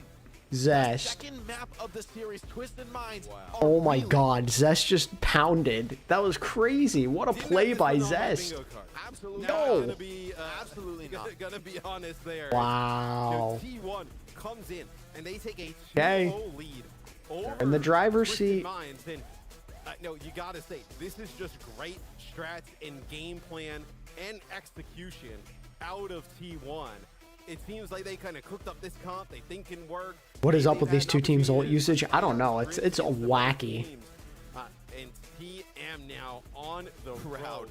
Dude, Proud he with is another okay. excellent map. He is Man, proud the and Proud proud. believers for This is the fantasy Proud are we thought we were gonna eating get in the good. mid-season championship, like later in the tournament. Yeah. Like, that's kind of like, I mean, we listened to Avril for like 5 days in the green room talk about this guy was like the greatest player of all time. And then, I mean, he's he's a young player, though. You got to give him some time to grow. And yeah. I feel like, I mean, performances like I this. feel bad for are Quartz. He did starting to everything he cement could that there. legacy and starting to show why a lot of players have seen him. Again, as one you're of the, those his. key up-and-coming hits games. I'd almost rather they just let him cook on like Ash or Soj or Freya.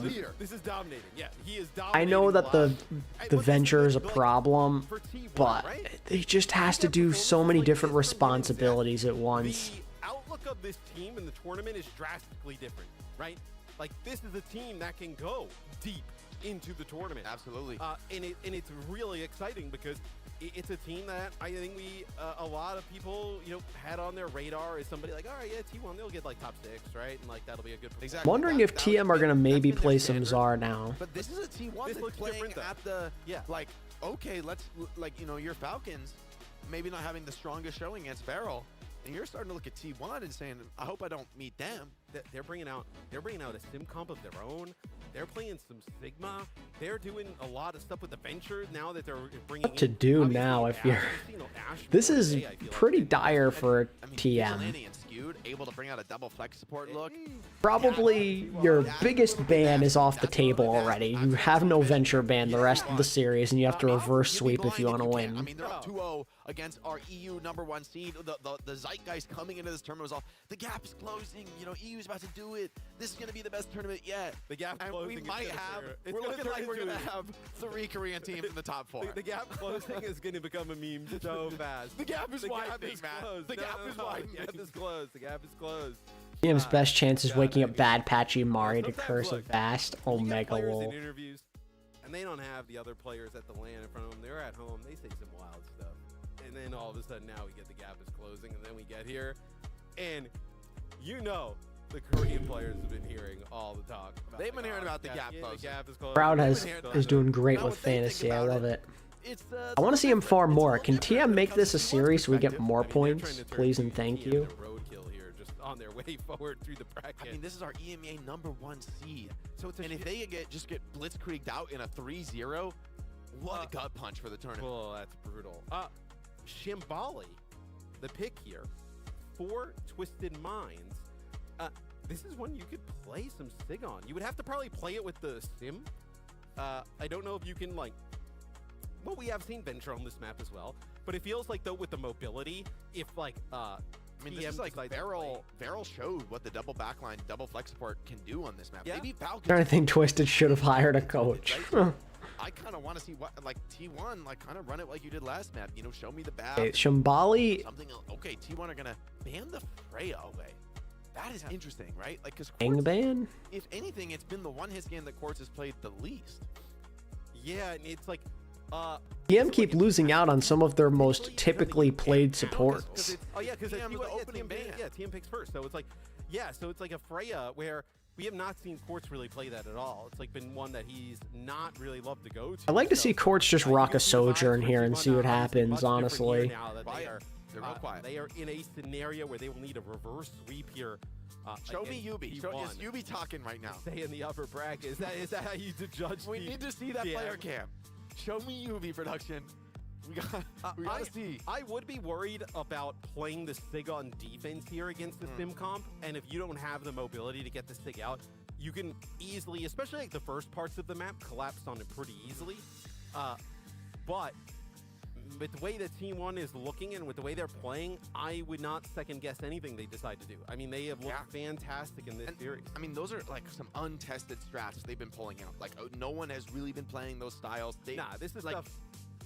It's such a standard bearer for T1 to be able to come in as a team that has had some struggles on lands in the past. Yeah. And still have the confidence to kind of just take something out of your hat, to still have the belief that we can be the like Asher wants to play Wuying more than he does. He's been reluctant to play it this series, though. Should have ventured into the forest of Stockholm to seek blessings from Chip Cyan. Nice. And that KD tells the story, man. Proud is all over. Proud's dominating. He is. I think he has a lot of space because of what Zest is doing as well. You got to give a shout to Zest and how he's playing. And now it is the exact opposite. And guess what? The series score is looking like potentially the exact opposite.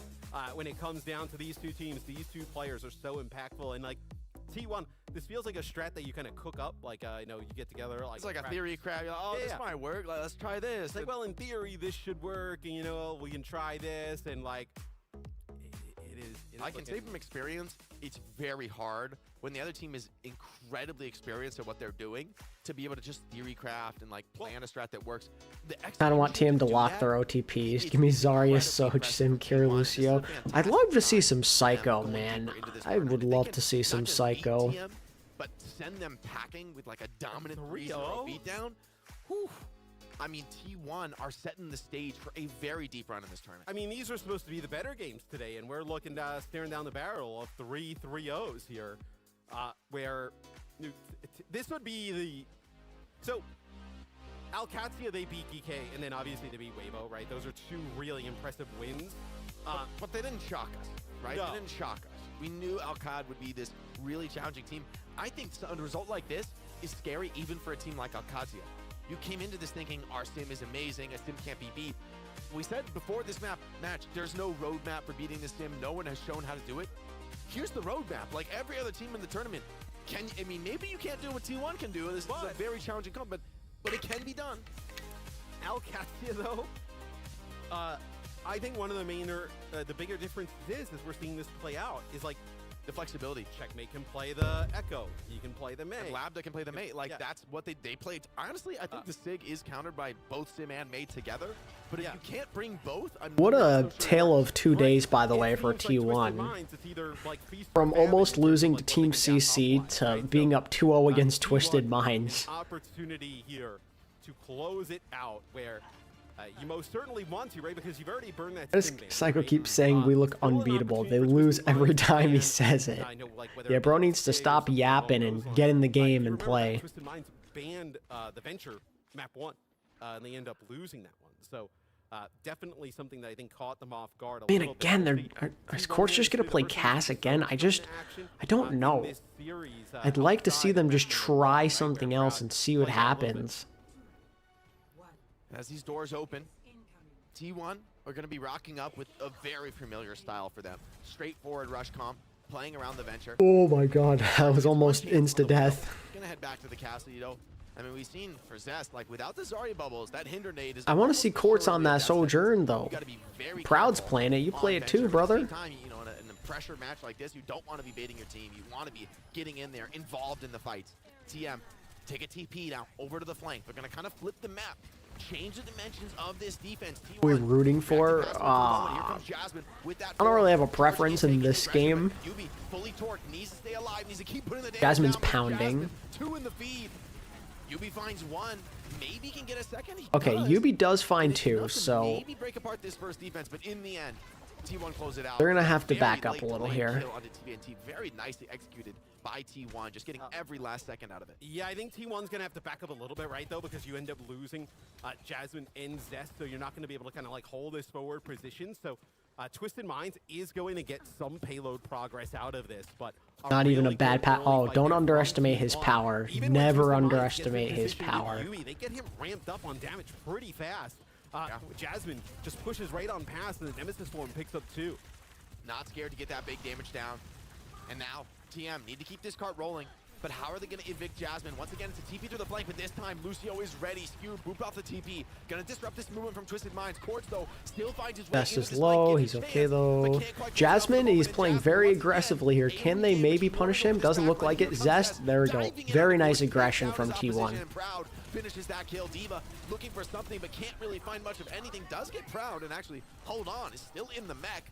But it seems like T1 still dominant, still fighting. Yeah, Twisted just have to leave, and I don't know if TVNT can get out. I think he can.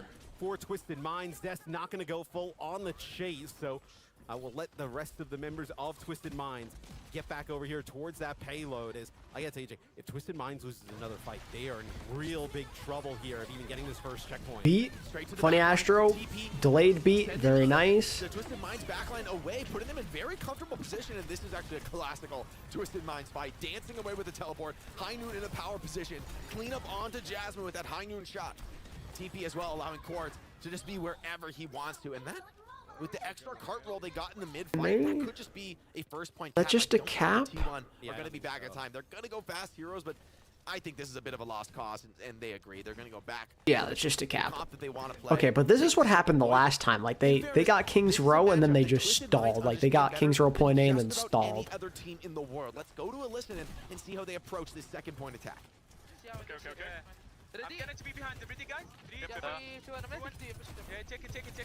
Go. Take back. Inside. Up to. TNT gonna live? Nice, go inside. Okay, remake. Okay, they just have ability. Turn aside.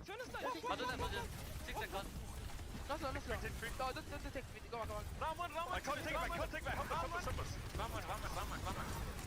That was a good cleanse, but I don't think it matters. Wait, Yubi's still alive? How did he live for that long? Wait, they're low. They're really low. TVNT still healthy. They got it. They got it. TVNT looks to be the last man standing in this fight. No one turning to the D.Va. They know she's just indomitable. Wow, TVNT. Very nice. Live in that fight. All right. I love the call-outs there of Ram 1 when Jasmine is... That was so scrappy. I'm amazed Twisted came out with that one. That's about as low as he's going to get. That's going to be real. That is a Call of Duty comm right there. He is one shot. Everybody who has been... 46 degrees right now in Florida. Wow. T1 now sets up on this corner. I wonder if they... Who turned off the thermostat? You're going to be playing in the double supportal, but you have the Annihilation. Oh, that's a big pick. It's actually not much colder where I am. It's 41 where I am, so... Ooh, delayed beat by Funny Astro, but there has to be a pick for this to be worth it. Where is it going to come from? They're deep into the enemy backline. Yubi's going to get out with a TP, I think. Sonic Shock. Good boop, but you're going to pay for it with your life, I think. Oh, never mind. He's alive.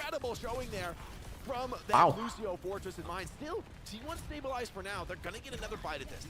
Yeah, and you're going to have the sim wall here. You're going to also okay, wall versus rush. But it's going to be the Kitsune rush here. TVNT's so low. He's got to get out. Deadeye here for Quartz. Oh, he's going to get it back. Oh, Zest is one. Oh, Proud. Proud is having the series of his life right now. The hit scan prodigy does it again. Off the short pier there. Taking a quick reset, and now the clock. And now it's a matter of the neutral fight. Neither team has anything. This map so far had been much stronger for them, much more comfortable. Them getting the style they really want to play. Symmetra, the Lucio, the D.Va.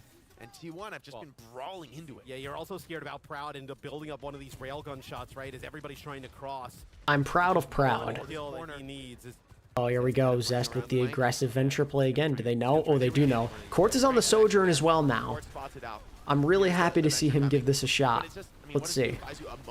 TP into the flank now. Here comes TVNT straight to the back line with that booster. Can't get anything. Portal's almost for Twisted, but they have to live. They have to survive. You gotta live. You gotta keep your Sojourn up. You have to stay alive here. Okay, they are. This should on paper favor Twisted. They've got both support ults. Okay, Skeet's gonna have ult. Ooh, Funny Astro's got beat. Okay, everyone's alive. Everyone got it as well. No support ults left. 4T1, little sustain left in this fight. Venture onto the Okay, well played. Well played from Twisted. Still alive. And Twisted Minds seizing their first map here. Oh, man. They needed that. You do not. If they got held there, I think it was over. So. Not a lot of time though, Jake. A minute and 30 on the clock. 1:30 to go. You'd use both support ults. Nice use of the TP. UB puts it in a good spot, allows Quartz to kind of juggle back and forth between a flank and then obviously, in the long game, this favors T1. Let's see if they can actually kind of get through this kind of close Simwall at the ready. really struggle here on Shambali to make it out. Yeah, I mean, beautiful performances from TM. There's incredible pressure on them. They know this is a must-win map. They Kill on the UB. They've got it all. Quartz is actually going to overclock here. The OC is going to find 2. 3. Quartz. 4. Quartz. There we go. Let him play Soj. What did I tell you guys? What have I been saying? What have I been saying since like the first map? Let him play Sojourn. And now he's going to push up looking for more. That Quartz starts to heat up. A reverse sweep doesn't seem as crazy as it was looking before, but Proud with an OC here coming out of the spawn. Kitsune Rush, Annihilation. Still a very strong setup for T1 to deny. T1 should have the ults to stop this though. Like they should on paper be able to close it out here. In the fight, has the self-destruct to assist in that effort. Rush comes out first. UB does get out. They're okay. Wait, they drew out. Oh my god, they actually got the Kitsune out and everyone lived. Wait, that's huge. They're gonna play aggressively. UB's dead. Okay, it's a 1-for-1. Skew died. He's close to beat. If Funny Astro can live, he almost has beat. He's got beat. He's gonna use it. It's a team kill. No one can touch. Oh my god, they win that. That was so T1 favored and Twisted win it. That's the first time where Twisted Minds actually look. Wow, that's big. Right? That's so big. They clutch up, right? Quartz making some big wow. plays, even with Proud still. They finally let our guy Quartz cook on Soj. So we'll see now with T1 on offense. Wow. Can they get a full map completion with some time remaining? Give themselves a chance to close. Finally got the guy off Cass and he cooks. Go figure. Dude, Funny Astro had a really sick first half, right? I mean, I know so many crucial peels to save the team from Zest. I mean, over 5k damage on the Lucio, the almost 8k healing there. Doesn't really tell the full story, like the amount of like boops and just kind of being able to kind of have that secondary team mobility with his speed. Really fantastic stuff from Astro. Yeah, this is an EMEA map, isn't it? So now T1 on offense here, Jake. What do you think about this Zarya swap? I kind of like it. You lose, like, obviously the Ram is really good at, like, just holding those angles and positions, like, by the cart, especially on this map. But it also feels like you need to really empower Zest to be able to make this venture work. I mean, this is a ton of faith in Zest, right? Because now you're going to be able to give those ally bubbles to the Venture. Let Venture take more risk, push the tempo deeper into the backline, and maybe get a little bit more done. But by the same token, this Zarya is a much softer target than a Ramatra, much more vulnerable to a team rush that we know Twisted Minds are more than capable of. Okay, so we're going to see Jasmine go for a different approach here. He's going to go for the Czar, which I like when you're on the attack. I think just giving the bubble over to your Venture, kind of like contest the high ground and stuff, I like. Okay, they got a kill on the Quartz, so they're actually getting some progress on the card as well. So TM can play a little far up, but without their hit scan, they can't go too crazy here. Looks like a TP from UB to get his guys back. Kind of an awkward spot to play in. Looks like they're going to commit to this fight. TBNT grabs the Mega, and they're up wide on this high ground, so it's getting awkward now. 4T1. Quartz is starting to cook now, man. And as I say that, he gets headshot. Okay, never mind. I take it back. And they demech TVNT. Oh, the bunny blaster! You gotta kill the bunny blaster! Oh, is Jasmine okay? I think. Oh my god, Yubi, get out of there, bro.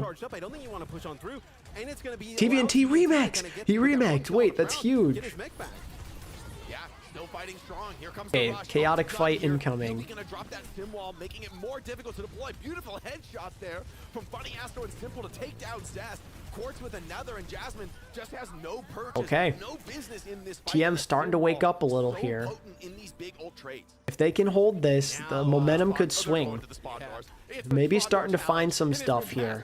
This Sojourn pick is putting in the Lord's work. You're going to have your grab, you're going to have your sound barrier, your tectonic shock, and overclock. It feels like you kind of need to leave this fight with something, as you may need another fight after this to be able to get that checkpoint. But even winning this fight, far from guaranteed. Twisted Minds have powerful tools of their own. When Quartz opens up with this OC, you don't really have a way to mitigate. I mean, you can rip the beat defensively, but then Funny Astro has the better beat, so this is a fight that... T1 should be favored in this fight. You've got 4 ults. Come on now. You've got to win this one. You know, we have seen the sound barrier kind of... Oh, Astro. Astro, do not Ajax. Okay, no Ajax. Grab is good. Grab is really good. Really, really nice.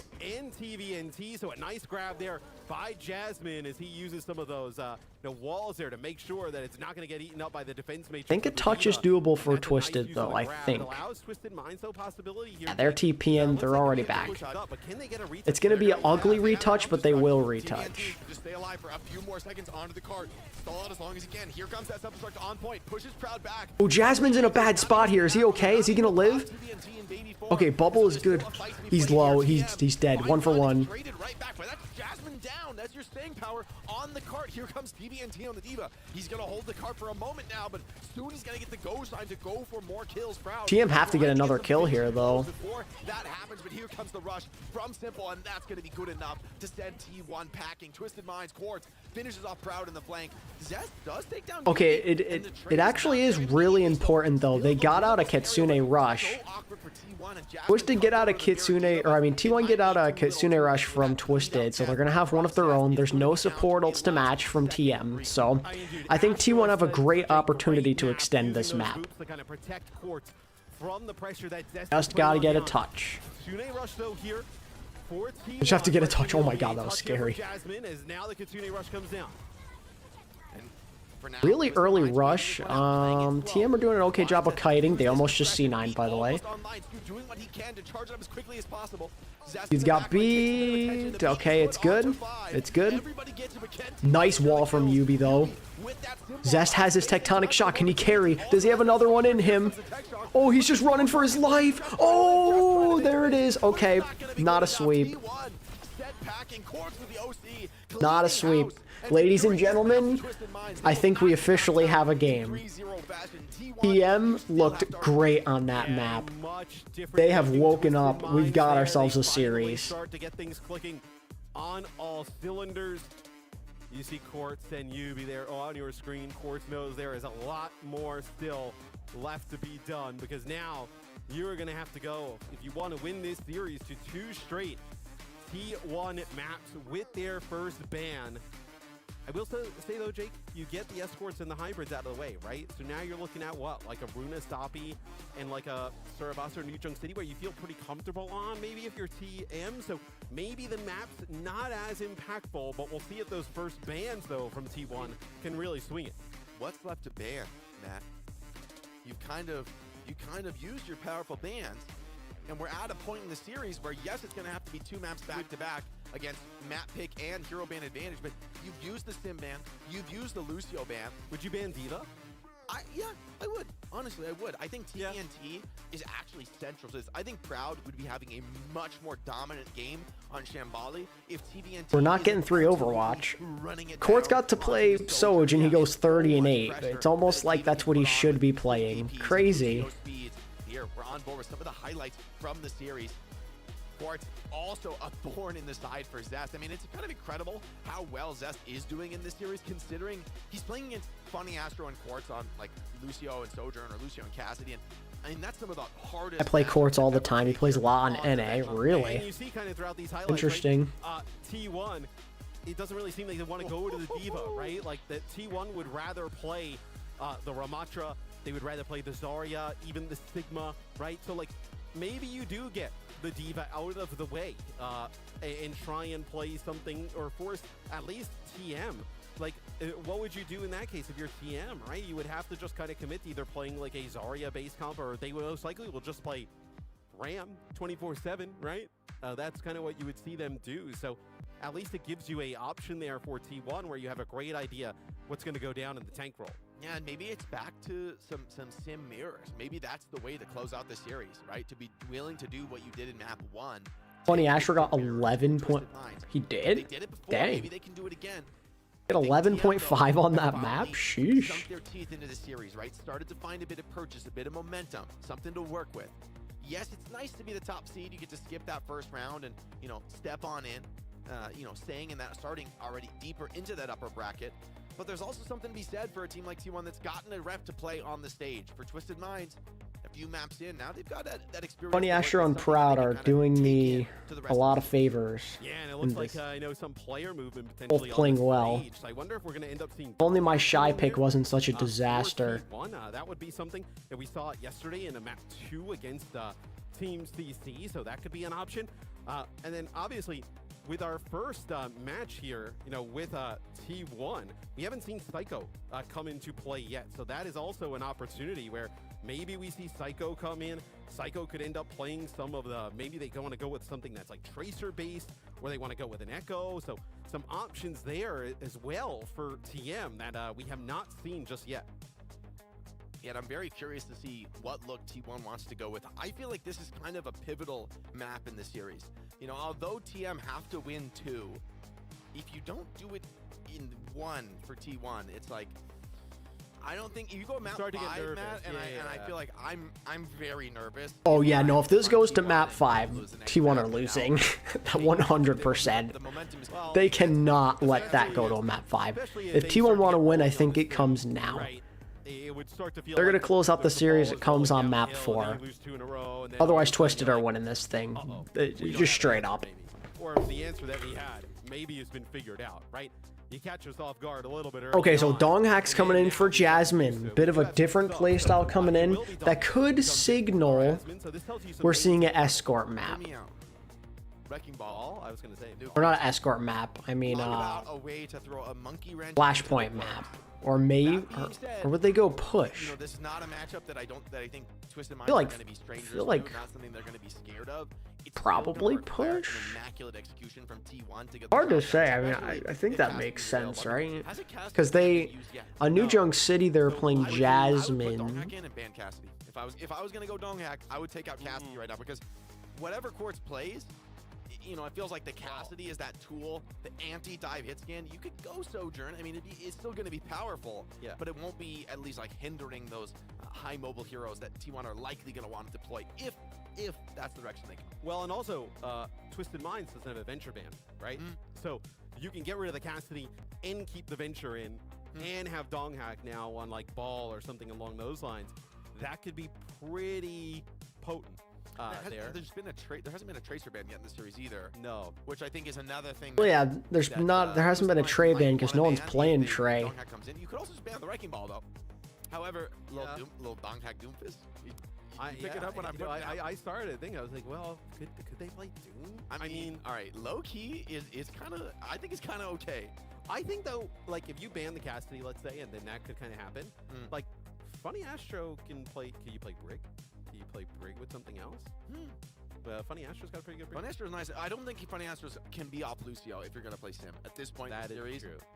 I feel like you've just. Would you play like a Mei with a Brig and try and play like that? Is so not Twisted Mind. But New Queen Street. If you're going New Queen, I just don't think the Mei is. This is not a Mei map, right? It's so wide open, despite the snowy conditions. And we don't know the map yet, so obviously. I'm just assuming. I'm assuming. Because if Donghack's coming in, are you gonna go Flashpoint and like? You wouldn't play Ram? You wouldn't. Saravasa, or we have seen a lot of New Jung City. Yeah, here. We've seen a lot of Ramatra. Yeah, New we Junk have. City. We haven't seen a lot of, at least the games we cast. We haven't seen Saravasa yet. We've only seen New Jung City. So potentially their new Queen Street would be very interesting because that throughout EMEA we do not see any new Queen Street. Yeah. Like they do not Check play DMs, that okay. whatsoever. It's Esperanza or bust, man. Nobody is. Yeah.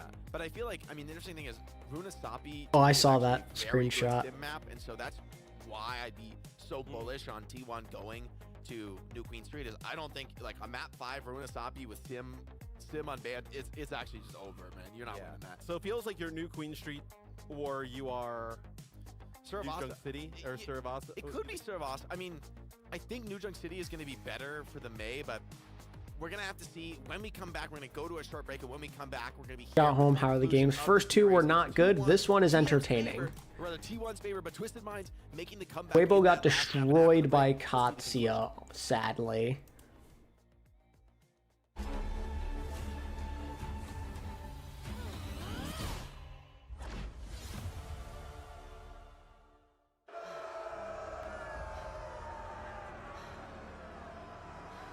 And then, of course, Space Station got rolled by Crazy Raccoon, but, you know, that's to be expected.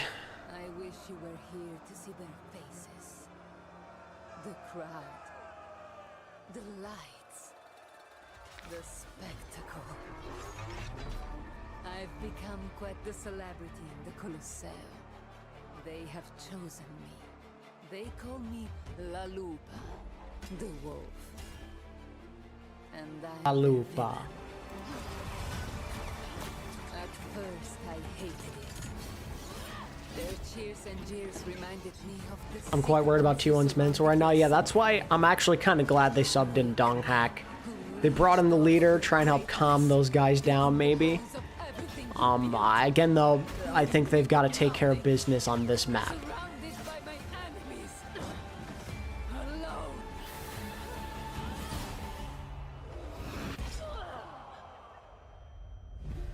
But you were preparing me for this, weren't you? I think T1 or Team Liquid, I'm sorry, versus Falcons would be better than SSG Crazy Raccoon. Yeah, but maybe not by that much. Was a weapon. You helped me temper my wild and reckless nature with patience and guile. Taught me the value in knowing my enemy, in learning. My mic probably didn't catch the La part because I said La Lupa, I promise you. Into their weaknesses. Even in death, you showed me the consequences of underestimating an adversary. I promise you, I won't repeat your mistakes. Look at me, Papa. This is no longer the face of your little girl. Your enemies are still my enemies. But I am so much more than you had the chance to see. My recklessness is now focused rage. And I finally embraced what I once hated. I am the wolf. I am La Lupa. They're right to fear me. They will respect me. This arena, this mob, this moment is all just a means to an end. Every lesson, every loss has been tallied and recorded. I will take back everything that was stolen from I'm going to play her when I get home this weekend. She's fun. I played her a couple games yesterday. No idea what I was doing, but it was fun.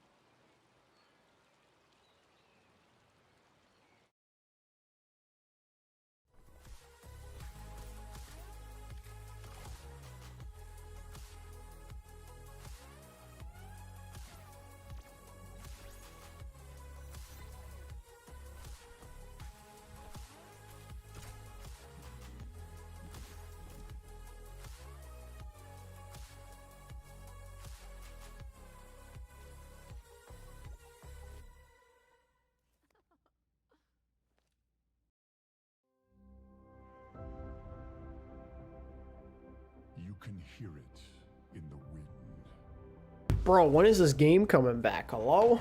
Echo, What is this, halftime? a whisper. You have never played Wu Yang before. That's crazy.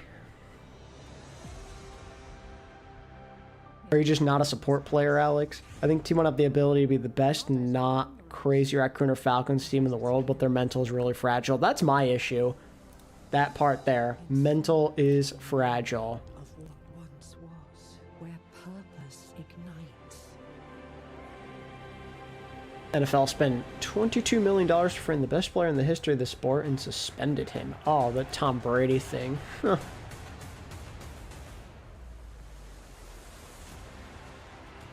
A refuge where warriors can lay down their weapons and join forces with one another. Play hit scan, understandable. As countless worlds collide. Like I said, that all comes from experience.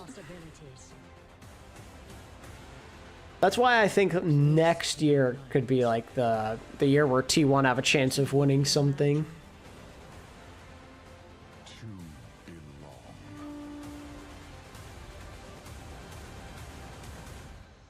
Are you ready, BlizzCon? It's about time.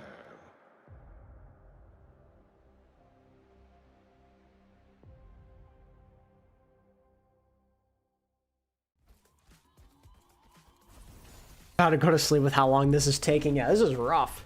They don't even have a timer up on there. I'm about to start doing more tier list or something. I already did a Thanksgiving food tier list. What do I do now?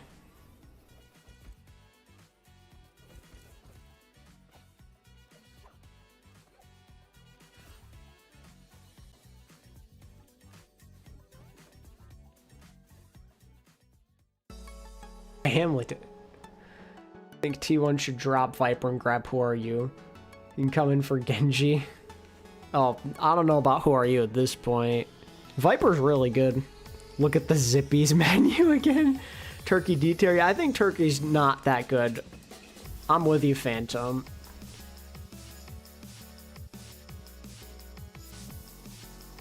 Alright, let's look at the Zippies menu. Why not?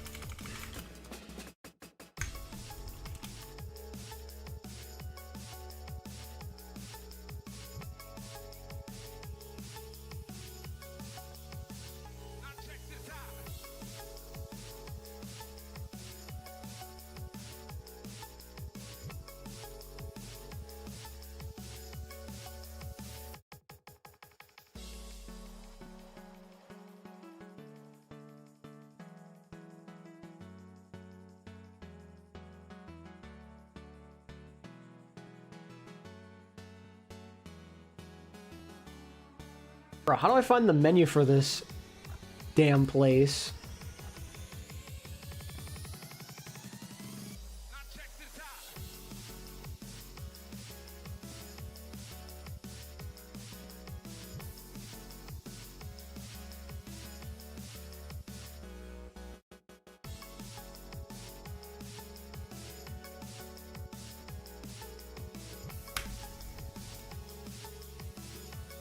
You guys get another faker motivational speech? Yeah, he's got to tell them to lock in.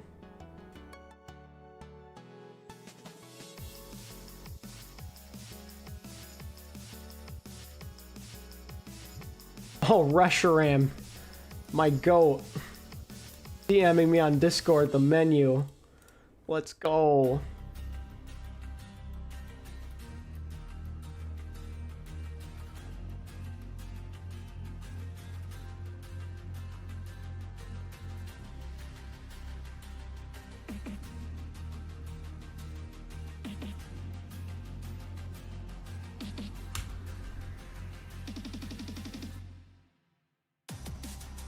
That's what I'm talking about.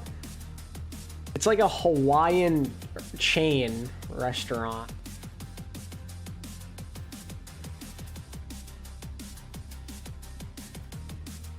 Alright. Look at the glory of the Zippies restaurant menu. So they have breakfast, omelet, chili omelet, a zip omelet, 2 eggs, cheddar, spam, sausage, onion, bell pepper, celery, and tomato. I can get behind that. Mushroom omelet, omelet sandwich, grilled cornbread. Just straight up get fried rice. An omelet sandwich platter. Yo. What do we have for daily plates? Chicken trio. Fried chicken. Chicken katsu. And Korean chicken. The zip pack. Fried chicken. Fish fillet.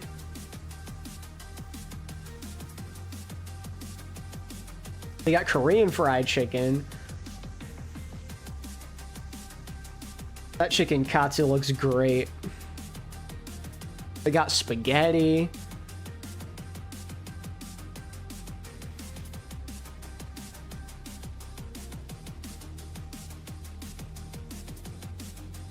Chili and chicken mixed plate.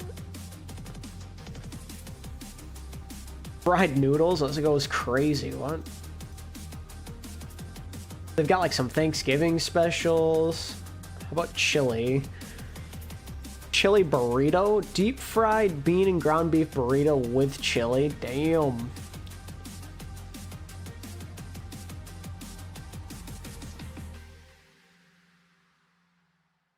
Chili spaghetti. Chili pouch. Okay, burgers and sandwiches. What we got? Not much. Okay, never mind. Noodles. Oh, they gotta have some fire noodles. Come on now.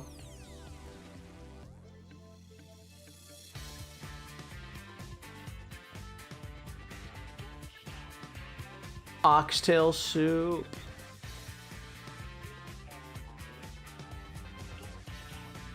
Some dumpling soup. Mac. Ohana meals. Ohana pack. Fried noodle plate. 1.5 pounds of chili. Korean chicken. Chicken katsu. Yo.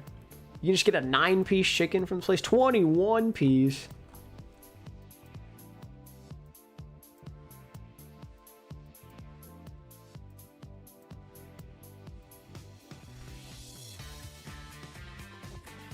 Platters. Oh, a chicken katsu platter. Oh my god. Korean chicken platter.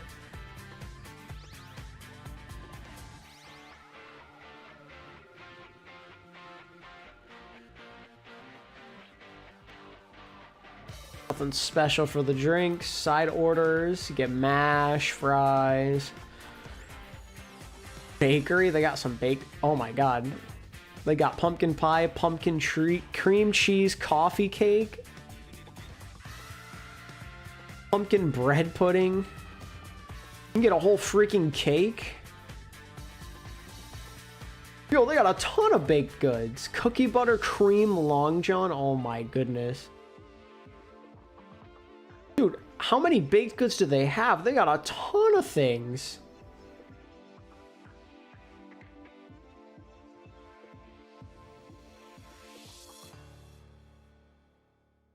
An apple. Looks like a pastry with filling. Puff pastry, it kind of looks like.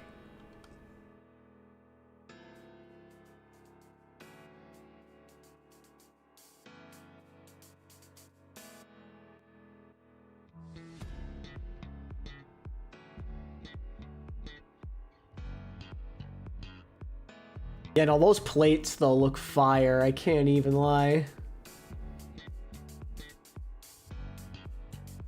And Nappa. Dragon Ball character, nice.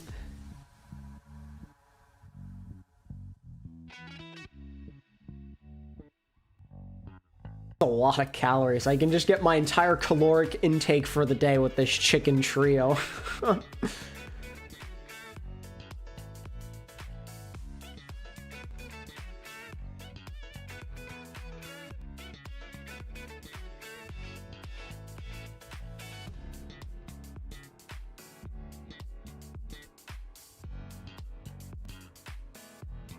That chicken looks phenomenal, I have to say. Count me in on that.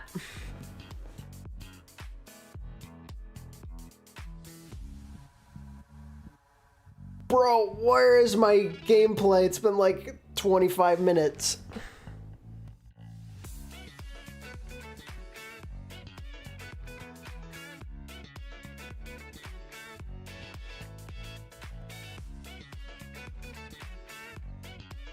Yeah, that does look really good though.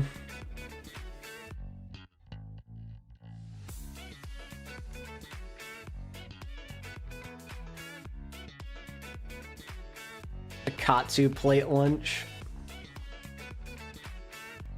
This one. That looks pretty good. Did someone's PC blow up or what? Jesus, Phantom, no. Mini and a regular.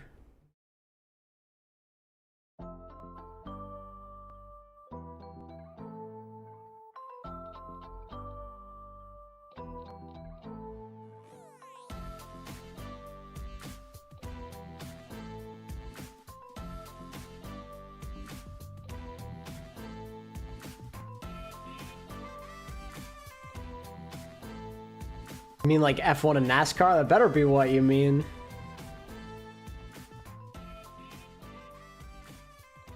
I responded to the voices.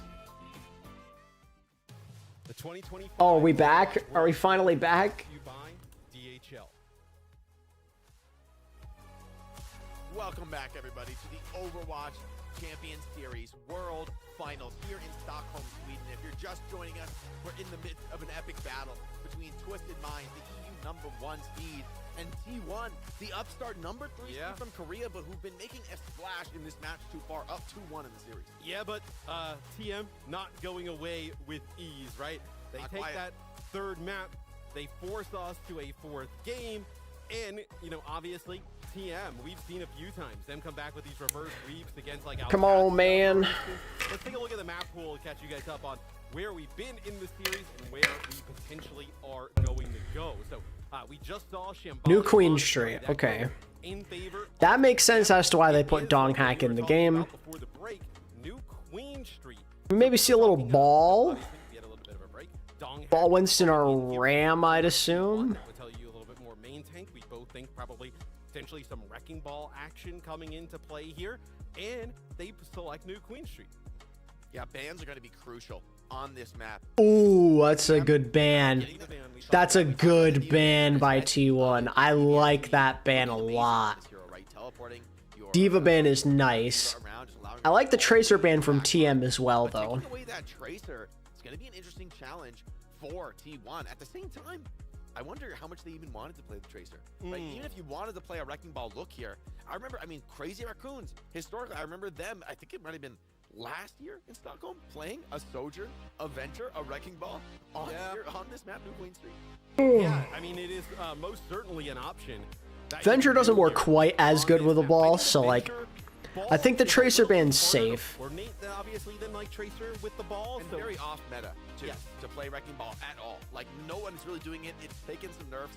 It was very strong for a while, but it's fallen out of favor among the top teams. However, if you're bringing Dong Hack in, there's got to be a reason. I'm just very curious to find out what that reason is. What is he going to pilot on what could be the decisive map where T1 can steal their placement in the upper bracket? Yeah, he's not coming in for fun, right? I know they're obviously bringing him in for a reason where the ball, at least to us, seems like the most likely answer at the moment. So I also was talking a little bit about it before we went to the break, where this is a map that we did not see really at all throughout EMEA. We see a lot of Runesapi, no, Esperanza here in EMEA on push. So we don't see that much New Queen in EMEA. That's a good point.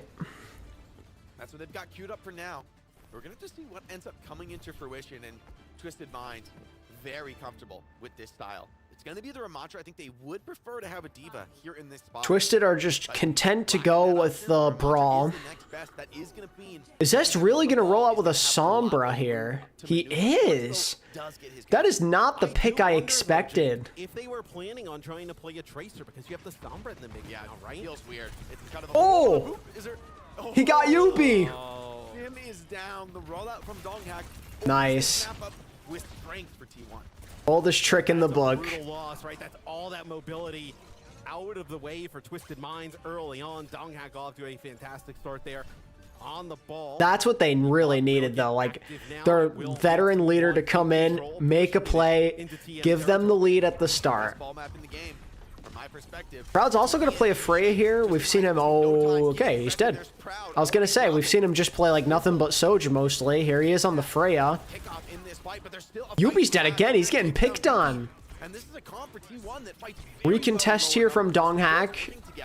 Can be immense damage threats of their own. Yes, Court's just hunting there, looking for Zest, trying to get a mag grenade on him, finish off the Sombra. So that'll be a hack there on Team ENT. The virus does not connect. So TVNT just kind of power blocking there, just trying to hold that position. Donghack? Yeah. Donghack? Get out! Donghack, run for your life! In the meantime, they're looking at Donghack, and that creates an opportunity for the You got the health package, play around the health pack. Very good. And gets cleaned up. T1, Shroud, pretty impressive damage so far. Donghack swarming forward, wants to get some cleanup kills, but Funny Astro is out of this one. It's going to make its first meaningful progress of the game. Yeah, and Zest also gets control of that health pack underneath there by where the bot initially spawns. That's a really important health pack to be able to kind of control. Especially for Wrecking Ball. Yeah, it'll really be curious. Relies on it. Yeah, it'll be curious if we see if they're able to get control of the top, a health pack as well. Kitsune Rush. Okay, Rush. T1 did a good job of kiting that. Oh, Proud dies though. That's unfortunate. The rush is good, but very nice TP movement here. Donghack's gonna pop the mine, zoning players away from this backline. Donghack desperate for the Simple's gonna go down here, and with the rush from Vigilante, it's back in their favor. Incredibly well when the first pick goes against them. It's gonna be just clean up here. The rest of the squad still. Twisted Minds have kept the advantage to a minimum. At the same time, this is going to be their biggest challenge yet. EMP on the card. Okay, so TVNT is going to go Zarya. I think this is a good time to break it out. With EMP coming, you can maybe help cleanse some of that with a bubble or two. Yeah, a little bit of a different look here, right? You can obviously use these Zarya bubbles a little bit more defensively, right? As Yubi and Quartz both take some big damage, most likely from Proud turning the corner. So it's going to be a stim wall here from Yubi opening. EMP to break the shield. That's nice, but good beat by Funny Astro. Astro going to connect with everybody. Just barely getting away T1 from that high noon, but Funny Astro does catch Feud on the retreat.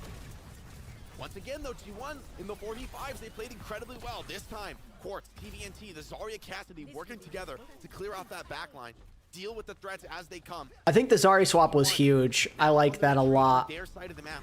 Who's going to hold on to the cart? What answers further do they have for TVNT Zarya? Because now Quartz is going to be a much tougher kill with ally bubbles available. Oh, and especially, you know, for Donghack and Zest risking their lives, going even near Quartz, right? Just generally a demon there with the mag grenade being able to finish off. He called him a demon. With the extra survivability. Yubi's dead again. Yubi's getting first pick every fight, bro. They're going to commit to this. You've got to keep your Zarya alive if you want a chance. Quartz is on a good angle here. He might have done enough with that kill onto Proud. We'll see, though. And they are going to get the lead. Or maybe not? Wait. Okay, no, they got the lead. The mines were questionable. Okay, you'd have to wonder if Donghack's gonna consider a swap, because that was a bad minefield, like a really, really bad minefield. Quite impressive there from them early on, and like you mentioned, Jake, as soon as his Zarya swap comes in for TM, T1 is really a no kind of answer for it. It'll be Proud here. Oh, runaway Proud. Oh, look at this. These aggressive TPs. They're getting Quartz in the face of Proud. This is really well played. And I mean, the tempo has completely changed on this map. Donghak has struggled on the wrecking ball. Oh, just barely getting out of there, Vigilante. And the TP's now allowing Quartz to get insanely active. Look at this. They're playing aggressively at this health pack. They don't want to give them any real angles to approach from. Dodges the slam for the moment. They're forcing them to go main. Like that's what they're trying to do right now. They are forcing them into going main. Oh, good beat by Funny Astro. Huge beat. Grav is out as well. This is looking scary. This is starting to get bad for T1. If they can't pick off Yubi first, they just lose. Like, you can bully Yubi as much as you want, but, like, he's practically cosmetic anyway, so what does it really do for you? From a 54-0 lead, or to, like, 10 or whatever it was, to now being down by a lot. Okay, that's a great title blast, at least. Just the one ult to get you out of there. But, oh my god, it's looking bad. I mean, this is a Sisyphean task to bring this game back, especially because... See, this is kind of what I expected would be the series. Like, if Donghak was playing mostly, this was my expectation. We'd see stuff more like this. You have not gotten the checkpoint, right? Even though they got extremely close, you've not got the checkpoint just yet. Nice job from Simple there to kind of get Look, they're just flipping the map. They're just taking the bot away. Okay. There you go. There you go. There you go. Takes down Proud, but maybe damage is done. T1 in the 3v4 advantage. Donghak gets that cleanup on Cassidy. Not much of a threat when he doesn't have his teammates around him to protect him. Yeswell's going to step up, die on a card. TVNT following in his footsteps. But on the enemy side of the map, you're playing with the house cash. Twisted Mind just building up the base. Yep, play with that house money. Plenty of ults. Get like a Kitsune rush on an off angle or from the high ground and drop it down low, and then catch T1. And Zest has been unable to catch Funny Astro in those EMP situations. He's been content to just destroy the walls, I feel like, mostly. Minefield's going to separate the team a little bit here, but that is a good shield. Good sim shield from Yubi. Zest just doesn't have his ult yet, so... Despite a nice headshot onto the Zarya, is going to slow down TVNT's aggression, and a beautiful rail on a Funny Astro. Tried to wall right through, couldn't get it done. High Noon doesn't connect. Again, though, they're losing, like... Twisted Minds are losing members first, but there's no car presence for T1. Like, look where they are. They're winning this fight, and they've made no progress. They are literally winning fights, but they're somehow still losing. They're in the same spot where they just won the last fight. They've won 2 fights in a row, and they've made 0 progress. That's crazy.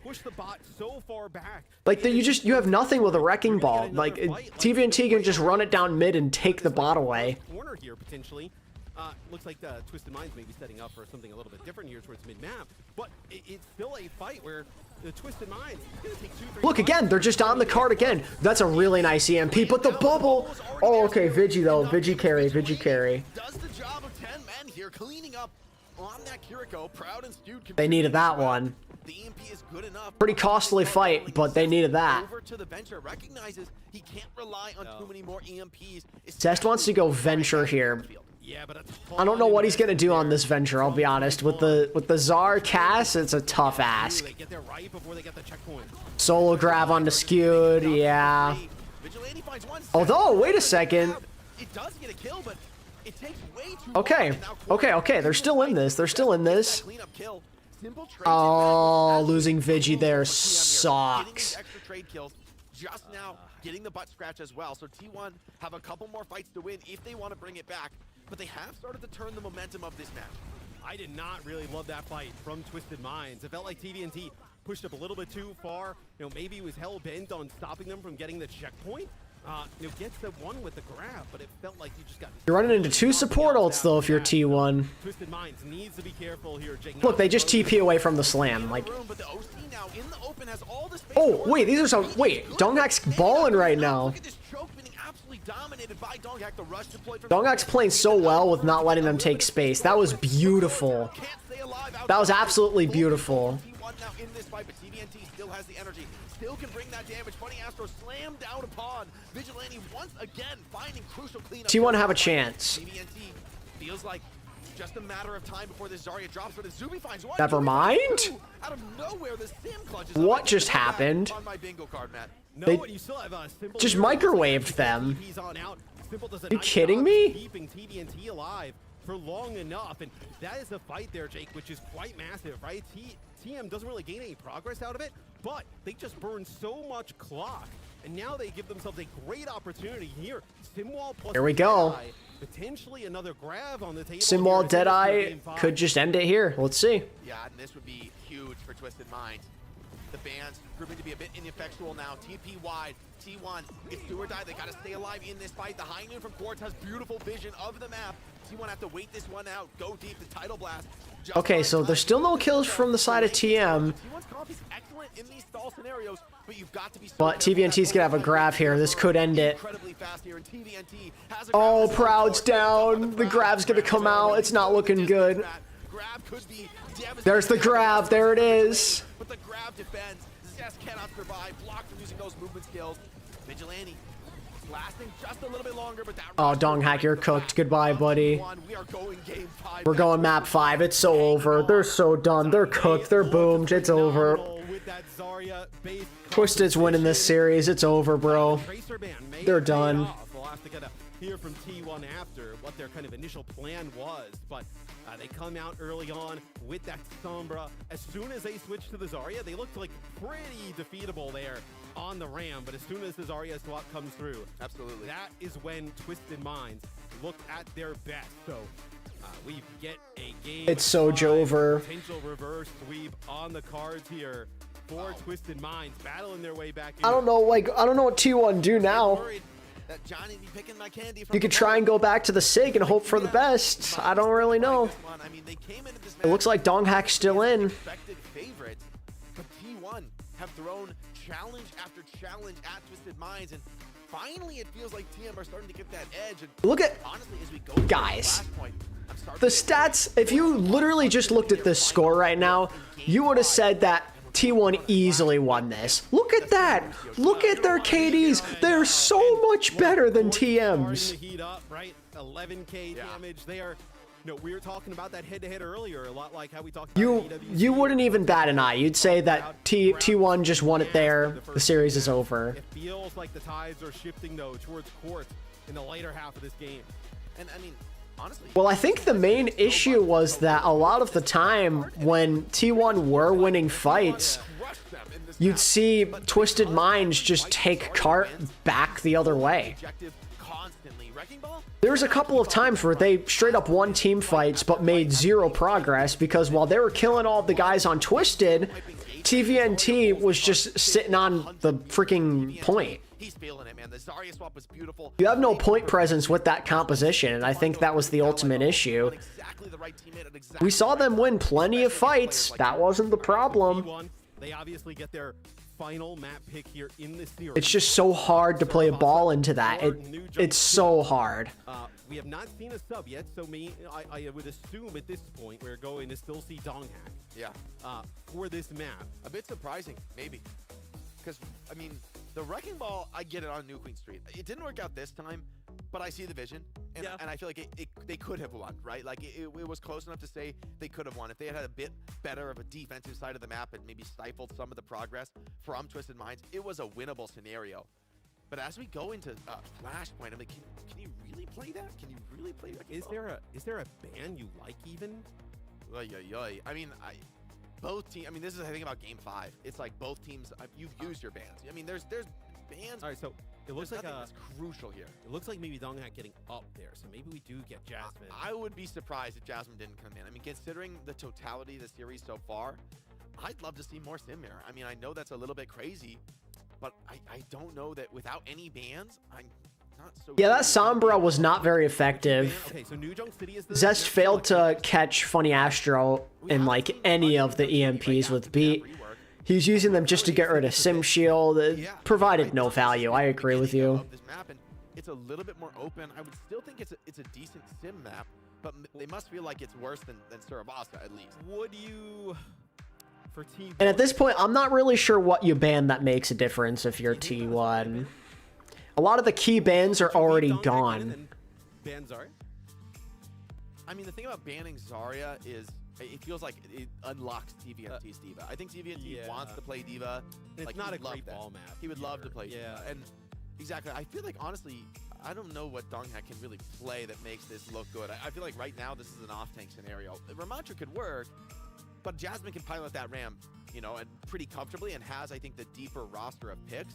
And so far, the Sigma has kind of been that one comp that has gone unanswered, that TM haven't found the answers for. Okay. They are going to ban the Ram this time. I think the Ram ban is good. So the Brig ban is great for So now it's either Diva or We Zarya. haven't seen T1 go to any Brig, right? So I don't think they will, but Actually, I mean, I guess they could have banned Zar. in theory, it might come out. I mean, Maybe T1 would try to yeah, play some I think sort of Ram's comp, fine though. But I don't think. What do you think about the Ram? Terrible against Symmetra. What do you think about the Ram ban, though? Like, I think they want to play Zarya. I mean, for me, when I see Ram ban, I'm like, you want? Maybe they should have banned Zarya.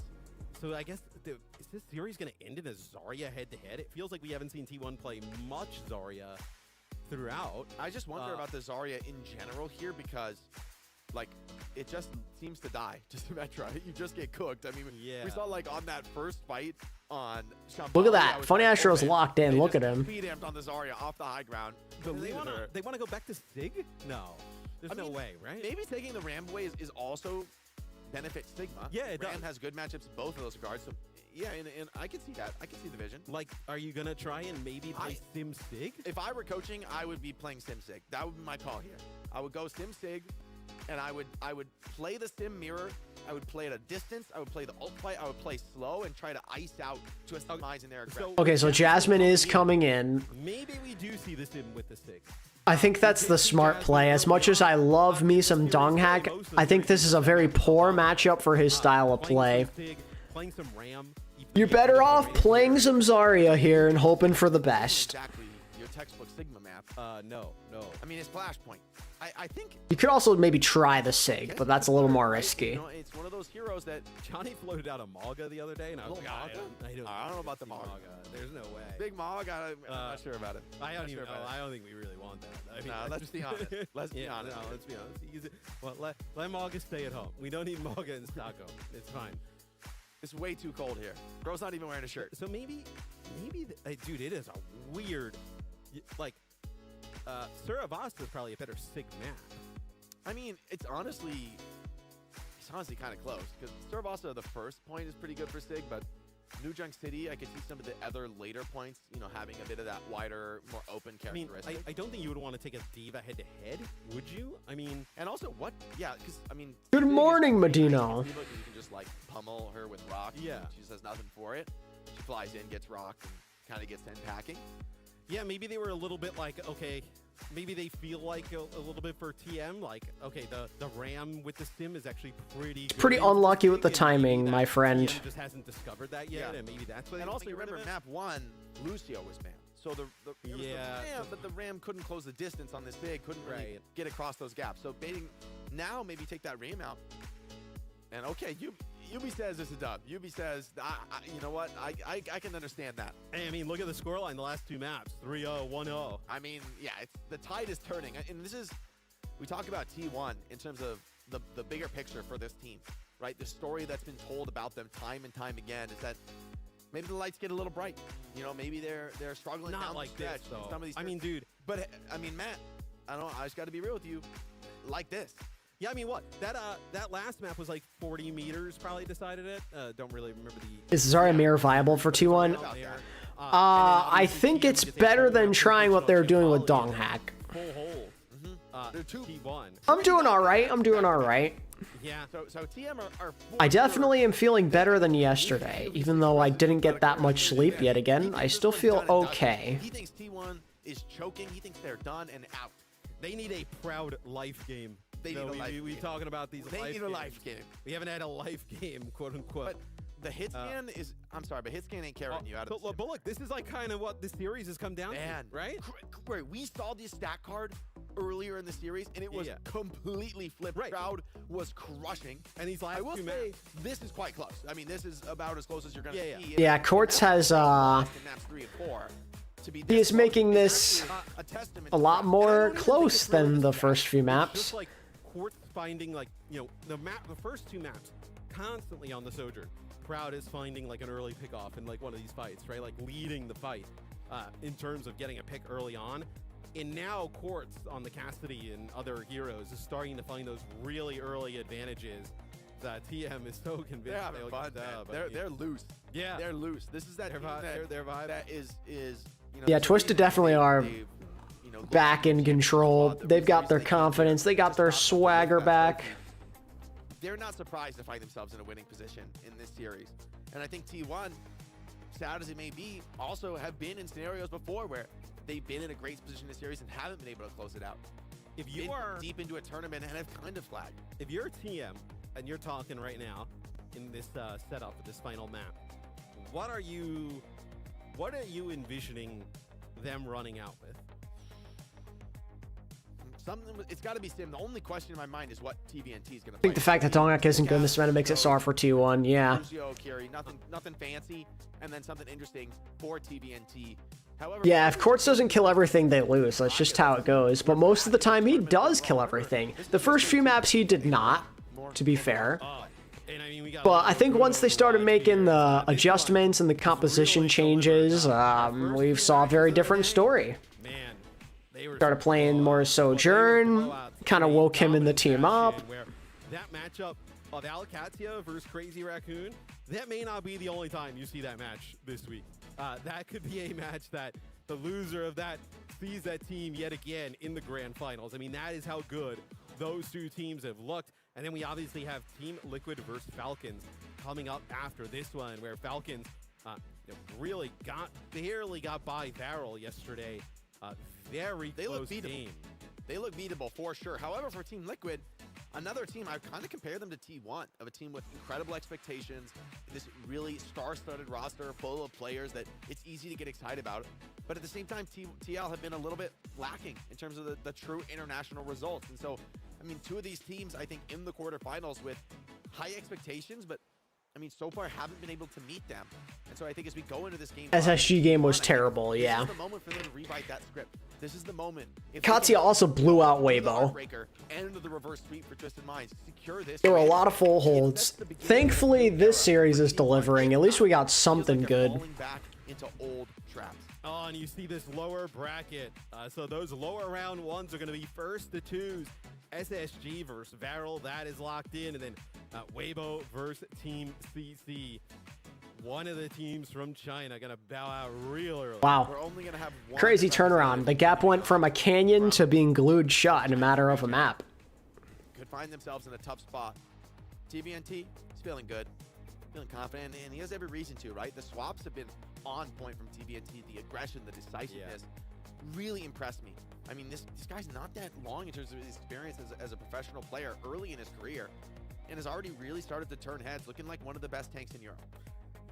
For sure. I mean, there's a reason, with they were kind of rotating TVNT and KSA around for a lot of the year, but really this second half of the year, it has been all TVNT, and I think it's really because of that diva. Being able to play that diva at an extremely high mental level, diff. say, like, Ziad level, right? One team is experienced, knows how to finish, the other's not. TVNT is pretty good on the Ramatra. Can also, obviously, as we saw, play a very competent Zarya, so it has a lot of great tanks in his wheelhouse at the moment. This team is just so dang good. They just don't have like a ball look or anything like that. Like they don't really have. But they don't need it. Playing ball. Yeah, they're never playing ball. It's EMEA. They're not playing. Yeah, come on. Let's be real here. You're not playing ball, Sam. That's no. You got to stop cooking. If you're cooking that up, and put it in the freezer. Yeah, and it starts with Sim. So we're not messing with any type of ball here. Let's see. Okay, so yep, the Ramatra ban and the break ban here as we get set to go into this game 5. T1 came out on fire. Twisted Minds, they have battled back with a dominant Shambali and a very convincing win on New Queen Street. Potentially get this reverse sweep. This would be a gut punch for T1. I mean, they were looking devastating. Honestly devastating. And they're looking like world beaters early on. They're staring down the barrel of it right now because, I mean, they've lost 2 maps back to back. It's been tough. There's been some pauses, some tech issues in the series, and T1 have had to sweat it out through all of that. And for these young players, I mean, that makes a difference. This team doesn't really have that stacked group of veterans. In the back line, yes. Yeah. It's just you don't have that, like, I mean, they do obviously have, Vigilante and Skewed. Like, fantastic players, right? But, like, it's hard when the Okay, so TVNT is looking like he's gonna go towards a Diva. So Diva v Czar. Maybe Zest rolls out with a Sim here. We'll see. I like Quartz on the Soj. I like Quartz on the Soj to try and finish the job. Finish. That's what you gotta do, Twisted. Finish, finish, finish. Okay, so it's just gonna be the Venture. That's what he's played outside of the Sim. Gonna take this Sim mirror here. And Matt, I'm a little bit worried for them. Zest has an immense Played Sombra that one time, but don't let him cook on Sombra ever again. Maybe have a chance to pressure down TVNT a little bit here with the Czar if you can get her full charge. Okay, that's big. You needed that. You really needed that. Good shot by Proud. Keeping this game alive, cleaning up the flankers as well. Oh, what a clean moves from Proud there. And I wonder if we're going to see some changes from Does TVNT consider a swap? Let's see. Early on, T1, they decide to bring out. Nope. I don't think we're going to see any changes. No swaps. I thought Quartz maybe would consider Cats, but I think maybe without the Zarya, he's a bit less tempted. Kind of a predator to Cass. Really deal with it, yeah. Yeah, I mean, you know, typically that matchup goes the other way, but you add a Zarya bump into the mix, and suddenly Cassidy's just this immobile hero, an easy kill. Other teams not as sim-pilled, potentially even thinking about. Yeah, Proud's got to pop off here. Like this, but that is not the type of game that Twisted Minds wants to play. They are going to go all out with this sim comp. TP to the back line, flanking back. Oh, Yubi's in a weird spot here. Standing tall, facing the test. Yubi does get torqued up and just absolutely burns down Lucio, but the rest of T1 steps on the gas. All right, so far so good. So far so good for T1. You know, we just see TVNT and Yubi there. Where are Quartz in the supports? It feels like there was really nothing else. Quartz only halfway to overclock. He's been getting shut down. Strange, as I think Twisted Minds, they decide to just give this point up. Not going to go in and contest it. I think they can. Yeah, he's going for the low. He's going to get a touch. They're going to maybe meet the Diva with a TP from the high ground. TVNT is going to run the puck. He wants to bring Zarya back to the point, but for now, Jasmine. I don't think T1's falling for this. It's important to note T1 have both support ults, while Twisted are still a bit far off from a beat, so this should absolutely favor T1 to clinch this first round. They will. Good response. Very good response. Beautiful moment for this team if they can end this reverse sweep, break the heart of Twisted Minds. Yeah, so TM, they actually go back and try and recontest. They go from welcome home, Math. Okay. So that was the most ideal situation for T1.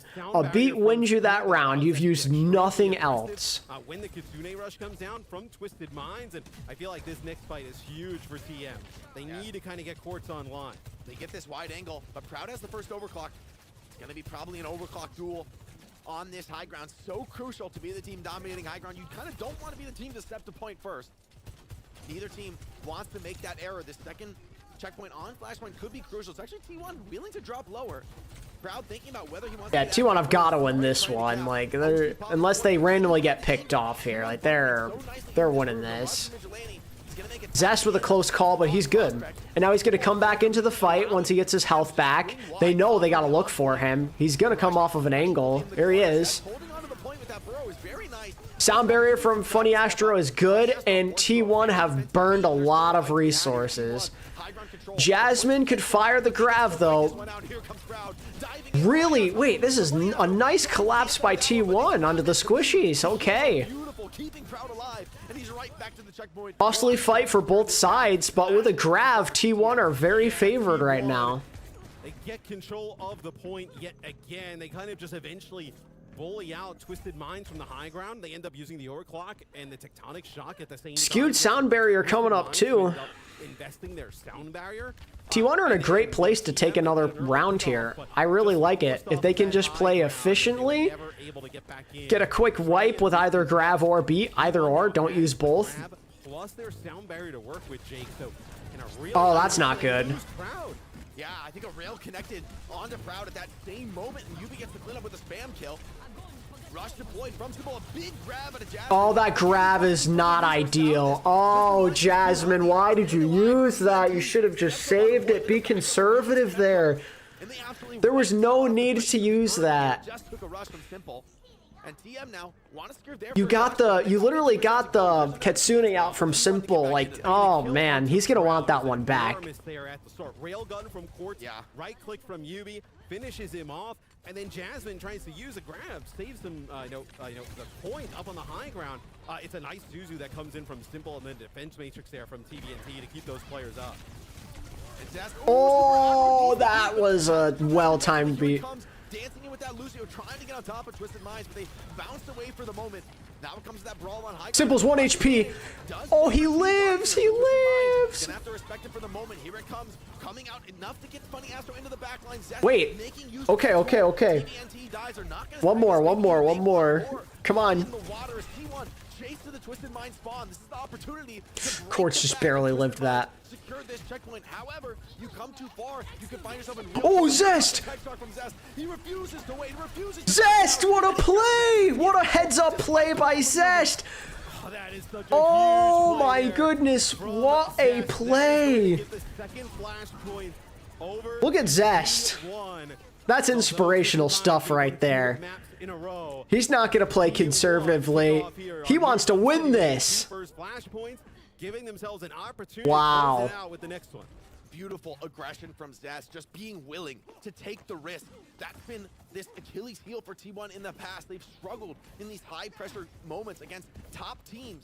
But today, maybe the beginning of a new era, beginning of a new moment still. See if they can finish it off here. Can they show some mental fortitude when it matters? Must-win fight this first one here. And guess what? Proud versus Quartz, both OCs available. Good bubble. Good bubble. The beat comes down. Funny Astro not taking any risks, not taking any gambles. Zarya in the sight. Quartz cuts him down, but Crowd gives it right back. Has to slide forward into that though, and TVNT is going to make sure that's his. Good try by not Vigilante. I mean, that was a good try by Jasmine. 4 Twisted Mind. 2 ults to 1. Just about stock standard.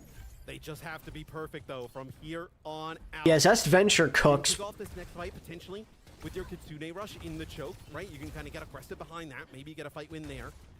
At that point though, you're looking at an ultimate. I bet Twisted are wishing they had saved that ban for this last map. You need to win this fight if you're going to invest something like the Kitsune rush, because T1 is going to have a big ultimate advantage soon. T1's gonna have Then again, maybe T1 just protect ban at that point. All right, let's see here. Making a bit of space, a bit of time. You just forced out some big cooldowns though. Like Zest just forced out a Suzu and the TP. In the meantime, Zest left on an island though and does get punished for that. T1 don't want to go too crazy here because they might get grabbed. A chance to retake, but Twisted Minds don't want to let that happen. They're trying to chase down the Zarya, trying to deny him saving his energy. The cleanse is good from Vigilante though, and that's going to mean Jasmine is absolutely chopping down TVNT, re-pushing into this with the help of Zest. And double support ult, right? That is enormous. They needed that kill on a Jasmine. This 60 charge going to get up to like 90 really fast as this fight kicks off. Venture burrowing on the point. Here comes TVNT into the backline. Defensive bubbles are out. Keeping everybody alive, and with the rush on. TM are gonna just try and kite this. I think that's the play. They do. They successfully kite it. Kite it out an ult, but there's still 2 more they have to worry about. No, 4 more. Oh, that's not good. You gotta grab here. Oh, that almost got eaten. That was terrifying. The wall's bad too. The wall's bad. The beat comes in over the top. Proud with the OC as well. Wants to secure this one. Keeps the fight going. Manages to connect with Quartz mid-slide, but UB and TVNT still have something to play for. They're not out of this one just yet, but once again, Jasmine's cooking right now. Jasmine's got high charge. He can just get. Oh, how did Skewed die? Okay, but Zest carries though. Zest carries. The point flip does come in. A bit of follow-up damage, and this one's getting a little bit scary now. I mean, the cleanup potential. Okay, nice. T1 have a chance to close this series out. It's gonna come down to one fight that should favor Twisted. They're gonna have both support ults. If Zest or Proud can find a big pick here, that's it. I love this from Zest. I love this. Love it. Finish strong. They do manage to slip past. Actually, a great sign for TM. They would love to. I don't know how TM slipped by like that. That was impressive. I can't even lie. TP movement goes crazy. Oh my god, Simple almost just died right there. That could have been the dagger. Okay. This game's not over quite yet. Not over.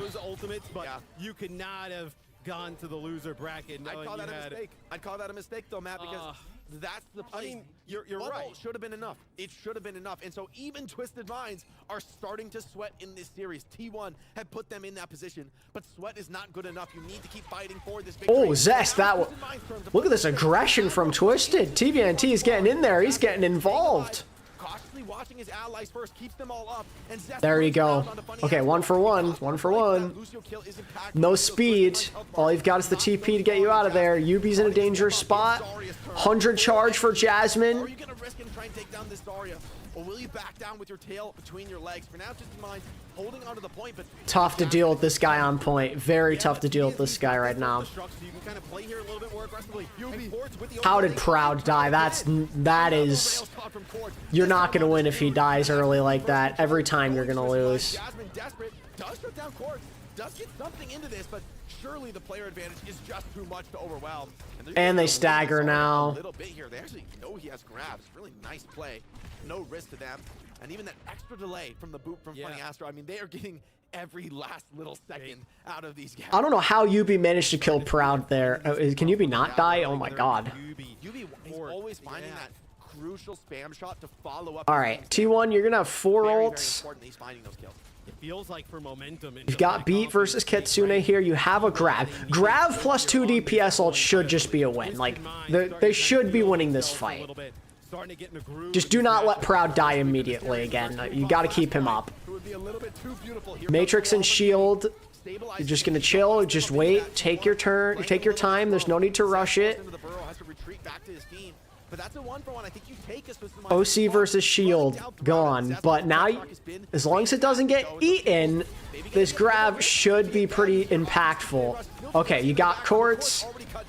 Texar gets 1, tries to push them off the TP, not quite there in time, but has done immense damage here into this fight. TM, do they want to recommit into this? Nah, don't commit. Just die. Just die. Whoa. Nah, TVNT lost this smack. They're committing! They're committing! Wait! Grabs out! Is the follow-up there? Hold on, Proud and Skewed. Still fighting this. The flip comes in, but Jasmine needs the kill. Why did they beat? Oh wait, it's gonna work. It's gonna work. It's gonna work. Oh my god. They might reverse sweep on a map where they're trying to reverse sweep a series. That's double reverse sweep. That's reverse sweepception. Oh my god. Dude, if you lose this way, you might as well just not play anymore. You might as well just give up. If you lose this way, you go up 2-0, you surrender 2 maps, you go up 2-0 on New Junk City, you regain the momentum just to get reverse swept in this map and in the series. Yeah, I'm giving up, bro. I'm quitting. I'm taking my flight home early. In this incredibly crucial moment, Yubi and Quartz have only been heating up. They cannot get first pick. Only been looking stronger. And Twisted Minds have a dominant position on the point here. T1 taking a rotation wide. Proud and Zest, they gotta be the heroes. And Zest is dead immediately. He fed. They just won that for free. Oh no. Want a little bit more out of this, dude, but they're not gonna find it. They are getting unreal value out of just UV spamming right clicks with the sim. It's sad, but that's actually true. Mr. X is on it right now. Yubi's literally just spamming chokes and they're dying. He's just spamming little orbs at Proud, and it's a nuisance. They've been so impactful. Here comes the OC. Proud needs to find something under immense pressure. Once again, oh, that's such a good shield. Oh my god, that shield was so good. Proud had such a great angle, but it doesn't matter. You've got the remake. Overclock is good. This is getting bad. This is getting really bad. T1 used 2 ults as well. Twisted, that was a pretty costly fight though. That's the only good news. That was a very costly fight. You're gonna have 3 ults here. You have an opportunity. Oh, Zest, what are you doing? What are you doing? What are you doing?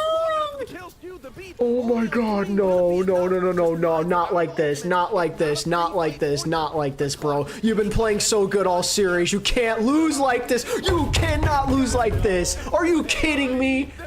Oh my god. T1 were up.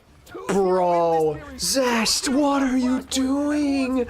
What are you doing, bro? Why would you do that? For Twisted Mind. What a game. Oh my god. Twisted Mind looked dead in the water. Zest and Proud were playing so well in that series. They were playing so good. But on New Junk City, they were non-existent in the second half of that map. So, let me get this straight. Twisted Minds reverse swept in 2 ways. They reverse swept a map to reverse sweep the series. That is a brutal loss for T1. But oh my god, losing that is insane. Look, it wasn't a clean win for Twisted Minds, right? But they have to I just have no words. I have no words. Very good about that. I mean, those first 2 maps, they're already forgotten. They're in the rear view mirror. Yeah. And I mean, honestly, on this That's just T1 for you. What did I tell you guys? I don't trust them. Suddenly, Venture's just not able to stay on top of you. This is why I had them not going far in my bracket for stuff like this. Incredible. Booping up that Venture for just they cannot handle pressure. This team chokes in big games every time. You had it, bro. You had this in the bag. You were up 2-0. You were dominating. UB went 36-6 that map. He cooked y'all. Damn. On the OC, every time he's walled off. They're just T1 or Twisted, I mean, they just have the better mindset. They're less easily tilted. They don't get boomed as easily, and it shows. They got the fortitude. They're experienced, and I think that experience gave them an edge over a young team that has a hard time finishing. That's tremendous from UB. NTM, we got Danny with T1 played so well at times. I loved the Sigma strat. I loved the aggression from Zest. Proud was playing out of his mind, but it just wasn't enough. Very close call, and I think that was the first reverse sweep that we had here. Very exciting stuff, and big congratulations on getting the win, Funny Astro. I mean, we were just talking. That's a tough loss. Right before the interview, you were like, "Oh, yeah, that shouldn't have been this close. It should have ended a lot faster." Why do you say that?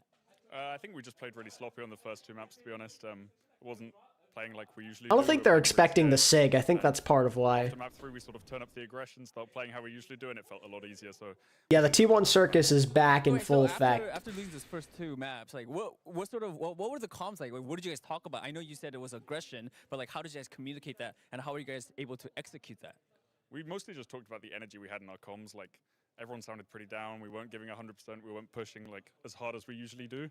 And we just said we need to amp it up a little bit. We didn't really have a warm-up scrim, so we were just kind of getting warmed up. And then after the first 2 maps, yeah, we found our stride. All right. I have actually one more question. I want to ask you about your opponents, T1. I mean, they are a great team, but you guys did beat them right now. Funny Astro, what was your thoughts on the team before the match, and has your, I guess, opinion changed after? Before, I didn't think they were that good, to be honest. I was expecting them to maybe get 1 map. But even after, I still kind of think the same. I think we only lost the first 2 maps because we were playing bad. It was nothing they were doing. Like, we just lost to ourselves. Yeah. Right. I'm sorry. I'm turning the mic, but there's a reason. You don't have to worry about it. Okay. Great stuff. Thank you so much. That is it for the interview. I'm going to turn this one more time because I really want to. I think you guys, more wins. You guys are rising to the top. Rise above your opponents. That's all I got. Let's take it away. Please help me. Danny, I suppose? Danny's making it real hard on you guys. Danny is rising to the occasion here in Stockholm. We very much appreciate it, Danny, showing off those beautiful letters on the mic for whatever reason. What letters were they, Johnny? Figure that out. A lot of Twisted Minds for him because Lick will have a better chance against T1 Chokers. I like the way you think, Henry. My thoughts exactly. Fantastic series here. Let's go Team Liquid, baby. Reverse sweep from Twisted Minds. I'm not going to lie, I was upstairs fully aware that we all recognized Twisted Minds to win this one, and it looked like it was about over after the first 2 maps. The Lucio, the Symmetra ban came out from T1. They looked absolutely dominant. How did Twisted Minds claw themselves back into this one? I think, like Astro talked about, they started to play a little bit more aggressive.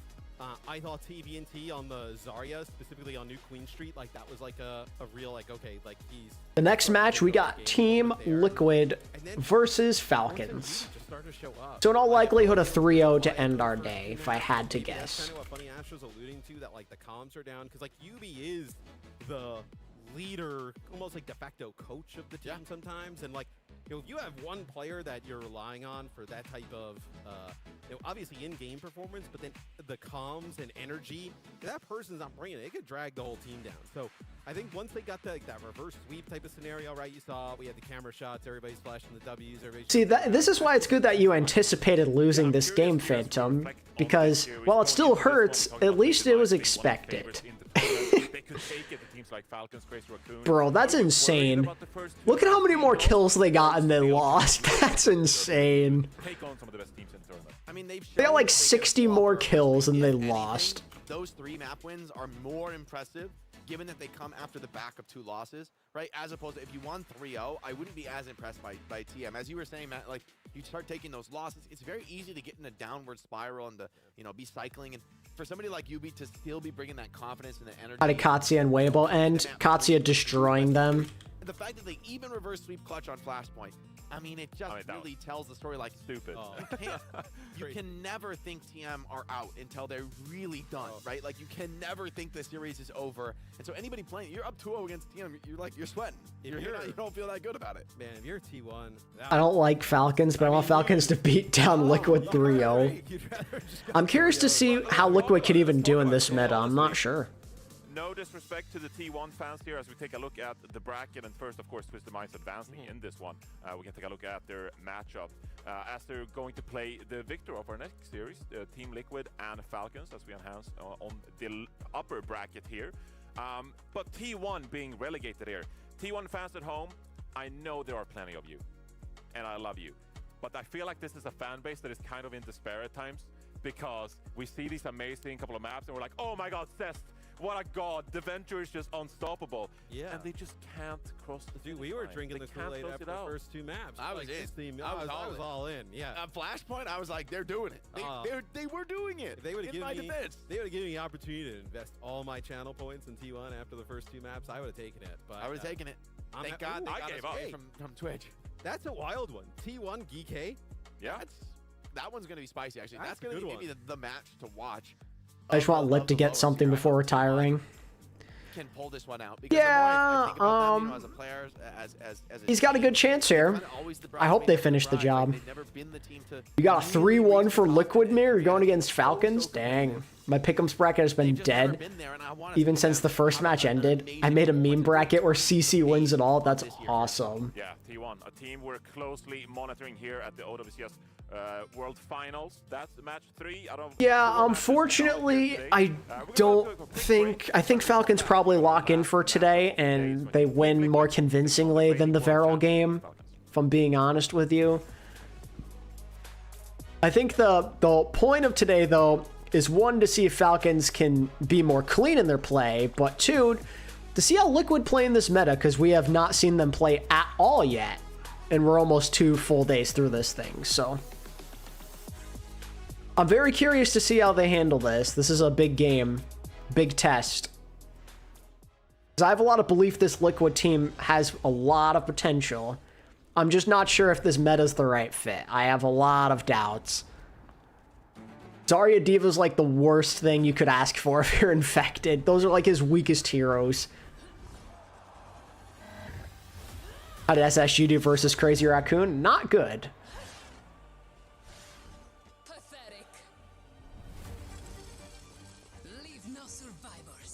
I mean, like, I don't have a perfect bracket in terms of, like, the map score and everything, but I'm doing well in terms of picking the right team so far.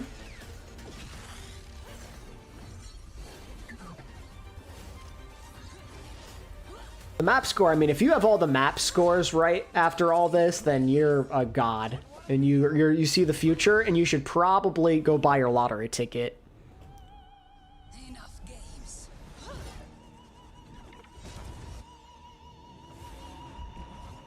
So far, though, in this upper bracket, I've got everything correct, which is nice. Watch Falcons just lose to Liquid now or something stupid.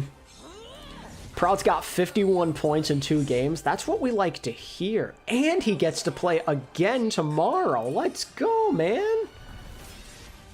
My guy's farming points.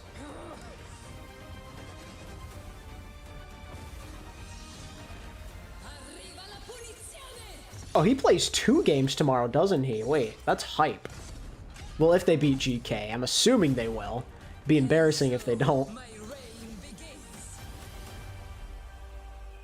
Bro, he could get close to 100. That's sick.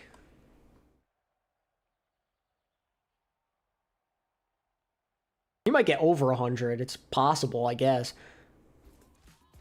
Why did Weibo play Zarya the last 2 maps when they almost went with Winston? Winston kind of sucks in this meta, to be honest. Ilios made sense, but it's hard to consistently find value with the Winston. I mean, like, if they really wanted to push the issue of Winston, they should have played, like, Dorado or something, but they didn't, so.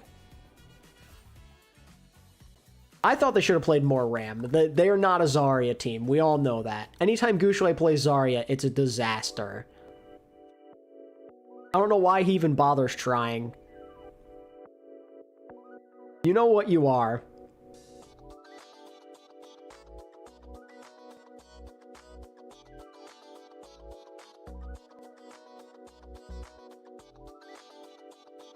I just wish that they had all the heroes available. If they had all the heroes available for all of the partner teams, that'd be sick. I don't know why it has to just be 3 heroes. Overwatch World Finals is brought Questionable coaching from the Weibo gaming coach. Yep. Hello, everybody, and welcome back to the OWCS World Finals live here from Stockholm, Sweden. We have Fucking my pred now. I think this is a 0. I have 3-0 on my bracket. Hold on, let me check. Be awesome, but as I mentioned, before we get there, a banger of a match that is going to have ramifications. Yeah, I had 3-0. Yep. 3-0 Falcons. I am locking that in. Called the final game of the day after what was just a wild one. Hoping my own team proves me wrong, because I am a Liquid fan. I have doubts. I have a lot of doubts against Falcons. I think that's a tough matchup. Especially because those first 2 maps didn't look particularly close, and then Twisted Minds comes back, and I can't. The reverse sweep cinema. Yeah, I mean, I was standing right in front of the monitor, and I couldn't believe it. It sucks not having Uber here, but I gotta say, Jake has been doing a great job. I've enjoyed Jake and Mr. X casting duo a lot more than I thought I would. Jake's a good caster, man. I'm so glad he stuck around. Weibo up with a match against Team CC, so one of the teams from channel early. And then Johnny. Nah, Doom just kind of sucks, I think. It's a lot different than the 2023 run. Doom just kind of sucks. And that is how we are at our final match of the night. Team Liquid versus Falcons. Johnny, you had a thought there on that alexyOWL match. I just... Weibo Gaming, man. That's all. That's my thought. Weibo Gaming. That's it. I'll build on that overnight, but for now it's just Weibo Gaming. Yeah, a lot of people out there with those thoughts about Weibo. Have to go now. All right, Phantom. Once was and what may be right now, but we got. All right, final game. Liquid versus Falcons. Lock in, chat. Final game of the day. Seed out of North America, Rose. I feel like it's their time at an international. You see, obviously, ramping up throughout the year, but they got to get it done at this. Things are going to ramp up after this, too. Like, we're going to get plenty of games after today. We've got an entire lower bracket round 1 to do, 4 games, and then the lower bracket round 2. So we're going to get 6 games tomorrow. The true hyper flexibility out of this roster. We always say they can play everything, but now is the time to games tomorrow. Do the test when you're facing off against all of these teams. And the 29th we'll get 1, 2, 3, 4. Yeah, and I would also say this is a team that I think has to. And then the final day we'll get 3. At a major land, because they started off this year really rough. They didn't qualify for the Champions Clash in the first place, but it's a really young roster that has built. I feel like Doom would be better against Devo and it's Gushui playing. Yeah, maybe a little. They overcame the curse. In fact, it's using the Force or something, bro. Being able to finish off series, and so this is a team that has constantly been improving, but they haven't had a deep playoff run on a major stage. They've never like really performed what it matters. You know, low-key, Liquid could follow in T1's footsteps a little bit. Super talented roster, but now you're going up against Team Falcons. this is when you have to play your best Overwatch. Yeah, Is there a break on the 28th? Oh no, we got an entire lower bracket to do on the 28th. Well, half of a lower bracket basically. There's 6 games on the 28th. They barely get by Varel yesterday. Yeah, you heard that correct. Go back and watch it. But Rose, the team that we saw yesterday against Varel, I find it hard to believe that's going to be the one we're going to see in this match. Wonder if Infected will try the Zarya or Diva. In the system for a team like Team Falcons, the reigning OWCS world champions. This is not a roster that's going to sit down and take that lightly. They come into this series, probably have scouring the VODs, taking a look back at what went wrong in that Shambali Monastery. Oh, did I say the choking footsteps? That's just me thinking of T1. Yeah, they'll follow in the choking footsteps of T1 and they'll try Sigma. Like they always play down to their opponent. You're like, you're one of the best teams in the world. You should be. No, I said there's going to be a lot of games tomorrow, which is the 28th. That's what I was saying. There's 6 of them. Go 6-5-3 the rest of the way through. Someone on the Shambali Monastery just diving in on the Diva and feeding. And look at Hanbin. It looks like he's plotting something.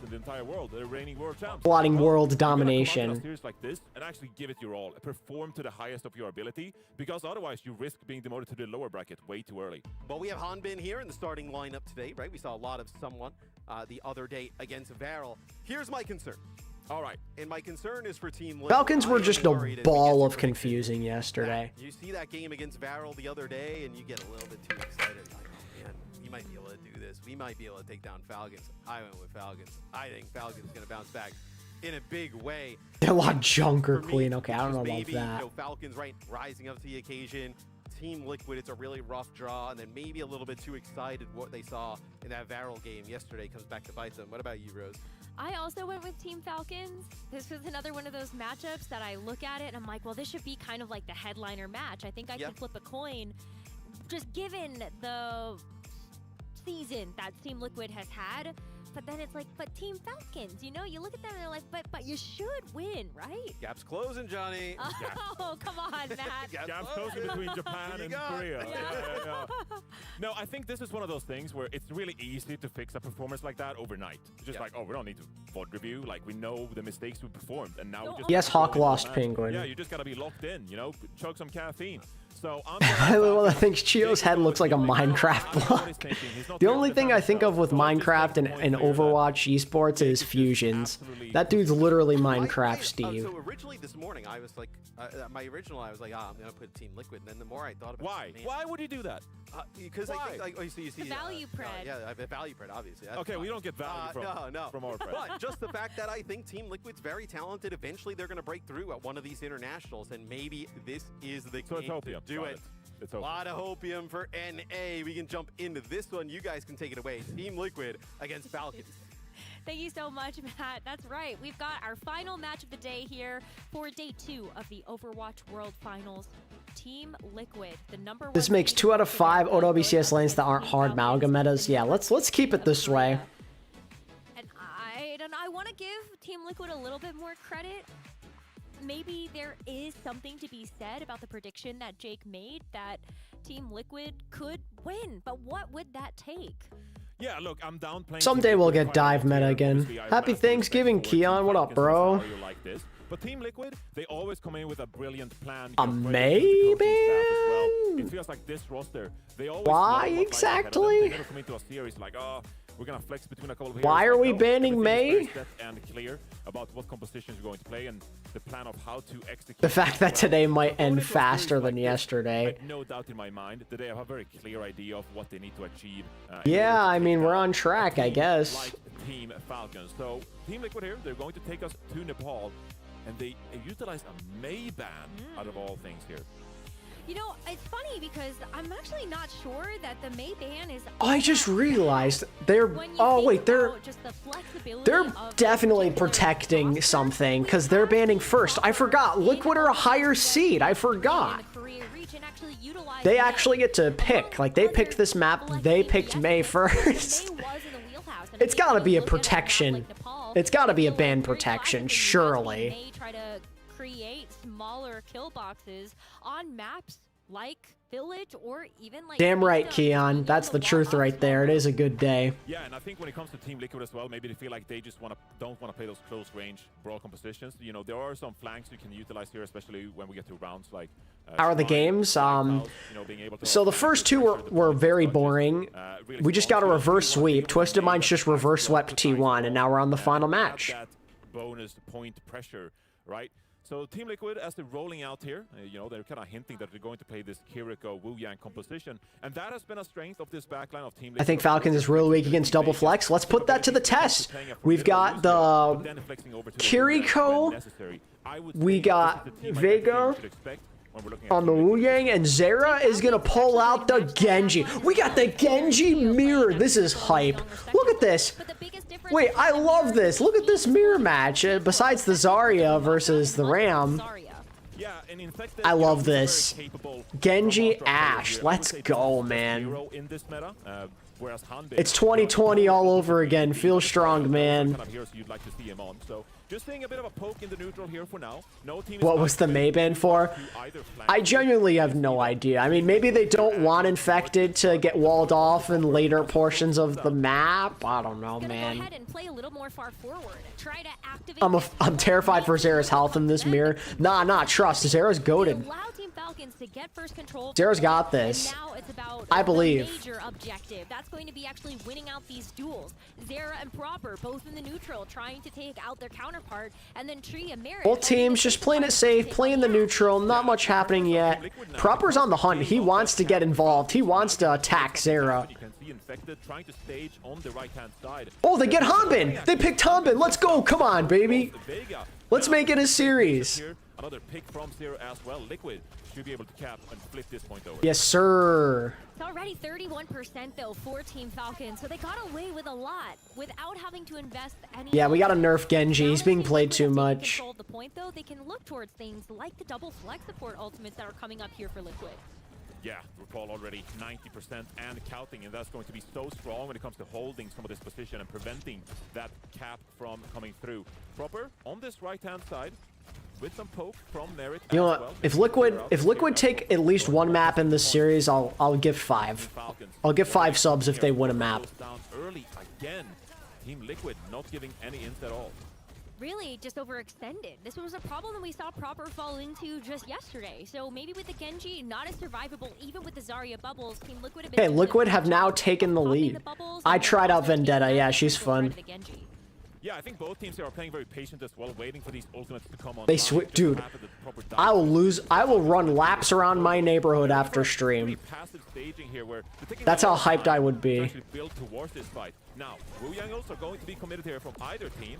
Close, narrow. Oh, Vega's so dead. It's a massive title blast actually, as Proper takes down Vega and Zero goes down as well. This should be Falcons now. Just closing things up. Why did Falcons spam Lucio? Do they not know how easily it is to Ajax Vega? Yeah, no, honestly, they're doing Liquid a favor here by not having Lucio in play. Look at how much more they have. They sweep Falcons, you gotta go bald or something. That I cannot do. Falcons now with map control, and they have a Graviton Surge as well. They can opt to play pretty close here, try to get someone in the doorway. We'll have to see how Liquid are going to break through here as Zero goes on the widest flank possible. Both Wojang and Jared's getting aggressive. He's forcing the issue. He's forcing Chio to back up a little. Proper, his attention is purely on that Genji. Bob on Bob. Uh-oh. Proper, he's on Genji, doing proper things, as expected. With a single slash, and now you've got Team Falcons continuing their control of the point. But it's going to be this tank brawl now, with both tanks still holding onto their ults. Yeah, Liquid has to fall back here. They has to regenerate their troops here, but Infected, I think he's actually caught quite far forward here. Oh, that's a bad stat. Wait. Oh, they're cooked. Infected is going to get staggered. He's dead. Okay, yeah, this round's over. That was embarrassing. He's going to have to go ball. Infected gets caught out. wanted to use the Annihilation to also help to kind of keep himself in this, but now it's going to be on the rest of the team. He even has to Ball make time. this emergency switch to Wrecking Ball, but they're going to get caught in the door by the Grove. Zero tries to go in, but a huge Tidal Blast knockdown from Chio is going Yeah, to that's too easy. capture the objective, and Team Falcons take this first round. Yeah, really patient play from both teams. Falcons lose, they go on their villain arc and they just dominate everyone. In control though, they're in control. It really felt like Infected was, you know, It felt like Zera was just very content to diverge Proper's attention away from the rest of his team. Like, I get it, like I understand what you're trying to do, but at the same time, him not getting on those squishies is a problem. Chio and Fielder did not die. It's so tough when you're using those ultimates defensively. And, you know, we look at Wuyong sometimes as if you're using the Tidal Blast on yourself. Sometimes you might be doing something. Oh my wrong, god, they're the fight playing is just Mauga. not your way. But we're gonna Oh, welcome back 2024 OWCS playoffs. Mauga, Brig, Juno. It's back. Just when you thought it was gone, it's back. On around like this, that is very short corridors. You know, you don't have to push so much for space forward. You can utilize the overrun to mitigate quite a lot of damage, and you can threaten by just stomping opponents essentially with that overrun, right? You can see now Proper, he's going to contest this point on the Symmetra actually. Placing some of these turrets is going to be really difficult for someone. Proper's got his team set up. Gets caught by Merit. So Liquid not really ready for this Mauga play at all. Let's go to bed, Mauga Slop. Yeah, real. Just gets the Please just charge in there, bro. Do it. Oh. To be able to get those critical headshots. And that is a very easy cleanup. Sarah goes over to the Widowmaker for a quick Okay, moment, Echo, just in case I can he respect it. extend, but there's no one to punish. So now Sarah Oh, I goes forgot to back end the over poll. Echo, I'm sorry, maybe chat. That will be a different look. But you can see Team Liquid, they know they've got to do something. And so it's also going to be a switch to the Freya and Sigma. Yeah, they're actually going to pay a bit of a slower approach here. Ooh, Sigma. Mauga will be depleted by resources quite. Okay, so they're just playing the let's stay as far away from the Mauga as possible game with this comp. So, Infected, he's going to look to start contesting this point. Zero drops quite low. You can't lose a member early on here for Liquid. But that's exactly why Hanbin was playing on the high ground. He was waiting to see if anyone would be staggering behind from Team Liquid. Can you get the overrun charge? One for one. It's gonna be Chio the first to fall, but Merit still has Doesn't matter though. Yeah, this is cooked. his way to play that bodyguard so he can just get those kills. And as Team Falcons pick up a couple more, wait, they get the win with the Wait, blast. wait. Blast onto Zero. Let him cook. Don't let him die though. Oh, he's gonna die, isn't he? Oh no, he's alive. He's alive. He's alive. But with more ultimates coming up here for Team Falcons, in fact, You can't even touch point though, because there's just a Mauga there. they can deploy something here. Yeah, they can't really displace this Mauga at the moment. Yes, you're getting a couple of picks around the field, but at the end of the day, you gotta contest and capture the point. Chio? Oh, if he could have killed Chio, that would have been huge. Down for Chio, but Liquid, they're clawing themselves back into this round with a couple of picks, but not until Falcons secure crucial. Okay, W, they don't get full swept on this round. Final fight territory. Team Falcons have already got. They're gonna get percentage, chat. Oh, while Falcons have had to use absolutely nothing in the process to get up to 96%. Woohoo! Yeah, Falcons are still in a really good spot here. I mean, you got double support ultimate and a Juno break. Yeah, Falcons are winning this next fight. You literally just unload the clip and there's nothing they can do to stop you. Try to get a creeps online. You see early push here from Liquid. They want Falcons to waste these resources early. As the rally comes out, Zero not quite able to build this cage. Did he get a cage, maybe? Maybe cage, maybe cage? Oh, what a counter charge. Cage? Oh, the counter cage from Hanbin's nasty. With the Symmetra photon barrier in tow and just the That's it. on top, there is just everything Team Falcons could throw at this fight. Team Liquid, they throw a bullet shot out as a last-ditch effort, but that is not going to be enough. RuPaul can come back in with the Kitsuna Rush, but you still have full control here from Team Falcons, as the Annihilation from Infected is also hoping to be enough. But it's still not a clean fight win, and with Team Falcons, It's Jover. control and the overtime expiring. Or maybe not. Wait, Zero went Pharah. Wait a second. The Pharah swap? Hello? Use all those ultimates early By the time Falcons actually get to contest the point, the Annihilation is popped from Infected, the Kitsune Rush from RuPaul, and they get so much value out of those ultimates. Great fight planning by Liquid to get in a state of play like that. Now, Sounds good, Alex. over on this far Why Infected playing Mystery Heroes? I don't know. Zero's also playing Mystery Heroes. It's actually going to warrant a full-on composition change from Falcons. Hanbin on the Diva, Proper playing his signature Tracer. Gonna try and contest the back line, just be a pest to the Pharaoh. And they're already going to be on top of Zero on that Pharah. Yeah, I mean, look, Hanbin has two great choices to go after. Not just the Pharah, but also this Freya from Tree. And if you can bully them off the high I think Diva's a really good swap there. Forced out the Suzu. To get those rockets to rain Oh, Fielder's dead! Wait! Winnable! Come on! One support out of the way here from Team Falcons. But Chio, you cannot underestimate the Juno in this matchup. If you allow this Juno to actually get the orbital right, or even Mare with the overclock, that could be... Oh, get him! Get him now! Let's go! On to Zero, and he catches Merit early on. Overtime Oh, I don't like that, though. I don't like that. I'm scared they still might lose. Kill Proper, kill something. Please kill something. They're not killing anything. Oh, no. It's... Oh, okay. Wait, RuPaul's almost got ult here. Use that.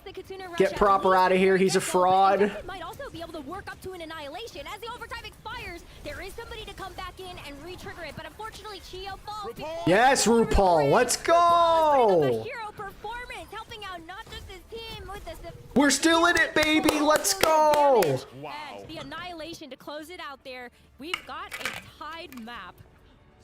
Incredible comeback by Liquid. Let's go, man. All Falcons. It was so Win the hard map. the first half of that. That was ridiculous. Win it. But they found a way. Great execution. When Falcons had an overwhelming amount of ultimates, they depleted Falcons' ultimate economy quite quickly, dealt with it in a really good way, and then Zero popped off on the far. RuPaul actually carry. Out. That was a fantastic comeback by Liquid. Jesus, Figa's 7k damage. Where Team Falcons overused Look how much more he's done than Chio. God damn. critical mistake. We actually I mean, then again, Chio only played Wu Ying the first round. Just yesterday in their match, and I think that was Okay, we're going back to the Genji here. But as we go on to Shrine, maybe that's something that they're going to have to keep in mind. It's going to be Hanbin coming out on the Diva just to start for now. Yeah, it's a really strong here on Shrine as well. It's a greedy backline from Falcons because they actually swap away from the Brig. And Deserve round loss for playing Malga. Real and true. Well, you can see Falcons trying to position them quite safely here, escorting their backline through, trying to get them some solid positioning. I wonder when they're going to try and turn on Tree. He's just by himself over there. Has quite open sightlines here onto this dash, dealing a ton of damage.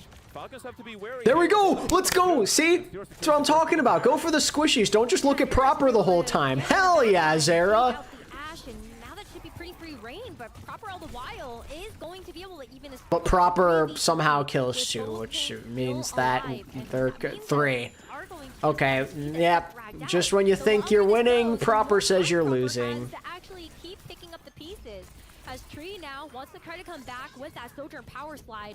Team Falcons, they are able to clean up, and they do take back control from Team Liquid. Liquid are basically just a Ram team, aren't they? Ram, maybe Sig. To get the cap back. And like, maybe you could do a die favored map if you want in some scenarios. That's about it. That's all they got. With an eventual Suzu. Now, how does Liquid decide to path here? Left-hand side here through the tunnels. Proper's just waiting. Proper's waiting. He's waiting for them. He's in the rafters. Maybe we should at least pay some attention to Proper. Yeah, perhaps a little. And he's also perhaps a wee bit. Infected. Look at the healing resources that needs to come out in order to keep infected. He just burned Nemesis form and they burned Suzu. Oh my god. Okay, dude. Huge kill from Proper. Proper rent free. Proper said, "Oh, you kids thought you were gonna win this? That's funny." Damage, forcing the Suzu early. Oh, the stagger. And then the post bomb on top. Liquid struggling with these slow approaches and Falcons just picking them apart. That's what happens when you play some of these best teams in the world. They capitalize on every single minor mistake from Liquid. Now, we're going to see a big ultimate bank from Falcons coming up on that double support ultimate.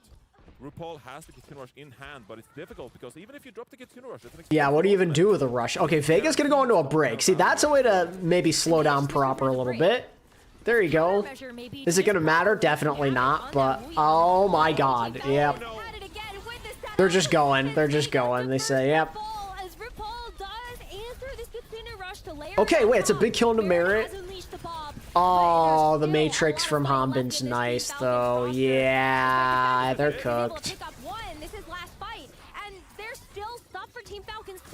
Well, they took one round. This is so difficult. Infected, he's going to die very late again. He knows he's just out of the mix here. Yes, he popped Nemesis for him, but yeah, it's a fantastic stagger by Falcons here.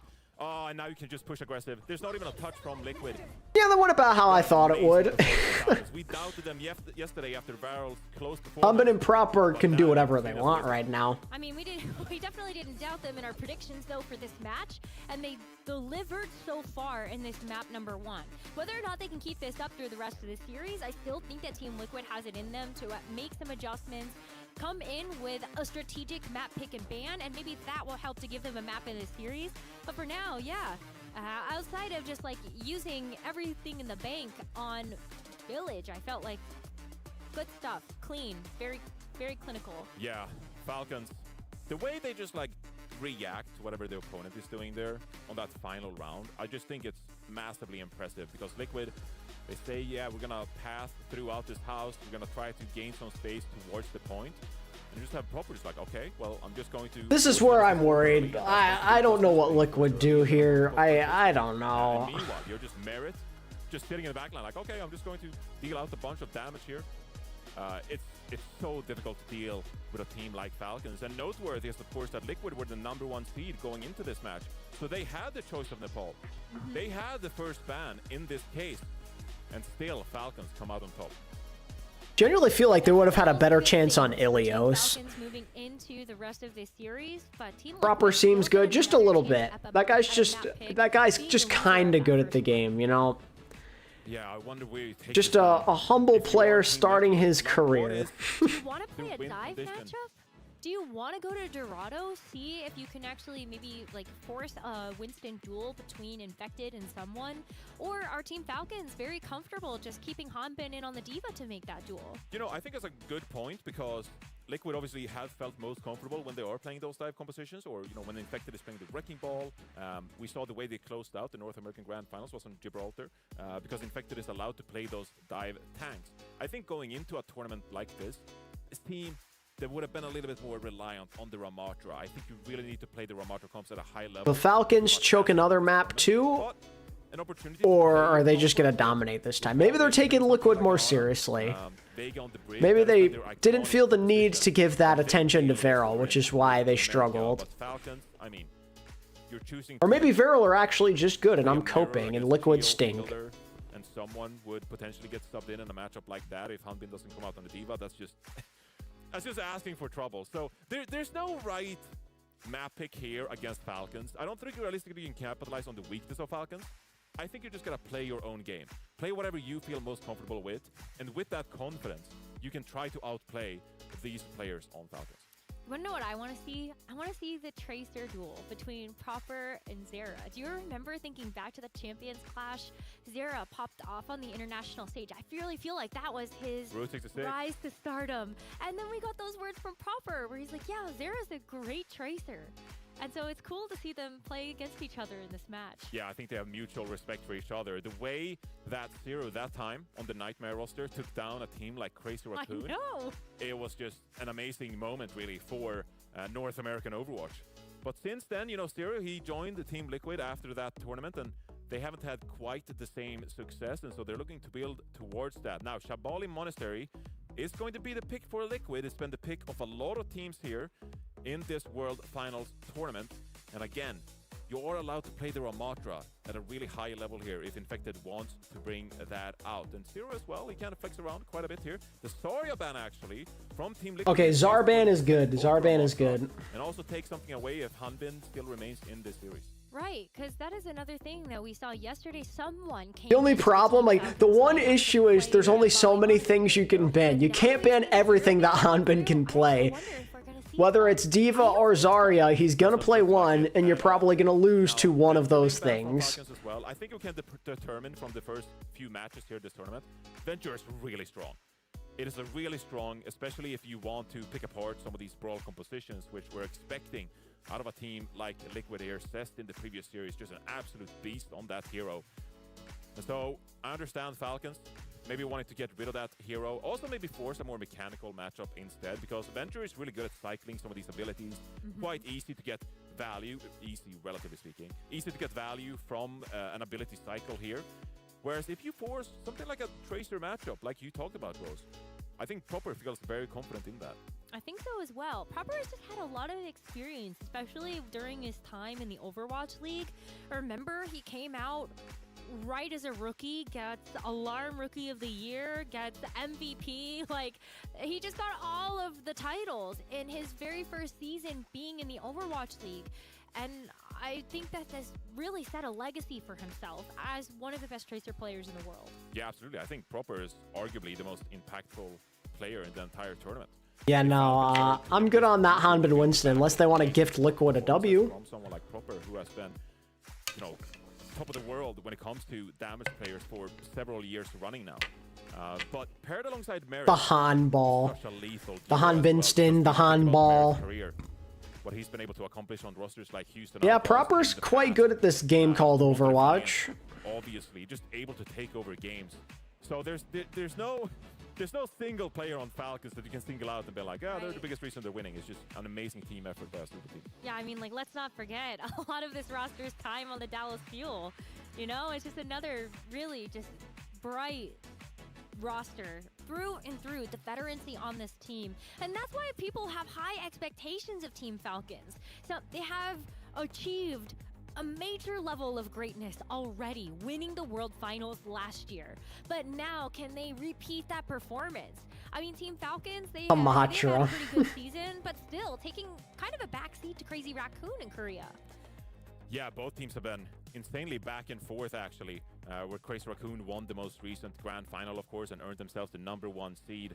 As we take a look then, going into Shambali Monastery here, a map that Team Falcons struggled on against Varel yesterday when Varel deployed that. Fielder Lucio, who signed up for that? It's certainly something that Team Liquid could bring out if they want to. The Rhine Gambit. Proper, obviously, spent most Yeah, of the probably not gonna happen. in that lineup, but maybe they felt Who knows? Maybe even if Liquid go down 2-0 like we're expecting, they do play the Rhine just for the memes. an easy map win here in this series, but I think based on what we've seen so far, and there not being a sub going into this map, Team Falcons overnight have already made adaptations to how they're going to play this one. Not bringing someone to the roster maybe means that Hanbin is okay and feels comfortable just staying in, playing the Diva to try to match the Ramatra that we expect to see coming out from Infected. Yeah, I think it deserves saying as well that Escort has been a map type that Falcons have struggled on. It's been one of their worst map types, actually, if you take a look at their performances in Korea. Oh yeah, I saw the Crazy Raccoon Rhine Gambit. It was awesome. Repeatedly.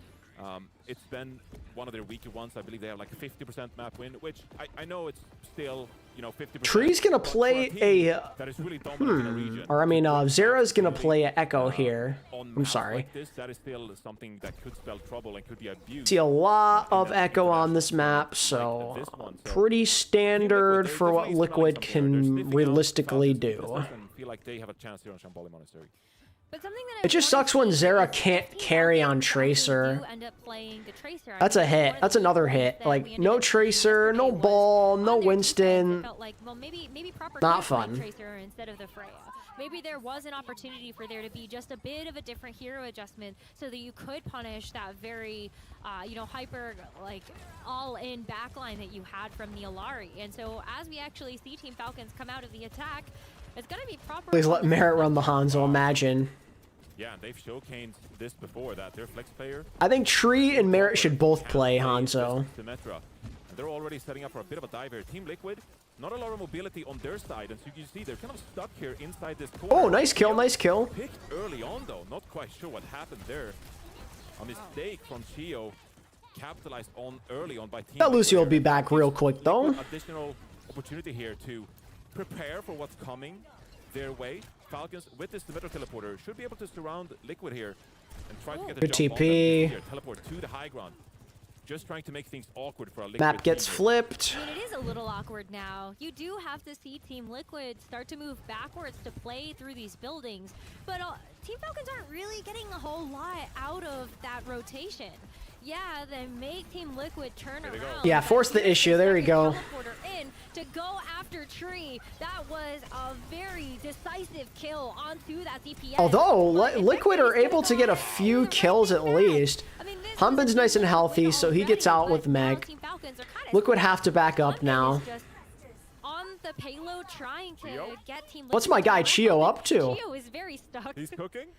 What is he doing? He's going to be able to get back to his team here. I think Zero is kind of scouting it out, but should be able to get back relatively quickly. What the hell is he doing? He's trying to replicate what alexyOWL did earlier in the day, playing a bit of this brawl composition. He got out, but what the heck? You have to stay away from this Ramatra and Infected, and that's why he was able to get so much value from the Nemesis form, find himself close by. Now, Kitsune Rush from both teams here. Ooh, Humbin's low, Humbin's low, Humbin's low. Focus Diva. Let's go. And Humbin's going to get demeched as well, while Fielder had used the Kitsune Rush, and so it's going to be another team fight win for Team Liquid, and I think You know what would be really, really funny? we have a minute and 45 If left. Infected and the boys full hold just to get fuller held. Like this. You can see struggling to get any kind of value from this Symmetra. Like the staging has been pretty weird so far. They haven't really been able to get on top of the enemy team. Chio's no longer taking the game seriously. Yeah. And now Liquid, It's kind of looking like that, huh? 4 on the board, and Falcons yet to build their sound barrier. Yeah, I mean, if this Annihilation goes rampant before Chio gets that sound barrier online, Zero. that's going to be a big Ooh. one. Azera already takes out Mary. Wow, Chio clean. trying to respond to this Clean. title with the sound barrier. Falcons get 2 ultimates out of that though, so they've got to win this next Yeah, there's a one. minute remaining. I mean, it's Be clinical wall, execution. like Doing a they should be fantastic winning the job on next this fight. setup. Identifying individuals, assassinating them to get that initial pick in these fights. Now, I mean, this is kind of what you want, though. Like, not that Prepper's a bad sim. I mean, he's perfectly fine on her. But just getting him away from, like, Tracer or Genji or Echo or any of those things is a good thing if you're Liquid. RuPaul is the next to fall. Zera doesn't have time to deploy the duplicate, and I think that'll be good enough for Team Falcons to finally get this payload moving.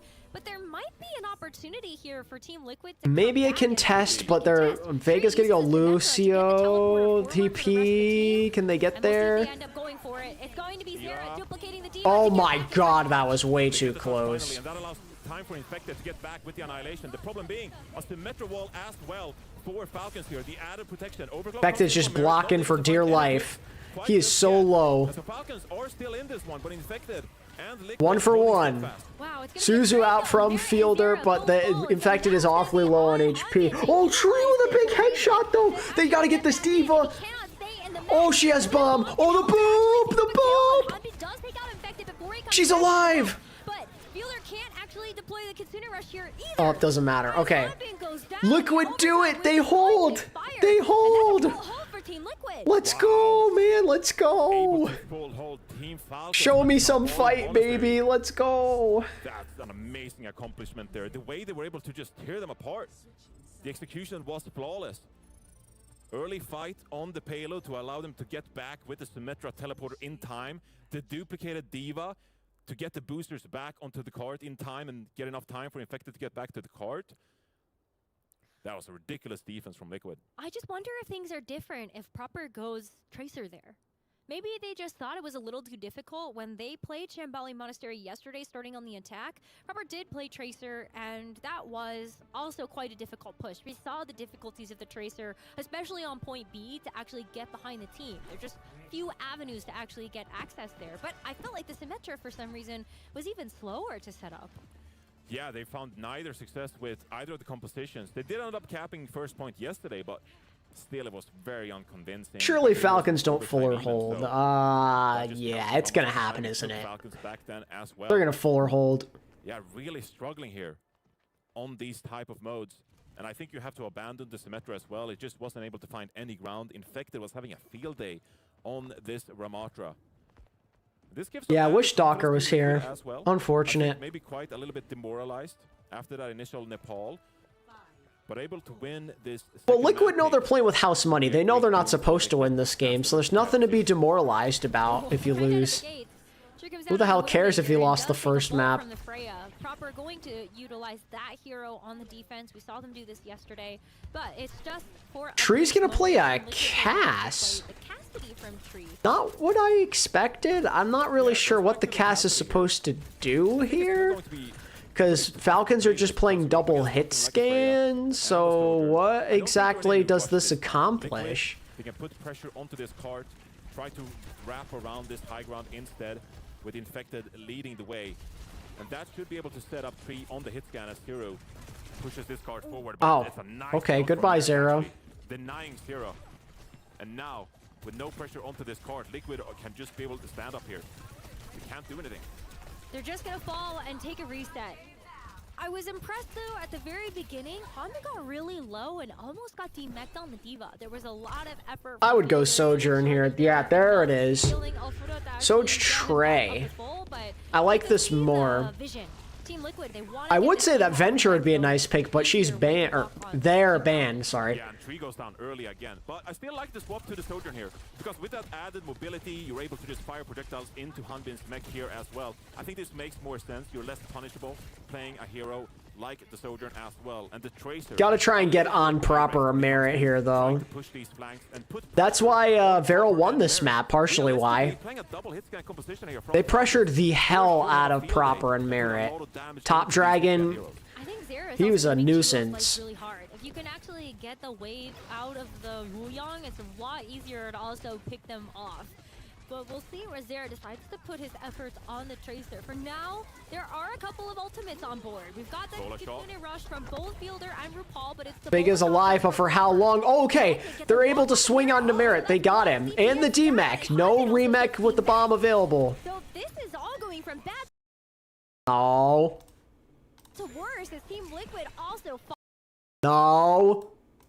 find the actual elimination onto the D.Va. And the Thank rest you. of Team Falcons, they decide to back up. I mean, how does a Nemesis form Ramatra find a pick onto a Sojourn? Like, you should never realistically be able to punch a Sojourn. Falcons just slipping up here on that defense. They still have a lot of ultimates in hand here, but they would have loved to take a proper fight. A good engagement there. Now, they have this very solid corner. Merit's on this high ground with the overclock. Okay, you have one or two fights here. Let's see. Tree so low, don't let him die. Good sound barrier. We gotta collapse onto Merit. That's a, oh my god, that's a amazing title blast by Chio. But it's not gonna matter. Team Liquid are so close. Get this Kiri out of here, bro.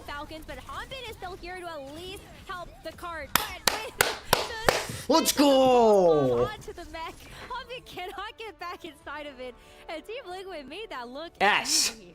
Team Liquid, baby, we are on the board. As promised, here's 5 gifted, chat. With Annihilation in full force. It opens up a very small window there where that's for you guys. I promised that if they took even a map, I'd do 5 gifted. So there you go. Early picks. And with that man advantage, just return back to the court, finish off the Stranglers, and then earn themselves a map point here in this series. Liquid tying things up. The final fight, even though, like, you know, you see Merit pop the overclock, and I love that Infected's take was just, we got a series!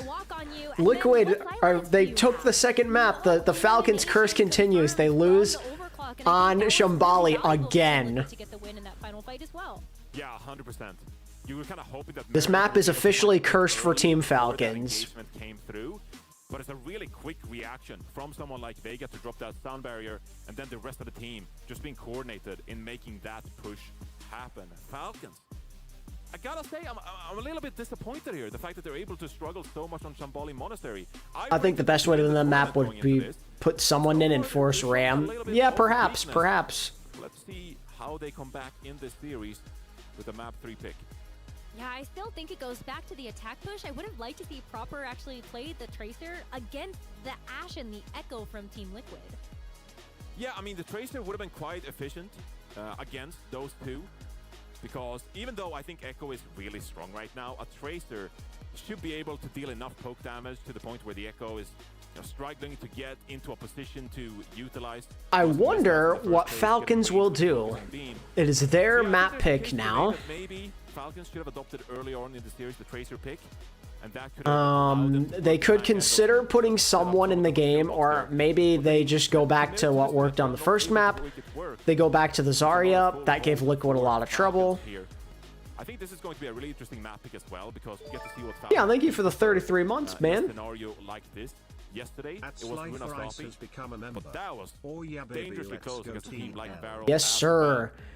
Not gonna get swept. I love it. I'm never been more happy to be wrong about the score of a series. Even if they don't win the rest of the way through. If they lose 3-1, I'll take it. I want to put a lot of emphasis, especially on a more poke style. I think that is the perfect map for someone like Merit. Just give him some space. Put him on Ashe. Just something, and I think maybe you'll be able to find those first picks. Yeah, I think it comes down to how much do you want to play against something like a Mei. I think Mei is going to be really powerful on a lot of these hybrid maps. Proper could play Mei if that's something that you want to do. Like, maybe it's a bad sign that Proper didn't play the Tracer on Shambali Monastery. Maybe that's Falcons hesitating a little bit on what they want their flex damage player to do. But I think most of the time, like, I'd rather just see Proper play the Tracer instead of something like a Mei. I just think that when you have such an extremely mechanically skilled individual like Proper, playing a hero like Tracer, that should always give you a leg up. It's like Sugar Free playing a Tracer. Right. It's like you can always count on Sugar Free to pop off. 3-1 looking good. They've got to win 2 more. Mirror, 2 more. Yeah, we saw Proper on the Tracer, and he actually did really well. You know, the team wasn't able to put it all together. Oh, I'd pop off so hard if Liquid won. You have no idea. I don't give a damn about the bracket. I'd be so pumped. And the poke damage coming their way. Top Dragon was having a field day on the venture, but Proper, I think, was still relatively impactful on that Tracer. And so I think when it comes because I feel I've typically done a pretty good job of not really showing that I'm a Liquid supporter, because I'm always honest with my predictions and I try to give praise to both sides, but with this being World Finals, I'm going all in and I want Liquid to do well. This is a Team Liquid stream. I want to put a little bit more emphasis on the Ramatra for this tournament. There are a couple of teams that would fare very well. Team Liquid wins, I sub. Bet. Bet. Not many teams really want to play the Winston or play the Wrecking Ball. I mean, we've seen both of those heroes, but it's been very, very particular situations. We do see a someone is getting subbed in. Yeah, substitutionary someone. So for Hanbin. That means Ram. Falcons map pick.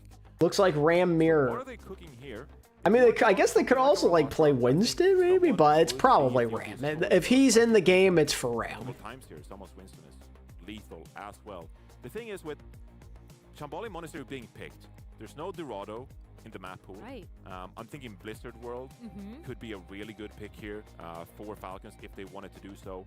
They looked extremely good on Blizzard World in the mid-season championship as well, with someone being able to play the Ramatra, or you can play a bit of a diver approach if you'd like to. So we take a look here where we're going. It's going to be King's Row, which I think is a big indictment on what Falcons are looking to do here in this tournament. Oh yeah, Kings, it's Ram time. Like King's Row is an extreme example of where Brawl is so very favored on the second point once you get past the initial high ground. Oh my goodness. Am I dreaming of too much though? If I'm what if we see Bastion? I don't think we're going to see the Bastion. Are you sure? Yeah, I'm pretty sure we're not going to see the Bastion. Teams play Bastion on King's Row in this third stage. Hey, if you talk to Jake loves the sim Bastion or something like a leading tower.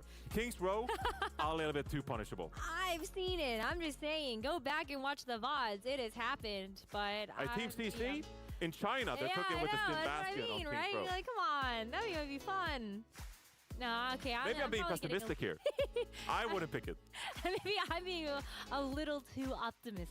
That's a very. I don't think you're alone, Rose. I think a lot of people would love to see Bastion in this matchup. Bastion Reinhardt with the sim. Okay, Reinhardt. All right, now cooking. No, we've not seen Zen. The only time you see Zen is when he's gonna shoot a couple orbs out of spawn to get a pick, and then he changes. Day so far, but throw some shenanigans in the mix. Someone's Reinhardt is really good. I'm just saying. They did play it. Hey, look at Law using the emo. Between Let's Chris go. Raccoon and Team Falcons in the Asia Grand Finals. Yes. On Esperanza of all maps. So maybe. Okay. Honestly, Infected would love the Reinhardt matchup too, because Infected loves playing. Oh yeah, Infected loves Ryan. He'd sign up for that in a heartbeat. They didn't know what to do. As we take a look at the Flex DPS matchup, production is just trying to get us away from the Reinhardt Please conversation. stop talking about the Reinhardt. So here's Sarah. Yeah, unfortunately, it's still a proper Well, diff. This is a legendary matchup. Zera and Proper, that mutual respect we talked about before. The two Tracers, maybe. Did someone say Christopher? Imagine. Legacy duel in this match, but for now, I mean, Proper does have a little bit better stats. Just a little bit. Just a little bit. I think it comes down to the Nepal dominance, okay? So I'm not gonna read too much into it. Yeah, because I mean, Team Liquid did just even the score on Shambali Monastery. Would I rather gain see if what those or stats muscles? remain. Maybe things get shaken up a little bit. We're just letting someone get settled. And then we will go forth with the bans for the map and move forward into the series. You want to get into your comfort zone. Yeah, you gotta get into the groove. But Exactly. hey, I mean, listen, you know, there's like a certain height of the chair that you want. When do they announce a certain OWCS angle of the awards? That's a keyboard. good question. Your mouse has to be perfect so that your mouse doesn't drift off the I'd side. guess probably on the Yeah, last that'd be perfect. day. Like, That's the what I'm monitor gonna height say. needs to be the same. Now, Sunday usually would at be these my tournaments, guess. The players actually, they get to set up all their settings in advance. So for the people uninitiated at home, they have kind of like their own like little hard drive or whatever, and they have all their settings on it. It's actually not a hard drive. Symmetra ban from Team Liquid. The computer language here. But essentially, they have all the Like a settings, right? thumbstick? SSD, that is what I'm talking about. Oh. Yes, it is the fourth match of the day. Yes, I'm struggling a little bit with my words. I apologize. But they have an SSD with The all their Yang settings ban. on So it. And you're when someone says forcing something a like this, Lucio just mirror plug in the here, settings, and I you're think ready to Falcons go. are more than It's happy to just a matter take of that. just getting your keyboard and your mousepad in place. So considering the fact that we're subbing players in and out, it is relatively quick to get someone going. Where or Gotta when make is sure that LAN? Everything feels right. Because where equals Metro Stockholm, and Sweden. Leon will be off the table as we look forward to Kings Row, map number 3 of our series between Team Liquid versus Team Falcons. They're tied one apiece, and so Kings Row might set the stage for what's to come with the rest of the series. Yeah, curious here who banned who here, because obviously if Liquid wanted to take a bit of a slower approach here, they have favored a bit of this poke game like we talked about. And the Symmetra teleporter, obviously really strong at getting close to your opponent in a matter of seconds as you're literally teleporting across the map here. No but still, getting the Wu Yang out of the mix here, that is kind of like, you know, not allowing Liquid to play their go-to game here. So, but I think still though, Liquid are going to be quite satisfied not being able to play a hero like the Wu Yang here. Vegas really flexible. Should be able to find a backline that they're still comfortable with.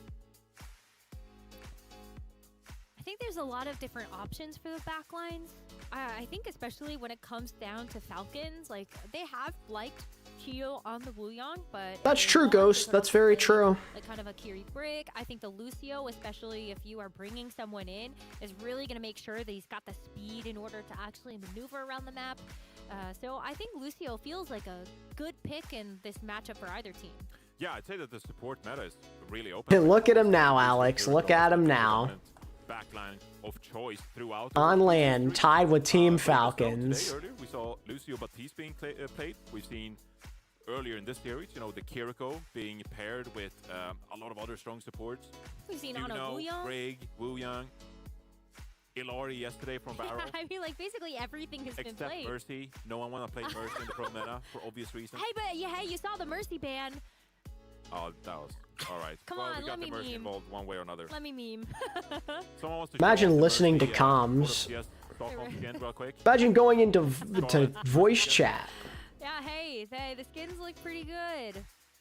So as a reminder, you can go buy the OWCS bundle. That is going to help the prize pool for our teams.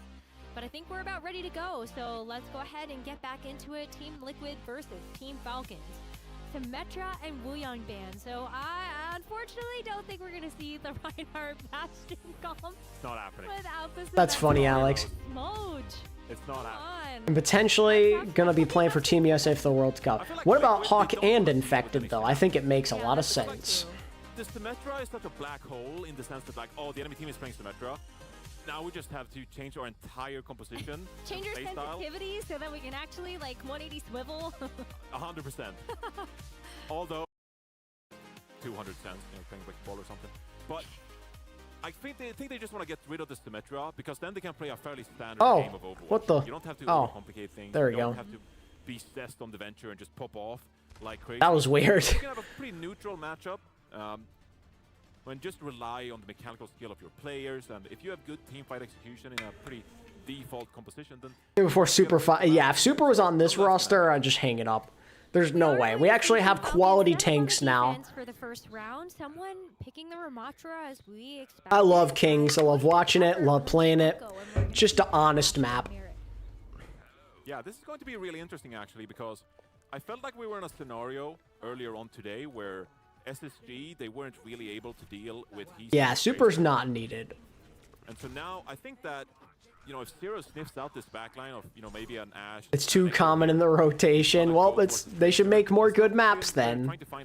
Or they should make sure that there's other good maps you can vote for. Sometimes I feel like you get Kings and then garbage, so it's just a no-brainer. Zero should still be able to take control of this right-hand side, pairing up with Vega on the Lucio. But Genji's still going to have pretty good access to the backline. Honestly, I kind of miss when the maps were random and you didn't know what you'd get. I know sometimes you'd get like 2 CP like 5 times in a row, but that was pretty rare. Cut through that backline. I mean, look at the point pressure already. Like, it's picking because Infected is there, and Zero and Vega has just taken the map control away. Right. The pressure is on Falcons here actually to re-engage, but someone is dropping low here, just forced to use this block. I wonder if Falcons, maybe they have to push through the hotel area just to regain some space. Because Liquid are in control. Proper, oh, dangerous place for Proper to be. He's down, come on. Let's take advantage, let's go.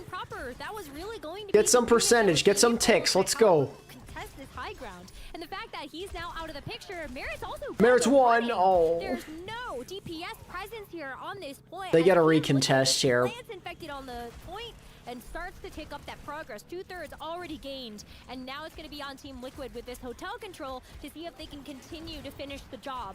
We've got Proper coming back now, so you do have Zero, wait. deal with Zero, and he's going to be able to get 2 picks. Oh no, Proper, stop killing my team, Proper. No, they were so close. What a statement from Proper. No, that should not happen. Illegal. That's an insane play by Proper. I feel that goes. Bring back Paris. Okay, let's not get crazy. Close to the Kitsune Rush. RuPaul, you can see it. Yeah. He would have had the Kitsune Rush, and that should have been enough for Liquid to secure the point. It's a damn shame that 2 CP is awful to play, because I think it's probably the most fun map type to watch. Someone that has the same type of staying power is Infected when you are going to take that mirror. Or it was, I should say. It was one of the most fun. Zero gets first picked in this fight, and Proper still has the duplicate that he could pull out for this. Geo feeds. Now that Geo's gone, we do not have that. Oh, it's about to get sloppy. Falcons, and you also can't actually answer with the sound barrier. As both rushes come out, Vega gets even closer to building up to that sound barrier of his own. So maybe Chio can come back in time. But the sound barrier. Okay, wait, Merit's dead though. Merit's dead. Merit's dead. Let's go, Zero. Let's go. Give him that 2K. Let's freaking go, man. Coverage. But this is all over. Team Liquids, they've done enough. They do not need any extra ultimates here to actually secure this objective and get the payload going. They're on the board. They got the point. Liquid, they capitalize immediately. Great usage by Vega, recognizing a play to be made there. And Liquid make it happen, securing that first point. So you're saying there's a chance. Because of Falcon's stout first point defense. Now, moving on to the second point here, Chio has this sound barrier in hand. Realistically, you'd obviously like to mitigate some of this damage from Zero, who's going to threat the Dragon Blade in this opening fight. But you want to at least be a little bit proactive here if you are Falcons. Stop the payload from making progress. Mary's got to be really careful because you see Tree set up in that window. And it actually all right, very early beat from Chio. Bob is also going to force them to reposition in a weird way, but someone's going to just chase down the squishies in the back line. Infected is content to just stay in this little corner. They're going to ignore him because they know they can't kill him. There's going to be a standstill right now as Team Liquid wait for the reinforcements. Yeah, and sure, Falcons, they win that fight from a decisive push by that sound barrier. But now you're in a bit of a Yeah, hole Shock here almost because won every game of Hanamura they played, and then Seoul Dynasty beat them in Grand Finals, willingly picking the map, by the way. Oh, that blade's doing nothing. Yeah. And Zero goes down early into this fight. Falcons clutch it up. That was a huge pick. And what a great saving grace there as Fielder continues to keep Team Falcons on this defense. Infected has the Annihilation, but he doesn't want to use it yet because RuPaul is also going down very low. Me on Genji. All of us in the chat collectively on Genji. Yeah, that's such a huge, big save from Falcons there. I can't believe they made it happen. Oh, Fielder almost has Road, but he dies. Oh, someone dies before he could use it. Before he can get healed up. Now, Liquid, man advantage, rallying with Falcons, it looks like they just want to maybe die here. Let's see. How is Fielder not dead? Okay. Oh my God. Wait, they're winning this. Wait, Merit. Wait, Merit and Proper are going crazy.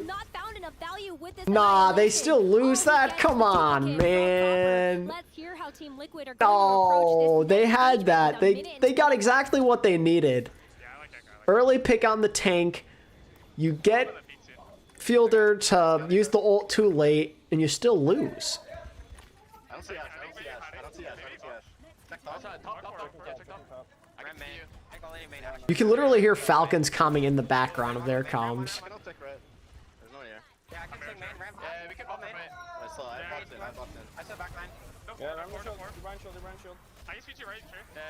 I've heard someone reference the AKM blade in so long. I actually just talked about it earlier in the stream, believe it or not.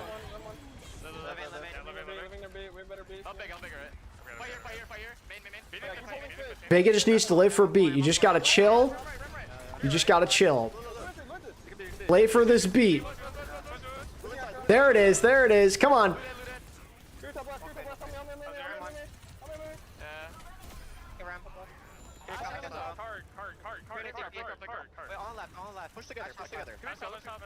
Oh my God, Vega's one each. That was scary.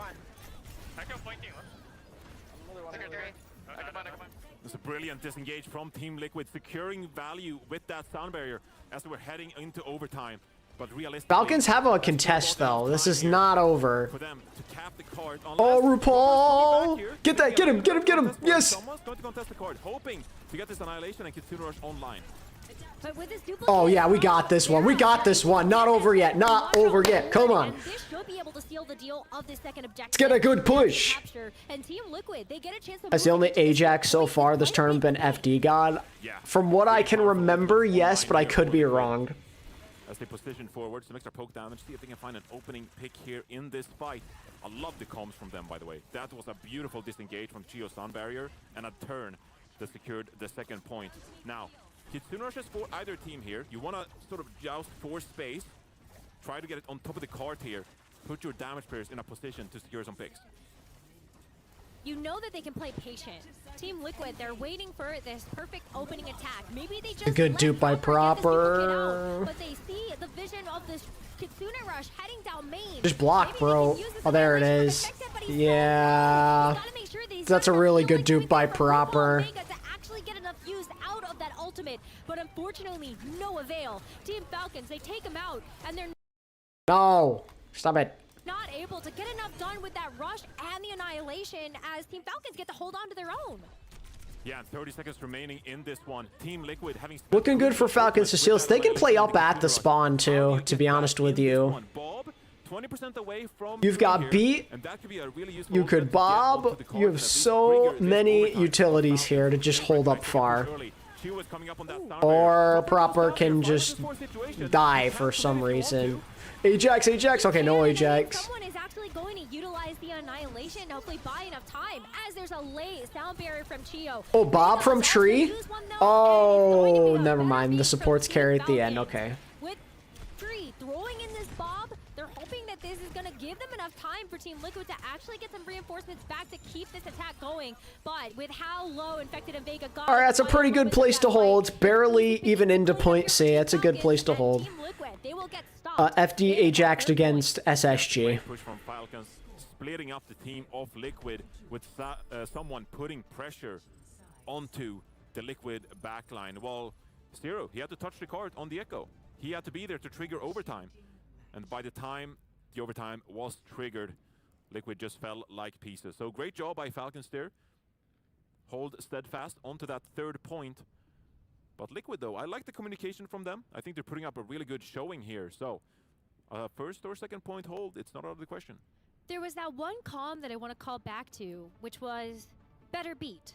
You know, they just keep saying better beat, better beat. They were really confident that they would have the better beat later on, and they were right. Vega held onto it, and with that kite back, they could go in and re-engage when Vega sound barrier. As someone who hasn't watched OWCS in a while, it's strange to see someone against RuPaul and Vega. Yeah, man, yeah. Isn't it weird? They just get the one pick. Toronto teammates all year last year, now up against each other. You know, and Kasores is the coach of Team Liquid, so someone in Merit's former coach as well. So Liquid looking mighty good here. Now they're also going to opt for the Echo and the Ashe defense as well, which it has some disadvantages. You know, Proper, he popped off on that first point. He got a couple of picks to bring Falcons back into it. But you saw the amount of space they were giving up on that defense to begin with. Hard to think that Fielder FD God was a tournament-winning support line. But back then, for the time, that was genuinely a good back line. FD God was like a damn good support player back then, and Fielder on like 180 ping was a god on Ana and BAP. Now look at how well he's able to take this high ground. There's not really a whole lot that's going to contest him up there outside of... It's interesting that that's how Fielder got his chance. It took 2 Paris Eternal flex supports retiring mid-season. Wonder how things could have gone had that never happened. Would Fielder have gotten his chance? If so, when and where? That was way too easy for Falcons, by the way. Way too easy. They find themselves in a very close round there because I think there was some I'm hoping NRG Shock come back next year. Area to begin with. Obviously, when the enemy team they flank around using that high ground, you lose all that space and you need to recapture it. So a decisive push through the hotel, flipping the point around, could have been a recipe for success for Liquid, but instead Fielder to LA Valiant. Someone getting lots of value from that Nemesis form and Proper following up on it. Like, I'm sure he probably would have like had a chance at OWL in 2021. Clearly, he was more than good enough. Close hold here from Team Liquid on the defense. Or, you know, funny enough, remember how Atlanta Reign picked up Iris mid-season that year? Maybe they could have picked up Fielder and he could have joined the team like 3 years early. Close defensive hold. But Team Falcons actually gotten a pretty big wraparound behind them, and they've... Oh, speaking of that, I recall Sephi regret not picking up Fielder when he signed Edison. Yeah, there you go. But Chio gets caught out by Tree. So without that Lucio speed, this might have to be a null push from Team Falcons. Remember when Iris changed the way he said his name twice? Yeah. And Merit also with that revenge kill onto Vega. Wow. This is actually a push that can keep going here from Team Falcons because someone just keeps wailing away at the front lines. I don't know how he makes it happen. Like, honestly, I thought it was great battling from Liquid, being able to disengage, re-engage, to get a couple of picks there to keep themselves onto that defense. But then Proper just like... Yeah, it's looking kind of cooked for Liquid here. They've got an ult bank, but Falcons have been so in control of this attack. It's not even funny. Yes, Liquid won a map. That's right. They did. Like, surely this is just a team fight win for Team Falcons and a second point capture. Liquid has 4. Yeah, I mean, Vega doesn't have the sound barrier yet. And Liquid just need to win a fight, and I don't think they're going to. Ah, yeah, that's cooked. They're cooked like the Thanksgiving turkey, bro. It's over. This isn't even close. I think Falcons may have woke up. I think there's just a smidge of a chance they woke up, chat. Yeah, but it worked. It worked indeed.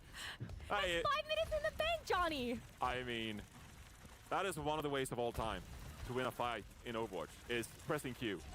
And like you say, 5 minutes on the board here. I don't think Falcons are in a big rush to immediately win out this map. Obviously, they can if they want to. Liquid, desperate for Vega to get this down barrier online. Bro, Proper's just... he's okay. Free finds the pick. Yeah, but that was kind of a nice little maneuver. Do they know where Proper is, though? Oh, they're looking for him. They're looking. And try to get a flank onto Team Liquid's backline. And while Infected used the Annihilation, I think that's something that you would have loved to have that sound barrier for, but Vega's forced to use it. Zero, now. no! Proper just goes after him in the back, and now he gets to play body blocker at the spawn doors. Oh, it's so over. Easy 4v4 for the rest of Team Falcons, but Tree goes back to help him Infected's in such a bad spot here. That's a nice immortality field, but I just don't think it'll matter. There's no more staying power here for Infected in the front lines. They got nothing. It's done. Domino effect. Team Falcons, they've done it. All right. Proper win Widow and kills 2 also, just for the memes. Go ahead up in this series 2-1. Wow, what a brutal attack from Team Falcons. All right. Liquid on the verge of losing. What is their pick this time? There's no Shambali to save them now. A scary team to deal with. I mean, the 1v1 was just insane. Proper just says, okay, I win these.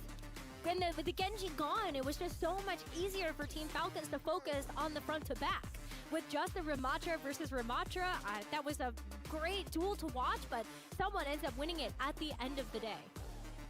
Yeah, it's tough for Liquid because they obviously invested a bunch of ultimates in that gigantic, like, 10-fight ultimate. I mean, you win that, right? Yeah. Second point. Falcons should win that because they put. Yep, it's looking like T1 versus Twisted is the only good game we get. With the Sunbury, like you mentioned, Let's Liquid have one more in them. Win percentage in a scenario like that. But Liquid, they invested so many ultimates that by the time, it was time for the 3rd-point defense, they were kind of drained out of resources already. And I think there's a point to be made that you kind of feel like you have to invest resources in a scenario like that, because if you let it go to 5 minutes on the 3rd-point defense, at that point, like, you've essentially already lost the map, right? Yeah. You might as well try to make a stand on 2nd point and then try to hold firm there, at least with some notion of map control in the first place. But Falcons, securing that fight win with 5 ultimates, it was easy pickings from the 3rd. Yeah, the Vega was just behind in the sound barrier generation, and I think that if you're staring at the 5-minute time bank, but then you would even hope to have something like the Annihilation and the sound barrier to pair together to actually make that 5 minutes just a little bit easier to chew through, and it just wasn't there at the end of it. So great stuff from Team Falcons. Disappointing there for Team Liquid after they had such a hard-fought attack push. But you saw, even on the 2nd point, it was an overtime finish for them to capture the 2nd objective, and they had very little time to get through 3rd. Yeah, I don't think you can make a case that their attack was, poor by any means. Obviously they're playing a really tough opponent in Falcons here. I think they just fell apart on that defense to begin with. One hesitation on 1st point, and then you get picked apart, and then Falcons steaming ahead to 2nd point. You lose a team fight that I think they should have won there, getting a couple of early picks, but then Proper turns things around. It turns into a brawl. You have disadvantageous spawns, of course, and so it takes longer for you to get back. It was just a King's Row that really got away from them, and so that's a tough going. You can't read too much into it. Same thing, though, that we saw on Nepal, where it was just that brief bit of hesitation that got capitalized on what we saw in Nepal as well. If you wait too long, Proper takes those every single time. You give him that space, he's gonna go in and he's gonna find your weak spot. And come on, Liquid, I want to see a map 5, please. It doesn't look good though. That attack was it was something. Falcons won basically every fight, so momentum has swung. What they have in store. I mean, they won Shambali Monastery, that was also their map pick. So I think that there's still a lot of hope if you're a Team Liquid fan. But as we look back on the predictions ahead of this match, 75% said Team Falcons will win this. That was actually the same case on the desk, because it was only Jake, one of the 4 of us, that said Team Liquid would win this. Wait, Jake picked Team Liquid? I don't even remember. New Queen Street, so maybe, just maybe, Liquid go more like the T1 route, go the ball perhaps, I don't know. I don't recommend it personally, but they might. I don't blame you for just gonna try anything and hope that it sticks at this point. But if we look forward to map number 4, it is going to be New Queen Street. Hanbin back in the game, which means Zarya and D.Va is back on the menu. And Hanbin comes back in. Kind of seems to me like go to New Queen Street, maybe we just see the D.Va again. Yeah, we could see the D.Va, but I actually think that, if I'm Liquid and I'm playing that D.Va, like maybe there's an in here, like maybe I'm feeling confident playing something like a Wrecking Ball composition. We saw it come out of T1, and you know, Wrecking Ball has received a nerfed recently, 50 less armor, that's a big deal. But Infected is still a really good Wrecking Ball player, Zero. He desperately wants to play that Tracer as well. And so this could be a map design that favors Team Liquid's preferred playstyle here. We'll see what they have planned. But I think that sometimes, you know, subbing in a player like Hanbin, even though he's one of the best tanks to ever grace the game, obviously amazing at the D.Va and the Zarya still, you know, maybe you feel like you can expose his lack of mobility on those heroes and up the tempo just a little bit. Or maybe you ban something. Maybe you ban it. Like maybe ban the D.Va. Ban the Zarya. Ban something that you think Hanbin will come in and excel in. I mean, that was exactly what we saw in Nepal, and especially when Team Falcons were able to set the pace of a lot of those fights.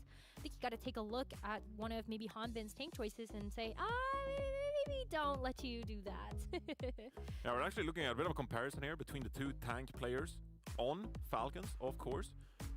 And obviously, Hanbin, 35 Ilios, he's edging out his fellow teammate. Oh, come on. Hanbin's played 2 maps so far, and someone's only played 1. Yeah, I think this one deserves a couple of asterisks. Maybe just a few more on top of it. But it is a great sign for Team Falcons that they've been able to have both of these tanks find success. But it's still a question mark for the rest of the World Finals is who will you play more of? Or are you okay having to switch in someone in Hanbin depending on the composition that you want to play? Well, I think they have to, because realistically, if you want to be a championship team, I don't think you can default into necessarily like one of these two looks. You'd benefit so much from just being able to deploy someone and Hanbin, you know, throughout a series, right? So you can go to these more Ramadra, Winston kind of compositions with a player like someone, but you can also go towards the D.Va, the Zarya, who are really powerful in a meta like this with Hanbin. So I think Falcons, you know, if they're able to play both of those tank players throughout the series, that's just a big boon for them. Now, the D.Va ban is going to come through from Team Liquid, which is severely going to limit so capabilities in a series like this. And you're basically saying we want you to play Zarya and we got a plan for it. At least I think, or maybe I'm just coping. How they want the series to flow. And so it's gonna be Zar. The Hanbin will be playing Zarya this entire time. You could deploy this, you know, on the initial map even, because you had first map pick. But they know that we can actually save the D.Va ban because it's really valuable until we actually are on the brink, when we are 2 maps down. And so I think in a scenario like this, they're recognizing, okay, this is our time where either we're going to lose the series, so we might as well deploy the D.Va ban now. But Team Falcons responding with a Kiriko ban, and I actually think this will also put quite a bit of a stopper into maybe some of the strategies that Team Liquid will want to kind of execute here. If you look at how Team Liquid have played, the Kiriko makes so much sense. It's also been really great for them to be able to get kind of these like niche picks. If you just put the Kiriko on an off flank and then you're able to get those kunais, get those headshots, then hey, that's been a really powerful spot there for Team Liquid. Yeah, I think they're feeling really comfortable playing a backline without the Kiriko as well. You know, whether it's going to be a Lucio Baptiste or perhaps, you know, the Juno Brig if you want to bring back something like that. As we take a look at Team Falcons map stats yesterday on push as well. That time, it was Runa Sapi as they barely overcame Varel. It was close. Dare I say that I felt like Falcons should have lost that one, but they clutched it up in the very end in overtime and secured the win. Varel was off to such a great start. They had over 80 meters of lead on Team Falcons as they took first control of that push bot. And it was a clawback scenario. Team Falcons had to work really hard to actually get that lead back and keep it. So I think it was definitely rough. As you called back to the overtime finish, there was that huge grab to just pull all members of Team Falcons together. But unfortunately, Varel just didn't have any members left alive. KSG got taken out. You didn't have the Zarya to even capitalize on that big grab, and no DPS players in sight. Yeah, the top 10 worst feelings when playing Overwatch is when you're a Zarya and you grab and you die. And you're just like, okay, there's no one to follow up in the grab. That one stinks. So KSG felt like he had to deploy it. Falcons, they clutched things up and secure that Runa Sapi win. So going into a push like this, we'll have to see what they're going to bring. Obviously, very different map design. New Queen's if you're going to lose the series here, Liquid, go out with a bang, why don't you? I want to see all the silly shenanigans. And with Hanbin in the lineup and this Diva band, I just can't help but speculate what hero they're going to play. I will say that we've seen someone like Hawk, you know, they will make the Zarya work on a map like this. So, yes, you can lose some mobility, but... No, not on New Queen Street. We're not seeing Mauga on New Queen Street. Maybe we can see it on Runasapi, but we're not seeing Mauga on New Queen Street. I refuse that. That's not. I'm just saying that if there was anybody that was going to pull it out of the tournament, it's definitely Hanbin. And I do think that when it comes down to the tank world... Oh, yeah, I forgot the Macy's parade is on. A lot of these teams can play. And Falcons did already pull out the Mauga earlier on in the series on Nepal. So I just don't want to put it out of the question yet. When who knows how Team Falcons will kind of look at this Liquid lineup and go, well, maybe the counter is there. Look, anything is possible, Rose. But at the same time... Not gonna lie, I like a lot of the jerseys for these teams. Very sleek design. I kind of like how there's a collar. Like, I didn't think I would, but looks kind of professional. I like it. Math can be wrong as well, so, you know, maybe it will come out. Just waiting to see here if maybe Hanbin is having a bit of a technical issue here, trying to get his settings back in place, as we're still waiting to get into New Queen Street here. And the winner of this one is obviously going to play Twisted Minds in a series. That's you know, it's going to be a banger regardless of how that one goes after Twisted Minds reverse swept T1 to get back on top. But that was a Twisted Minds that we looked at and we all said, oh, that should be a Twisted Minds win. Like, no question about it. But when you see them, yeah, we were right. But after the battle that T1 put up against Twisted Minds, and it had to be a reverse sweep to begin with, I think you gotta look at that, and if you're Team Liquid or Falcons, whoever plays up against that, you're like, this giant can bleed. And that is definitely something we can exploit in our series. The OWL 2023 jerseys were pretty nice. Well, most of them. Outside of Seoul, Korea, of course. So much playtime in stage 3, but they felt like Symmetra was the best hero of choice in that series, and it was enough to bring the series back after some early bans being deployed from T1 that earned them a 2-0 lead. But that is the opponent that is waiting for either of these teams, whoever comes out the winner in this one. As we head into New Queen Street, Liquid's map pick facing defeat. Loser of this match is going to play Team Peps in the lower bracket. And so that's also a matchup that you're going to have to think about. And I think Team Peps is not going to be super happy going against either of these teams. That's brutal. Yeah, so it might be a really tough one down there for Team Peps, whoever actually ends up down there with them. But for now, it is going to be a bit of, I think, saving grace here for Team Falcons, that they do have a map up in this series. They do want to give their tournament life a little bit more longevity, and the longer that you can stay in the upper bracket, the better your chances are of making it further. Oh, 100%. Yeah, real. Like, I would never wear the Seoul Korea jersey. I don't know if you could pay me. Well, I mean, you could pay me, but you'd have to pay me a good amount. Strong in this tournament when you face a control map pool of Ilios, where you can deploy more dive-oriented compositions or get forced into the closed corridors of something like a Nepal, right? Are they really going to play Monkey here? A great, fantastic boon for... I mean, they don't have to worry about someone coming in to play it, so that's something. It's going to be both teams going with the Ana Yang. Just keep it. There is this Is there going to go Genji or Tracer? Tracer, okay. Going to consider what comes next. I like this. This is more of the tried and true. If you're going to go out with what you know. You have a chance to, you know, with there not being a Kyrian play, there's no escapability for that flex support. You can try and dive Fielder here, pressure him a little bit. I like it. I don't love it, but I like it. After this first fight, we'll see what they do. They're trying to wrap around on this left-hand side now, trying to set up their Ashe in merit. That one's pretty bad too, Byron. To their advantage as Hanbin goes to contest the card. There is going to be a bubble on the point, and that's going to at least keep the point presence from Team Liquid just a little bit safer. But look at RuPaul. Has to go swivel around 1 for 1. Both Yangs are out of the picture. So that Infected can get another dive in. In this time frame, we've seen both however, fall from Team Falcons, kind of like in the T1 game, the dive tank can't really stay on point. But with Merit getting this is where Hanbin can take advantage, just accrue a lot of progress.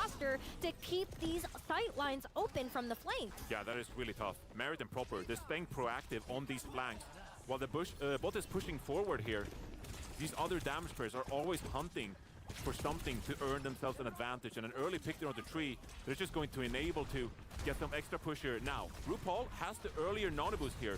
A quick Yeah, you're able to farm Nano because Infect is taking mad damage. You could try and Nano him onto the Ana, but they know what's coming. Hanbin's literally waiting to bubble him. He's quite literally staring at his Ana, waiting for you to jump on her. As the Nano boost gets deployed, it is going to be onto the Winston, and Infected just hunting for somebody in the back line. But there isn't anybody there. Team Falcons know that that's the case, and they're actually going to answer with a Nano boost of their own onto Merit. But Merit also not able to actually capitalize and find Oh, Vega. process. So as we reset, Can you punish Proper here, maybe? get closer to this first checkpoint with Punish him! Punish him! He can't, Vega can't hit him! No. Defensive title blast, as this is not going to be the best defensive hold here for Falcons. This Merit also gets very low, but it's a big Checkpoint for push on healing Falcons. into both of these DPS players as Team Falcons. They do actually get the checkpoint. Yeah, Falcons always looking for something. Proper again, 1 HP. They can't finish him. From that one, Bob gets deployed onto the point here. That's going to mean that the bot keeps pushing as RuPaul goes down. Yeah, I think this one's about over, chat. Able to find an in this one. The defensive I think we're done here. down the dive from Liquid, and then with the additional court presence, with that Soria, with that Bob, Falcons keep pushing this. Infected's only just now getting a primal. It's been 3 With this minutes. primal rage, but Merit with another huge flank, shutting down Vega again. That's not good. Dragon Blade. We would have loved to have the title blast there to deploy. It's an ambitious blade to say the least. Gonna get with the title blast, it'll be very slim.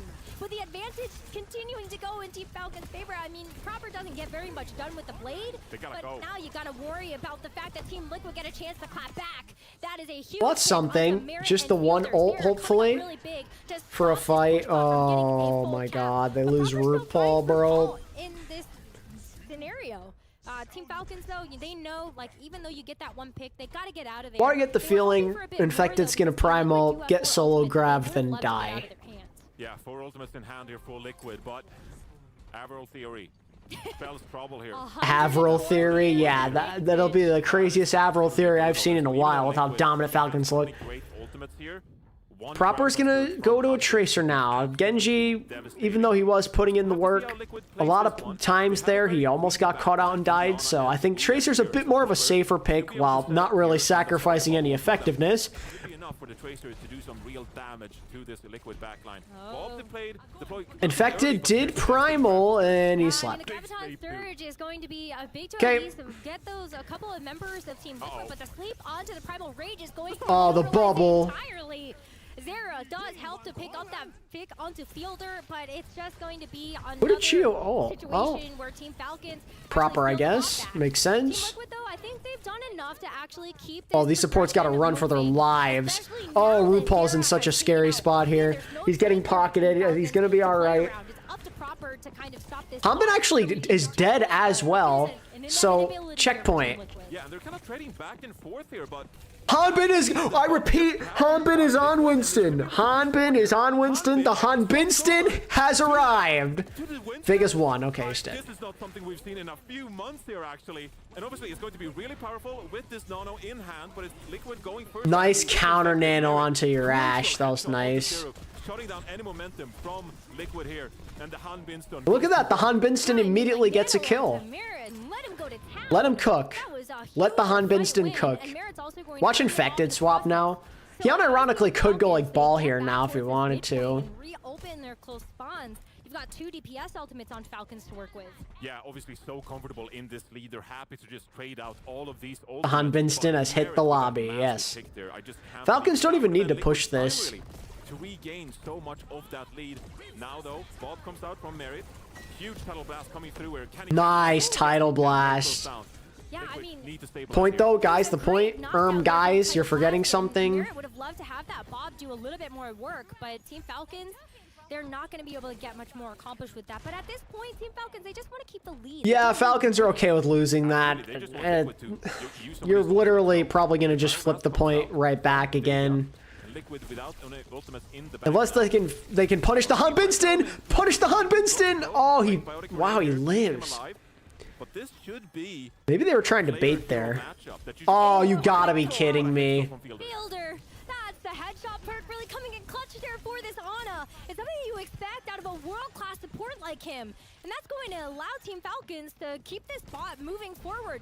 In fact, it has no choice except to step back. And so as you see Proper continue to move this bot closer and closer, there's actually a good anti that comes through onto Proper. But he shrugs that off because the Tidal Blast allows him to go forward. And Chio actually helps him out in the process. So this is a big fight. Look at the Hambinston, so inspirational. Look at this.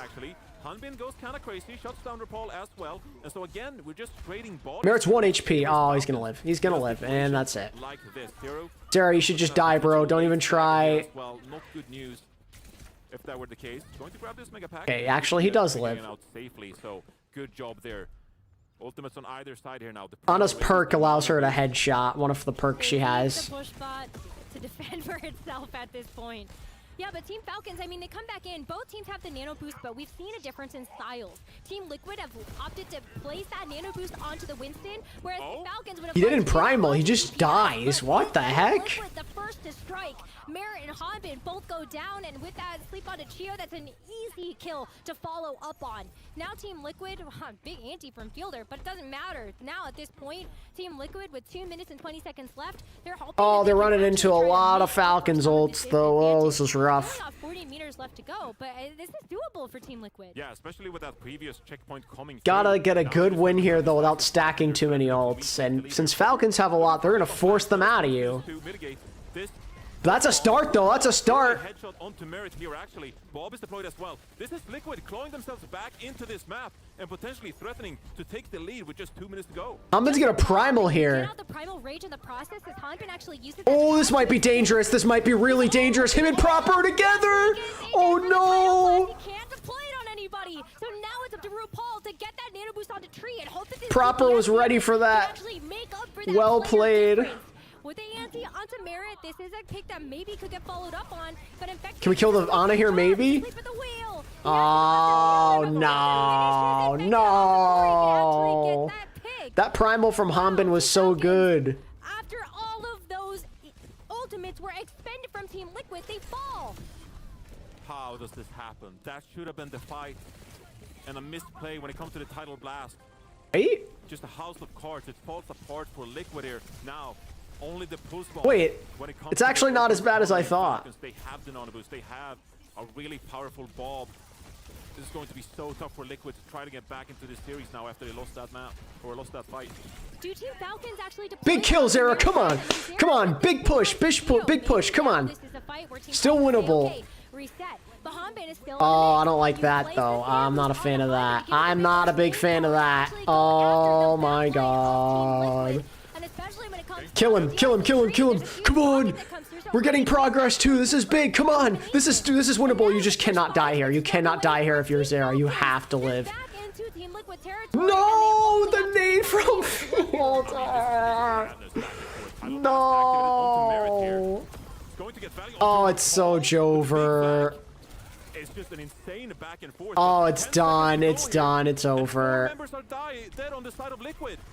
This is their so close. There's no one to touch the ball. It's not looking good. 3 seconds remaining, and it should have been enough there for Zera to get through and actually trigger the overtime. But where is the rest of Team Liquid? Team Falcons with the lead. If they can keep this, we're going to win this. Oh, that's it. That's it.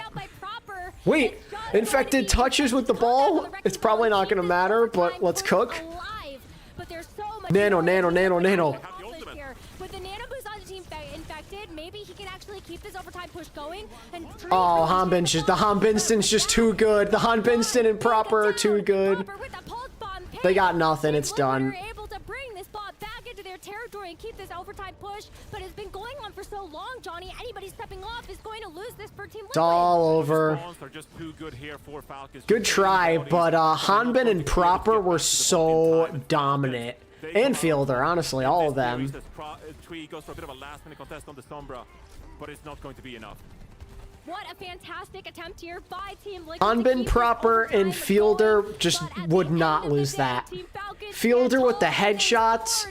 Hanbin and Proper, their dives together were so good. Incredible performance performance by Falcons there. Whenever Hanbin primaled, Proper was there with him. They were on the same wavelength. That was some beautiful dive work. Fielder finding picks with the Ana. Yes, November 29th is Phase 2. That's correct. I'm here for Han Binston. I'm very impressed with how Hanbin and Proper played that. And then Fielder just like kept finding big nades and headshots. That was insane, man. That was insane. Gio went 5 and 6, bro. But that's a bad sign, isn't it? If you're a Team Liquid fan and you Oh, that's a tough one. But hey, they made it close. They made it competitive. Almost went to a map 5. I think if you're Liquid, you take that. You take that and you head towards the next day feeling relatively good, I think. This is tough for Liquid now, losing a series like this. But at the end of the day, it's Team Falcons. Liquid, they're not out of the tournament just yet. Merrick giving Soldier his first new Queen map win in OWCS. Yes, finally. Team Peps of all teams in the lower Well, GG, that was a good game. So I'm still not too worried. Falcons dive was sick. Shout out to Hanbin. He learned from the best. He learned from the very best. Fearless. Not being able to clutch up that new Queen Street. It's just Hanbin can play the monkey. He's shown us. It's not always the best pick, but sometimes it works. I think they still had a couple of chinks in the armor, and so I think that's something that It was tough for Liquid on that map because there were moments where they were turning things, but they could never like get everyone alive at once. Whenever they'd win a fight, Falcons were finding kills off the back end, and it just made things difficult. We cannot let them reverse sweep. When do we get to know the role stars? I'm gonna guess by the final day on Sunday, but we shall see. absolutely 100%. As Falcons, they continue in the upper bracket. Oh man. We're actually going to go to a quick winners interview here. Danny, take it away. Thank you so much, Johnny. Oh, there you go. Hi, Johnny. Thank you so much for the throw. I mean, I'm here joined by Fielder for a quick post-match interview. Fielder, great job as always. Fantastic job. And congratulations on getting the win. Now, I feel like, we were sort of talking before going into the interview, and, I think you have some things to say about going up against the NA #1, Team Liquid. I think overall that game was pleasantly surprising in terms of how close it was, though, so I'm cool with that game. I'm cool with it. Hope it's like 2022 and we get to know everything day after day. That'd be cool, but I think just knowing there's only 3 matches on the final day, they're gonna put it all together on that day. I think the match overall was a bit difficult, but not because it's anything on them. I think it was their composition, because they went a very poke-heavy composition, and that's why we had to deal with it, and that was a bit difficult. Yeah, Falcons have shown they kind of struggle with the poke. It happened with Feral yesterday as well. A lot of different compositions. So, Fielder, do you feel like we're gonna continue to see more of this, or do you feel like it's gonna sort of meta being changed and seeing just like one style of composition? 자, 두 번째로 어떻게 보면 좀 메타에 대해서 좀 여쭤보고 싶어요. 지금 이틀 동안 좀 굉장히 다양한 조합들이 좀 많이 나왔는데 필더 선수 보시기에는 좀 어떻게 계속 이대로 갈 것 같으신지, 아니면 좀 어떻게 고착화가 될 거라고 생각을 하시나요? 제가 봤을 때는 이제 그 팀마다 선호하는 조합이 다 다르기 때문에 이제 밴도 생겼고 해가지고 지금 이대로 그냥 다. It was a game. At least the back half of today was good. I feel like we're gonna see more of this, just because first half of today was awful. So they're very unique colors, and they know what they're good at, and also that's one of the biggest things why I feel like also there was also the ban picks as well. So those two things, looking at that, I feel like we are going to see a lot more diversity in composition and for the meta for Stockholm. All right, that's it for the interview. Thank you so much, Fielder. Good luck moving forward. Back to you guys. Yeah, thanks so much, Danny. A lot of variation in terms of comps, but when it comes to North America versus Korea, not a lot of varied results. What about the gap, man? Proper was just Proper and Hanbin were so damn good in this whole series. Proper did proper things. He's a hard man to contain. Time is passed on here, Rose. Hey, but look, in seriousness, right? I thought Liquid looked very competitive in this series. Like maybe a few, fights or a few different ultimates kind of go differently. It's a much different affair, Rose. What a shot by Fielder there! Wow. We did see examples of that, where if maybe they had played a little bit more decisively with some of the ultimates that they had, maybe played a little bit more aggressively, I think even King's Row, they could have made that even closer. but that was on the defense. Somehow the shot contained him. Nice. Team Falcons right Good now, one. They're just that team. Yeah, as we take a look at how this series kind of unfolded. So Team Liquid, they get that map number 2. Shambali did. So the map that they lost to Varel as well. Okay, so I expect Team Falcons. I expect Falcons probably play some more Shambali Monastery. They are going to move onward. You see, that's another map that they end up losing. They're now in the upper bracket semis, and they are going to play Twisted Minds. That could be a banger game. Taking down. We've got Crazy Raccoon, Katya, Twisted Minds versus Falcons. EMEA on top. Falcons still, they didn't look as clean as I think we'd imagine. EMEA's got 2 upper bracket semifinalists. Like the world champion team we know them to be, but still I think it was mightily impressive by how they adapted the Team Liquid style. I think Falcons versus Varel is just a prep problem. Partially, but I also think that they're not good against poke comps. It happened against Liquid too. They have some trouble with it. Was really impressive because it felt like So Twisted versus Falcons, Crazy Raccoon versus Alcati on the 29th. 5 ultimates. It's crazy. Yeah, I mean, it was a blowout there on that offense on Kings Row. Let's take a look at our DHL daily highlights. A little bit of a mix mash of some of our best plays of the day as Cargo is delivering the goods. EMEA redemption after disappointing last year, for real. Like an eternity ago. What time did we start today? But it's kind of funny because I think I'm just gonna quickly go over what tomorrow's schedule's looking like, and then I'm hopping off chat because I gotta get ready for Thanksgiving. So I'm just in bracket. Tomorrow we are getting the lower bracket. It's gonna be a busy day. 6 games in total. Liquid Peps, T1 GK, winners of those play each other. Weibo CC, Space Station Varel, winner of those play each other as well. So 6 games tomorrow. That lower bracket round 1, 1st to 2. The game that sticks out to me the most here is Weibo versus CC, because I think Weibo may genuinely lose that game.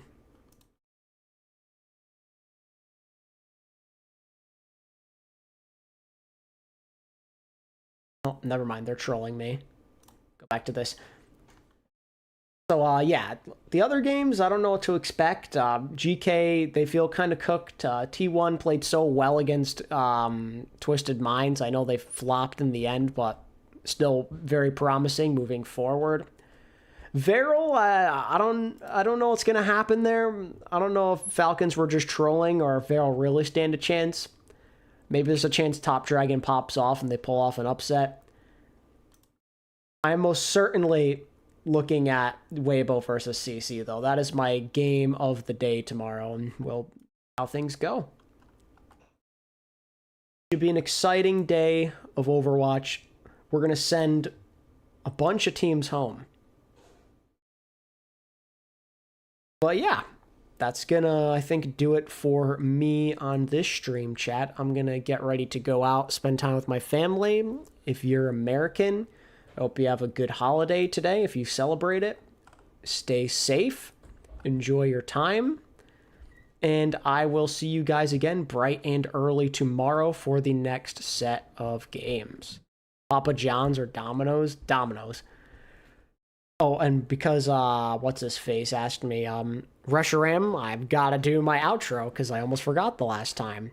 This is ATP signing out until tomorrow. Peace.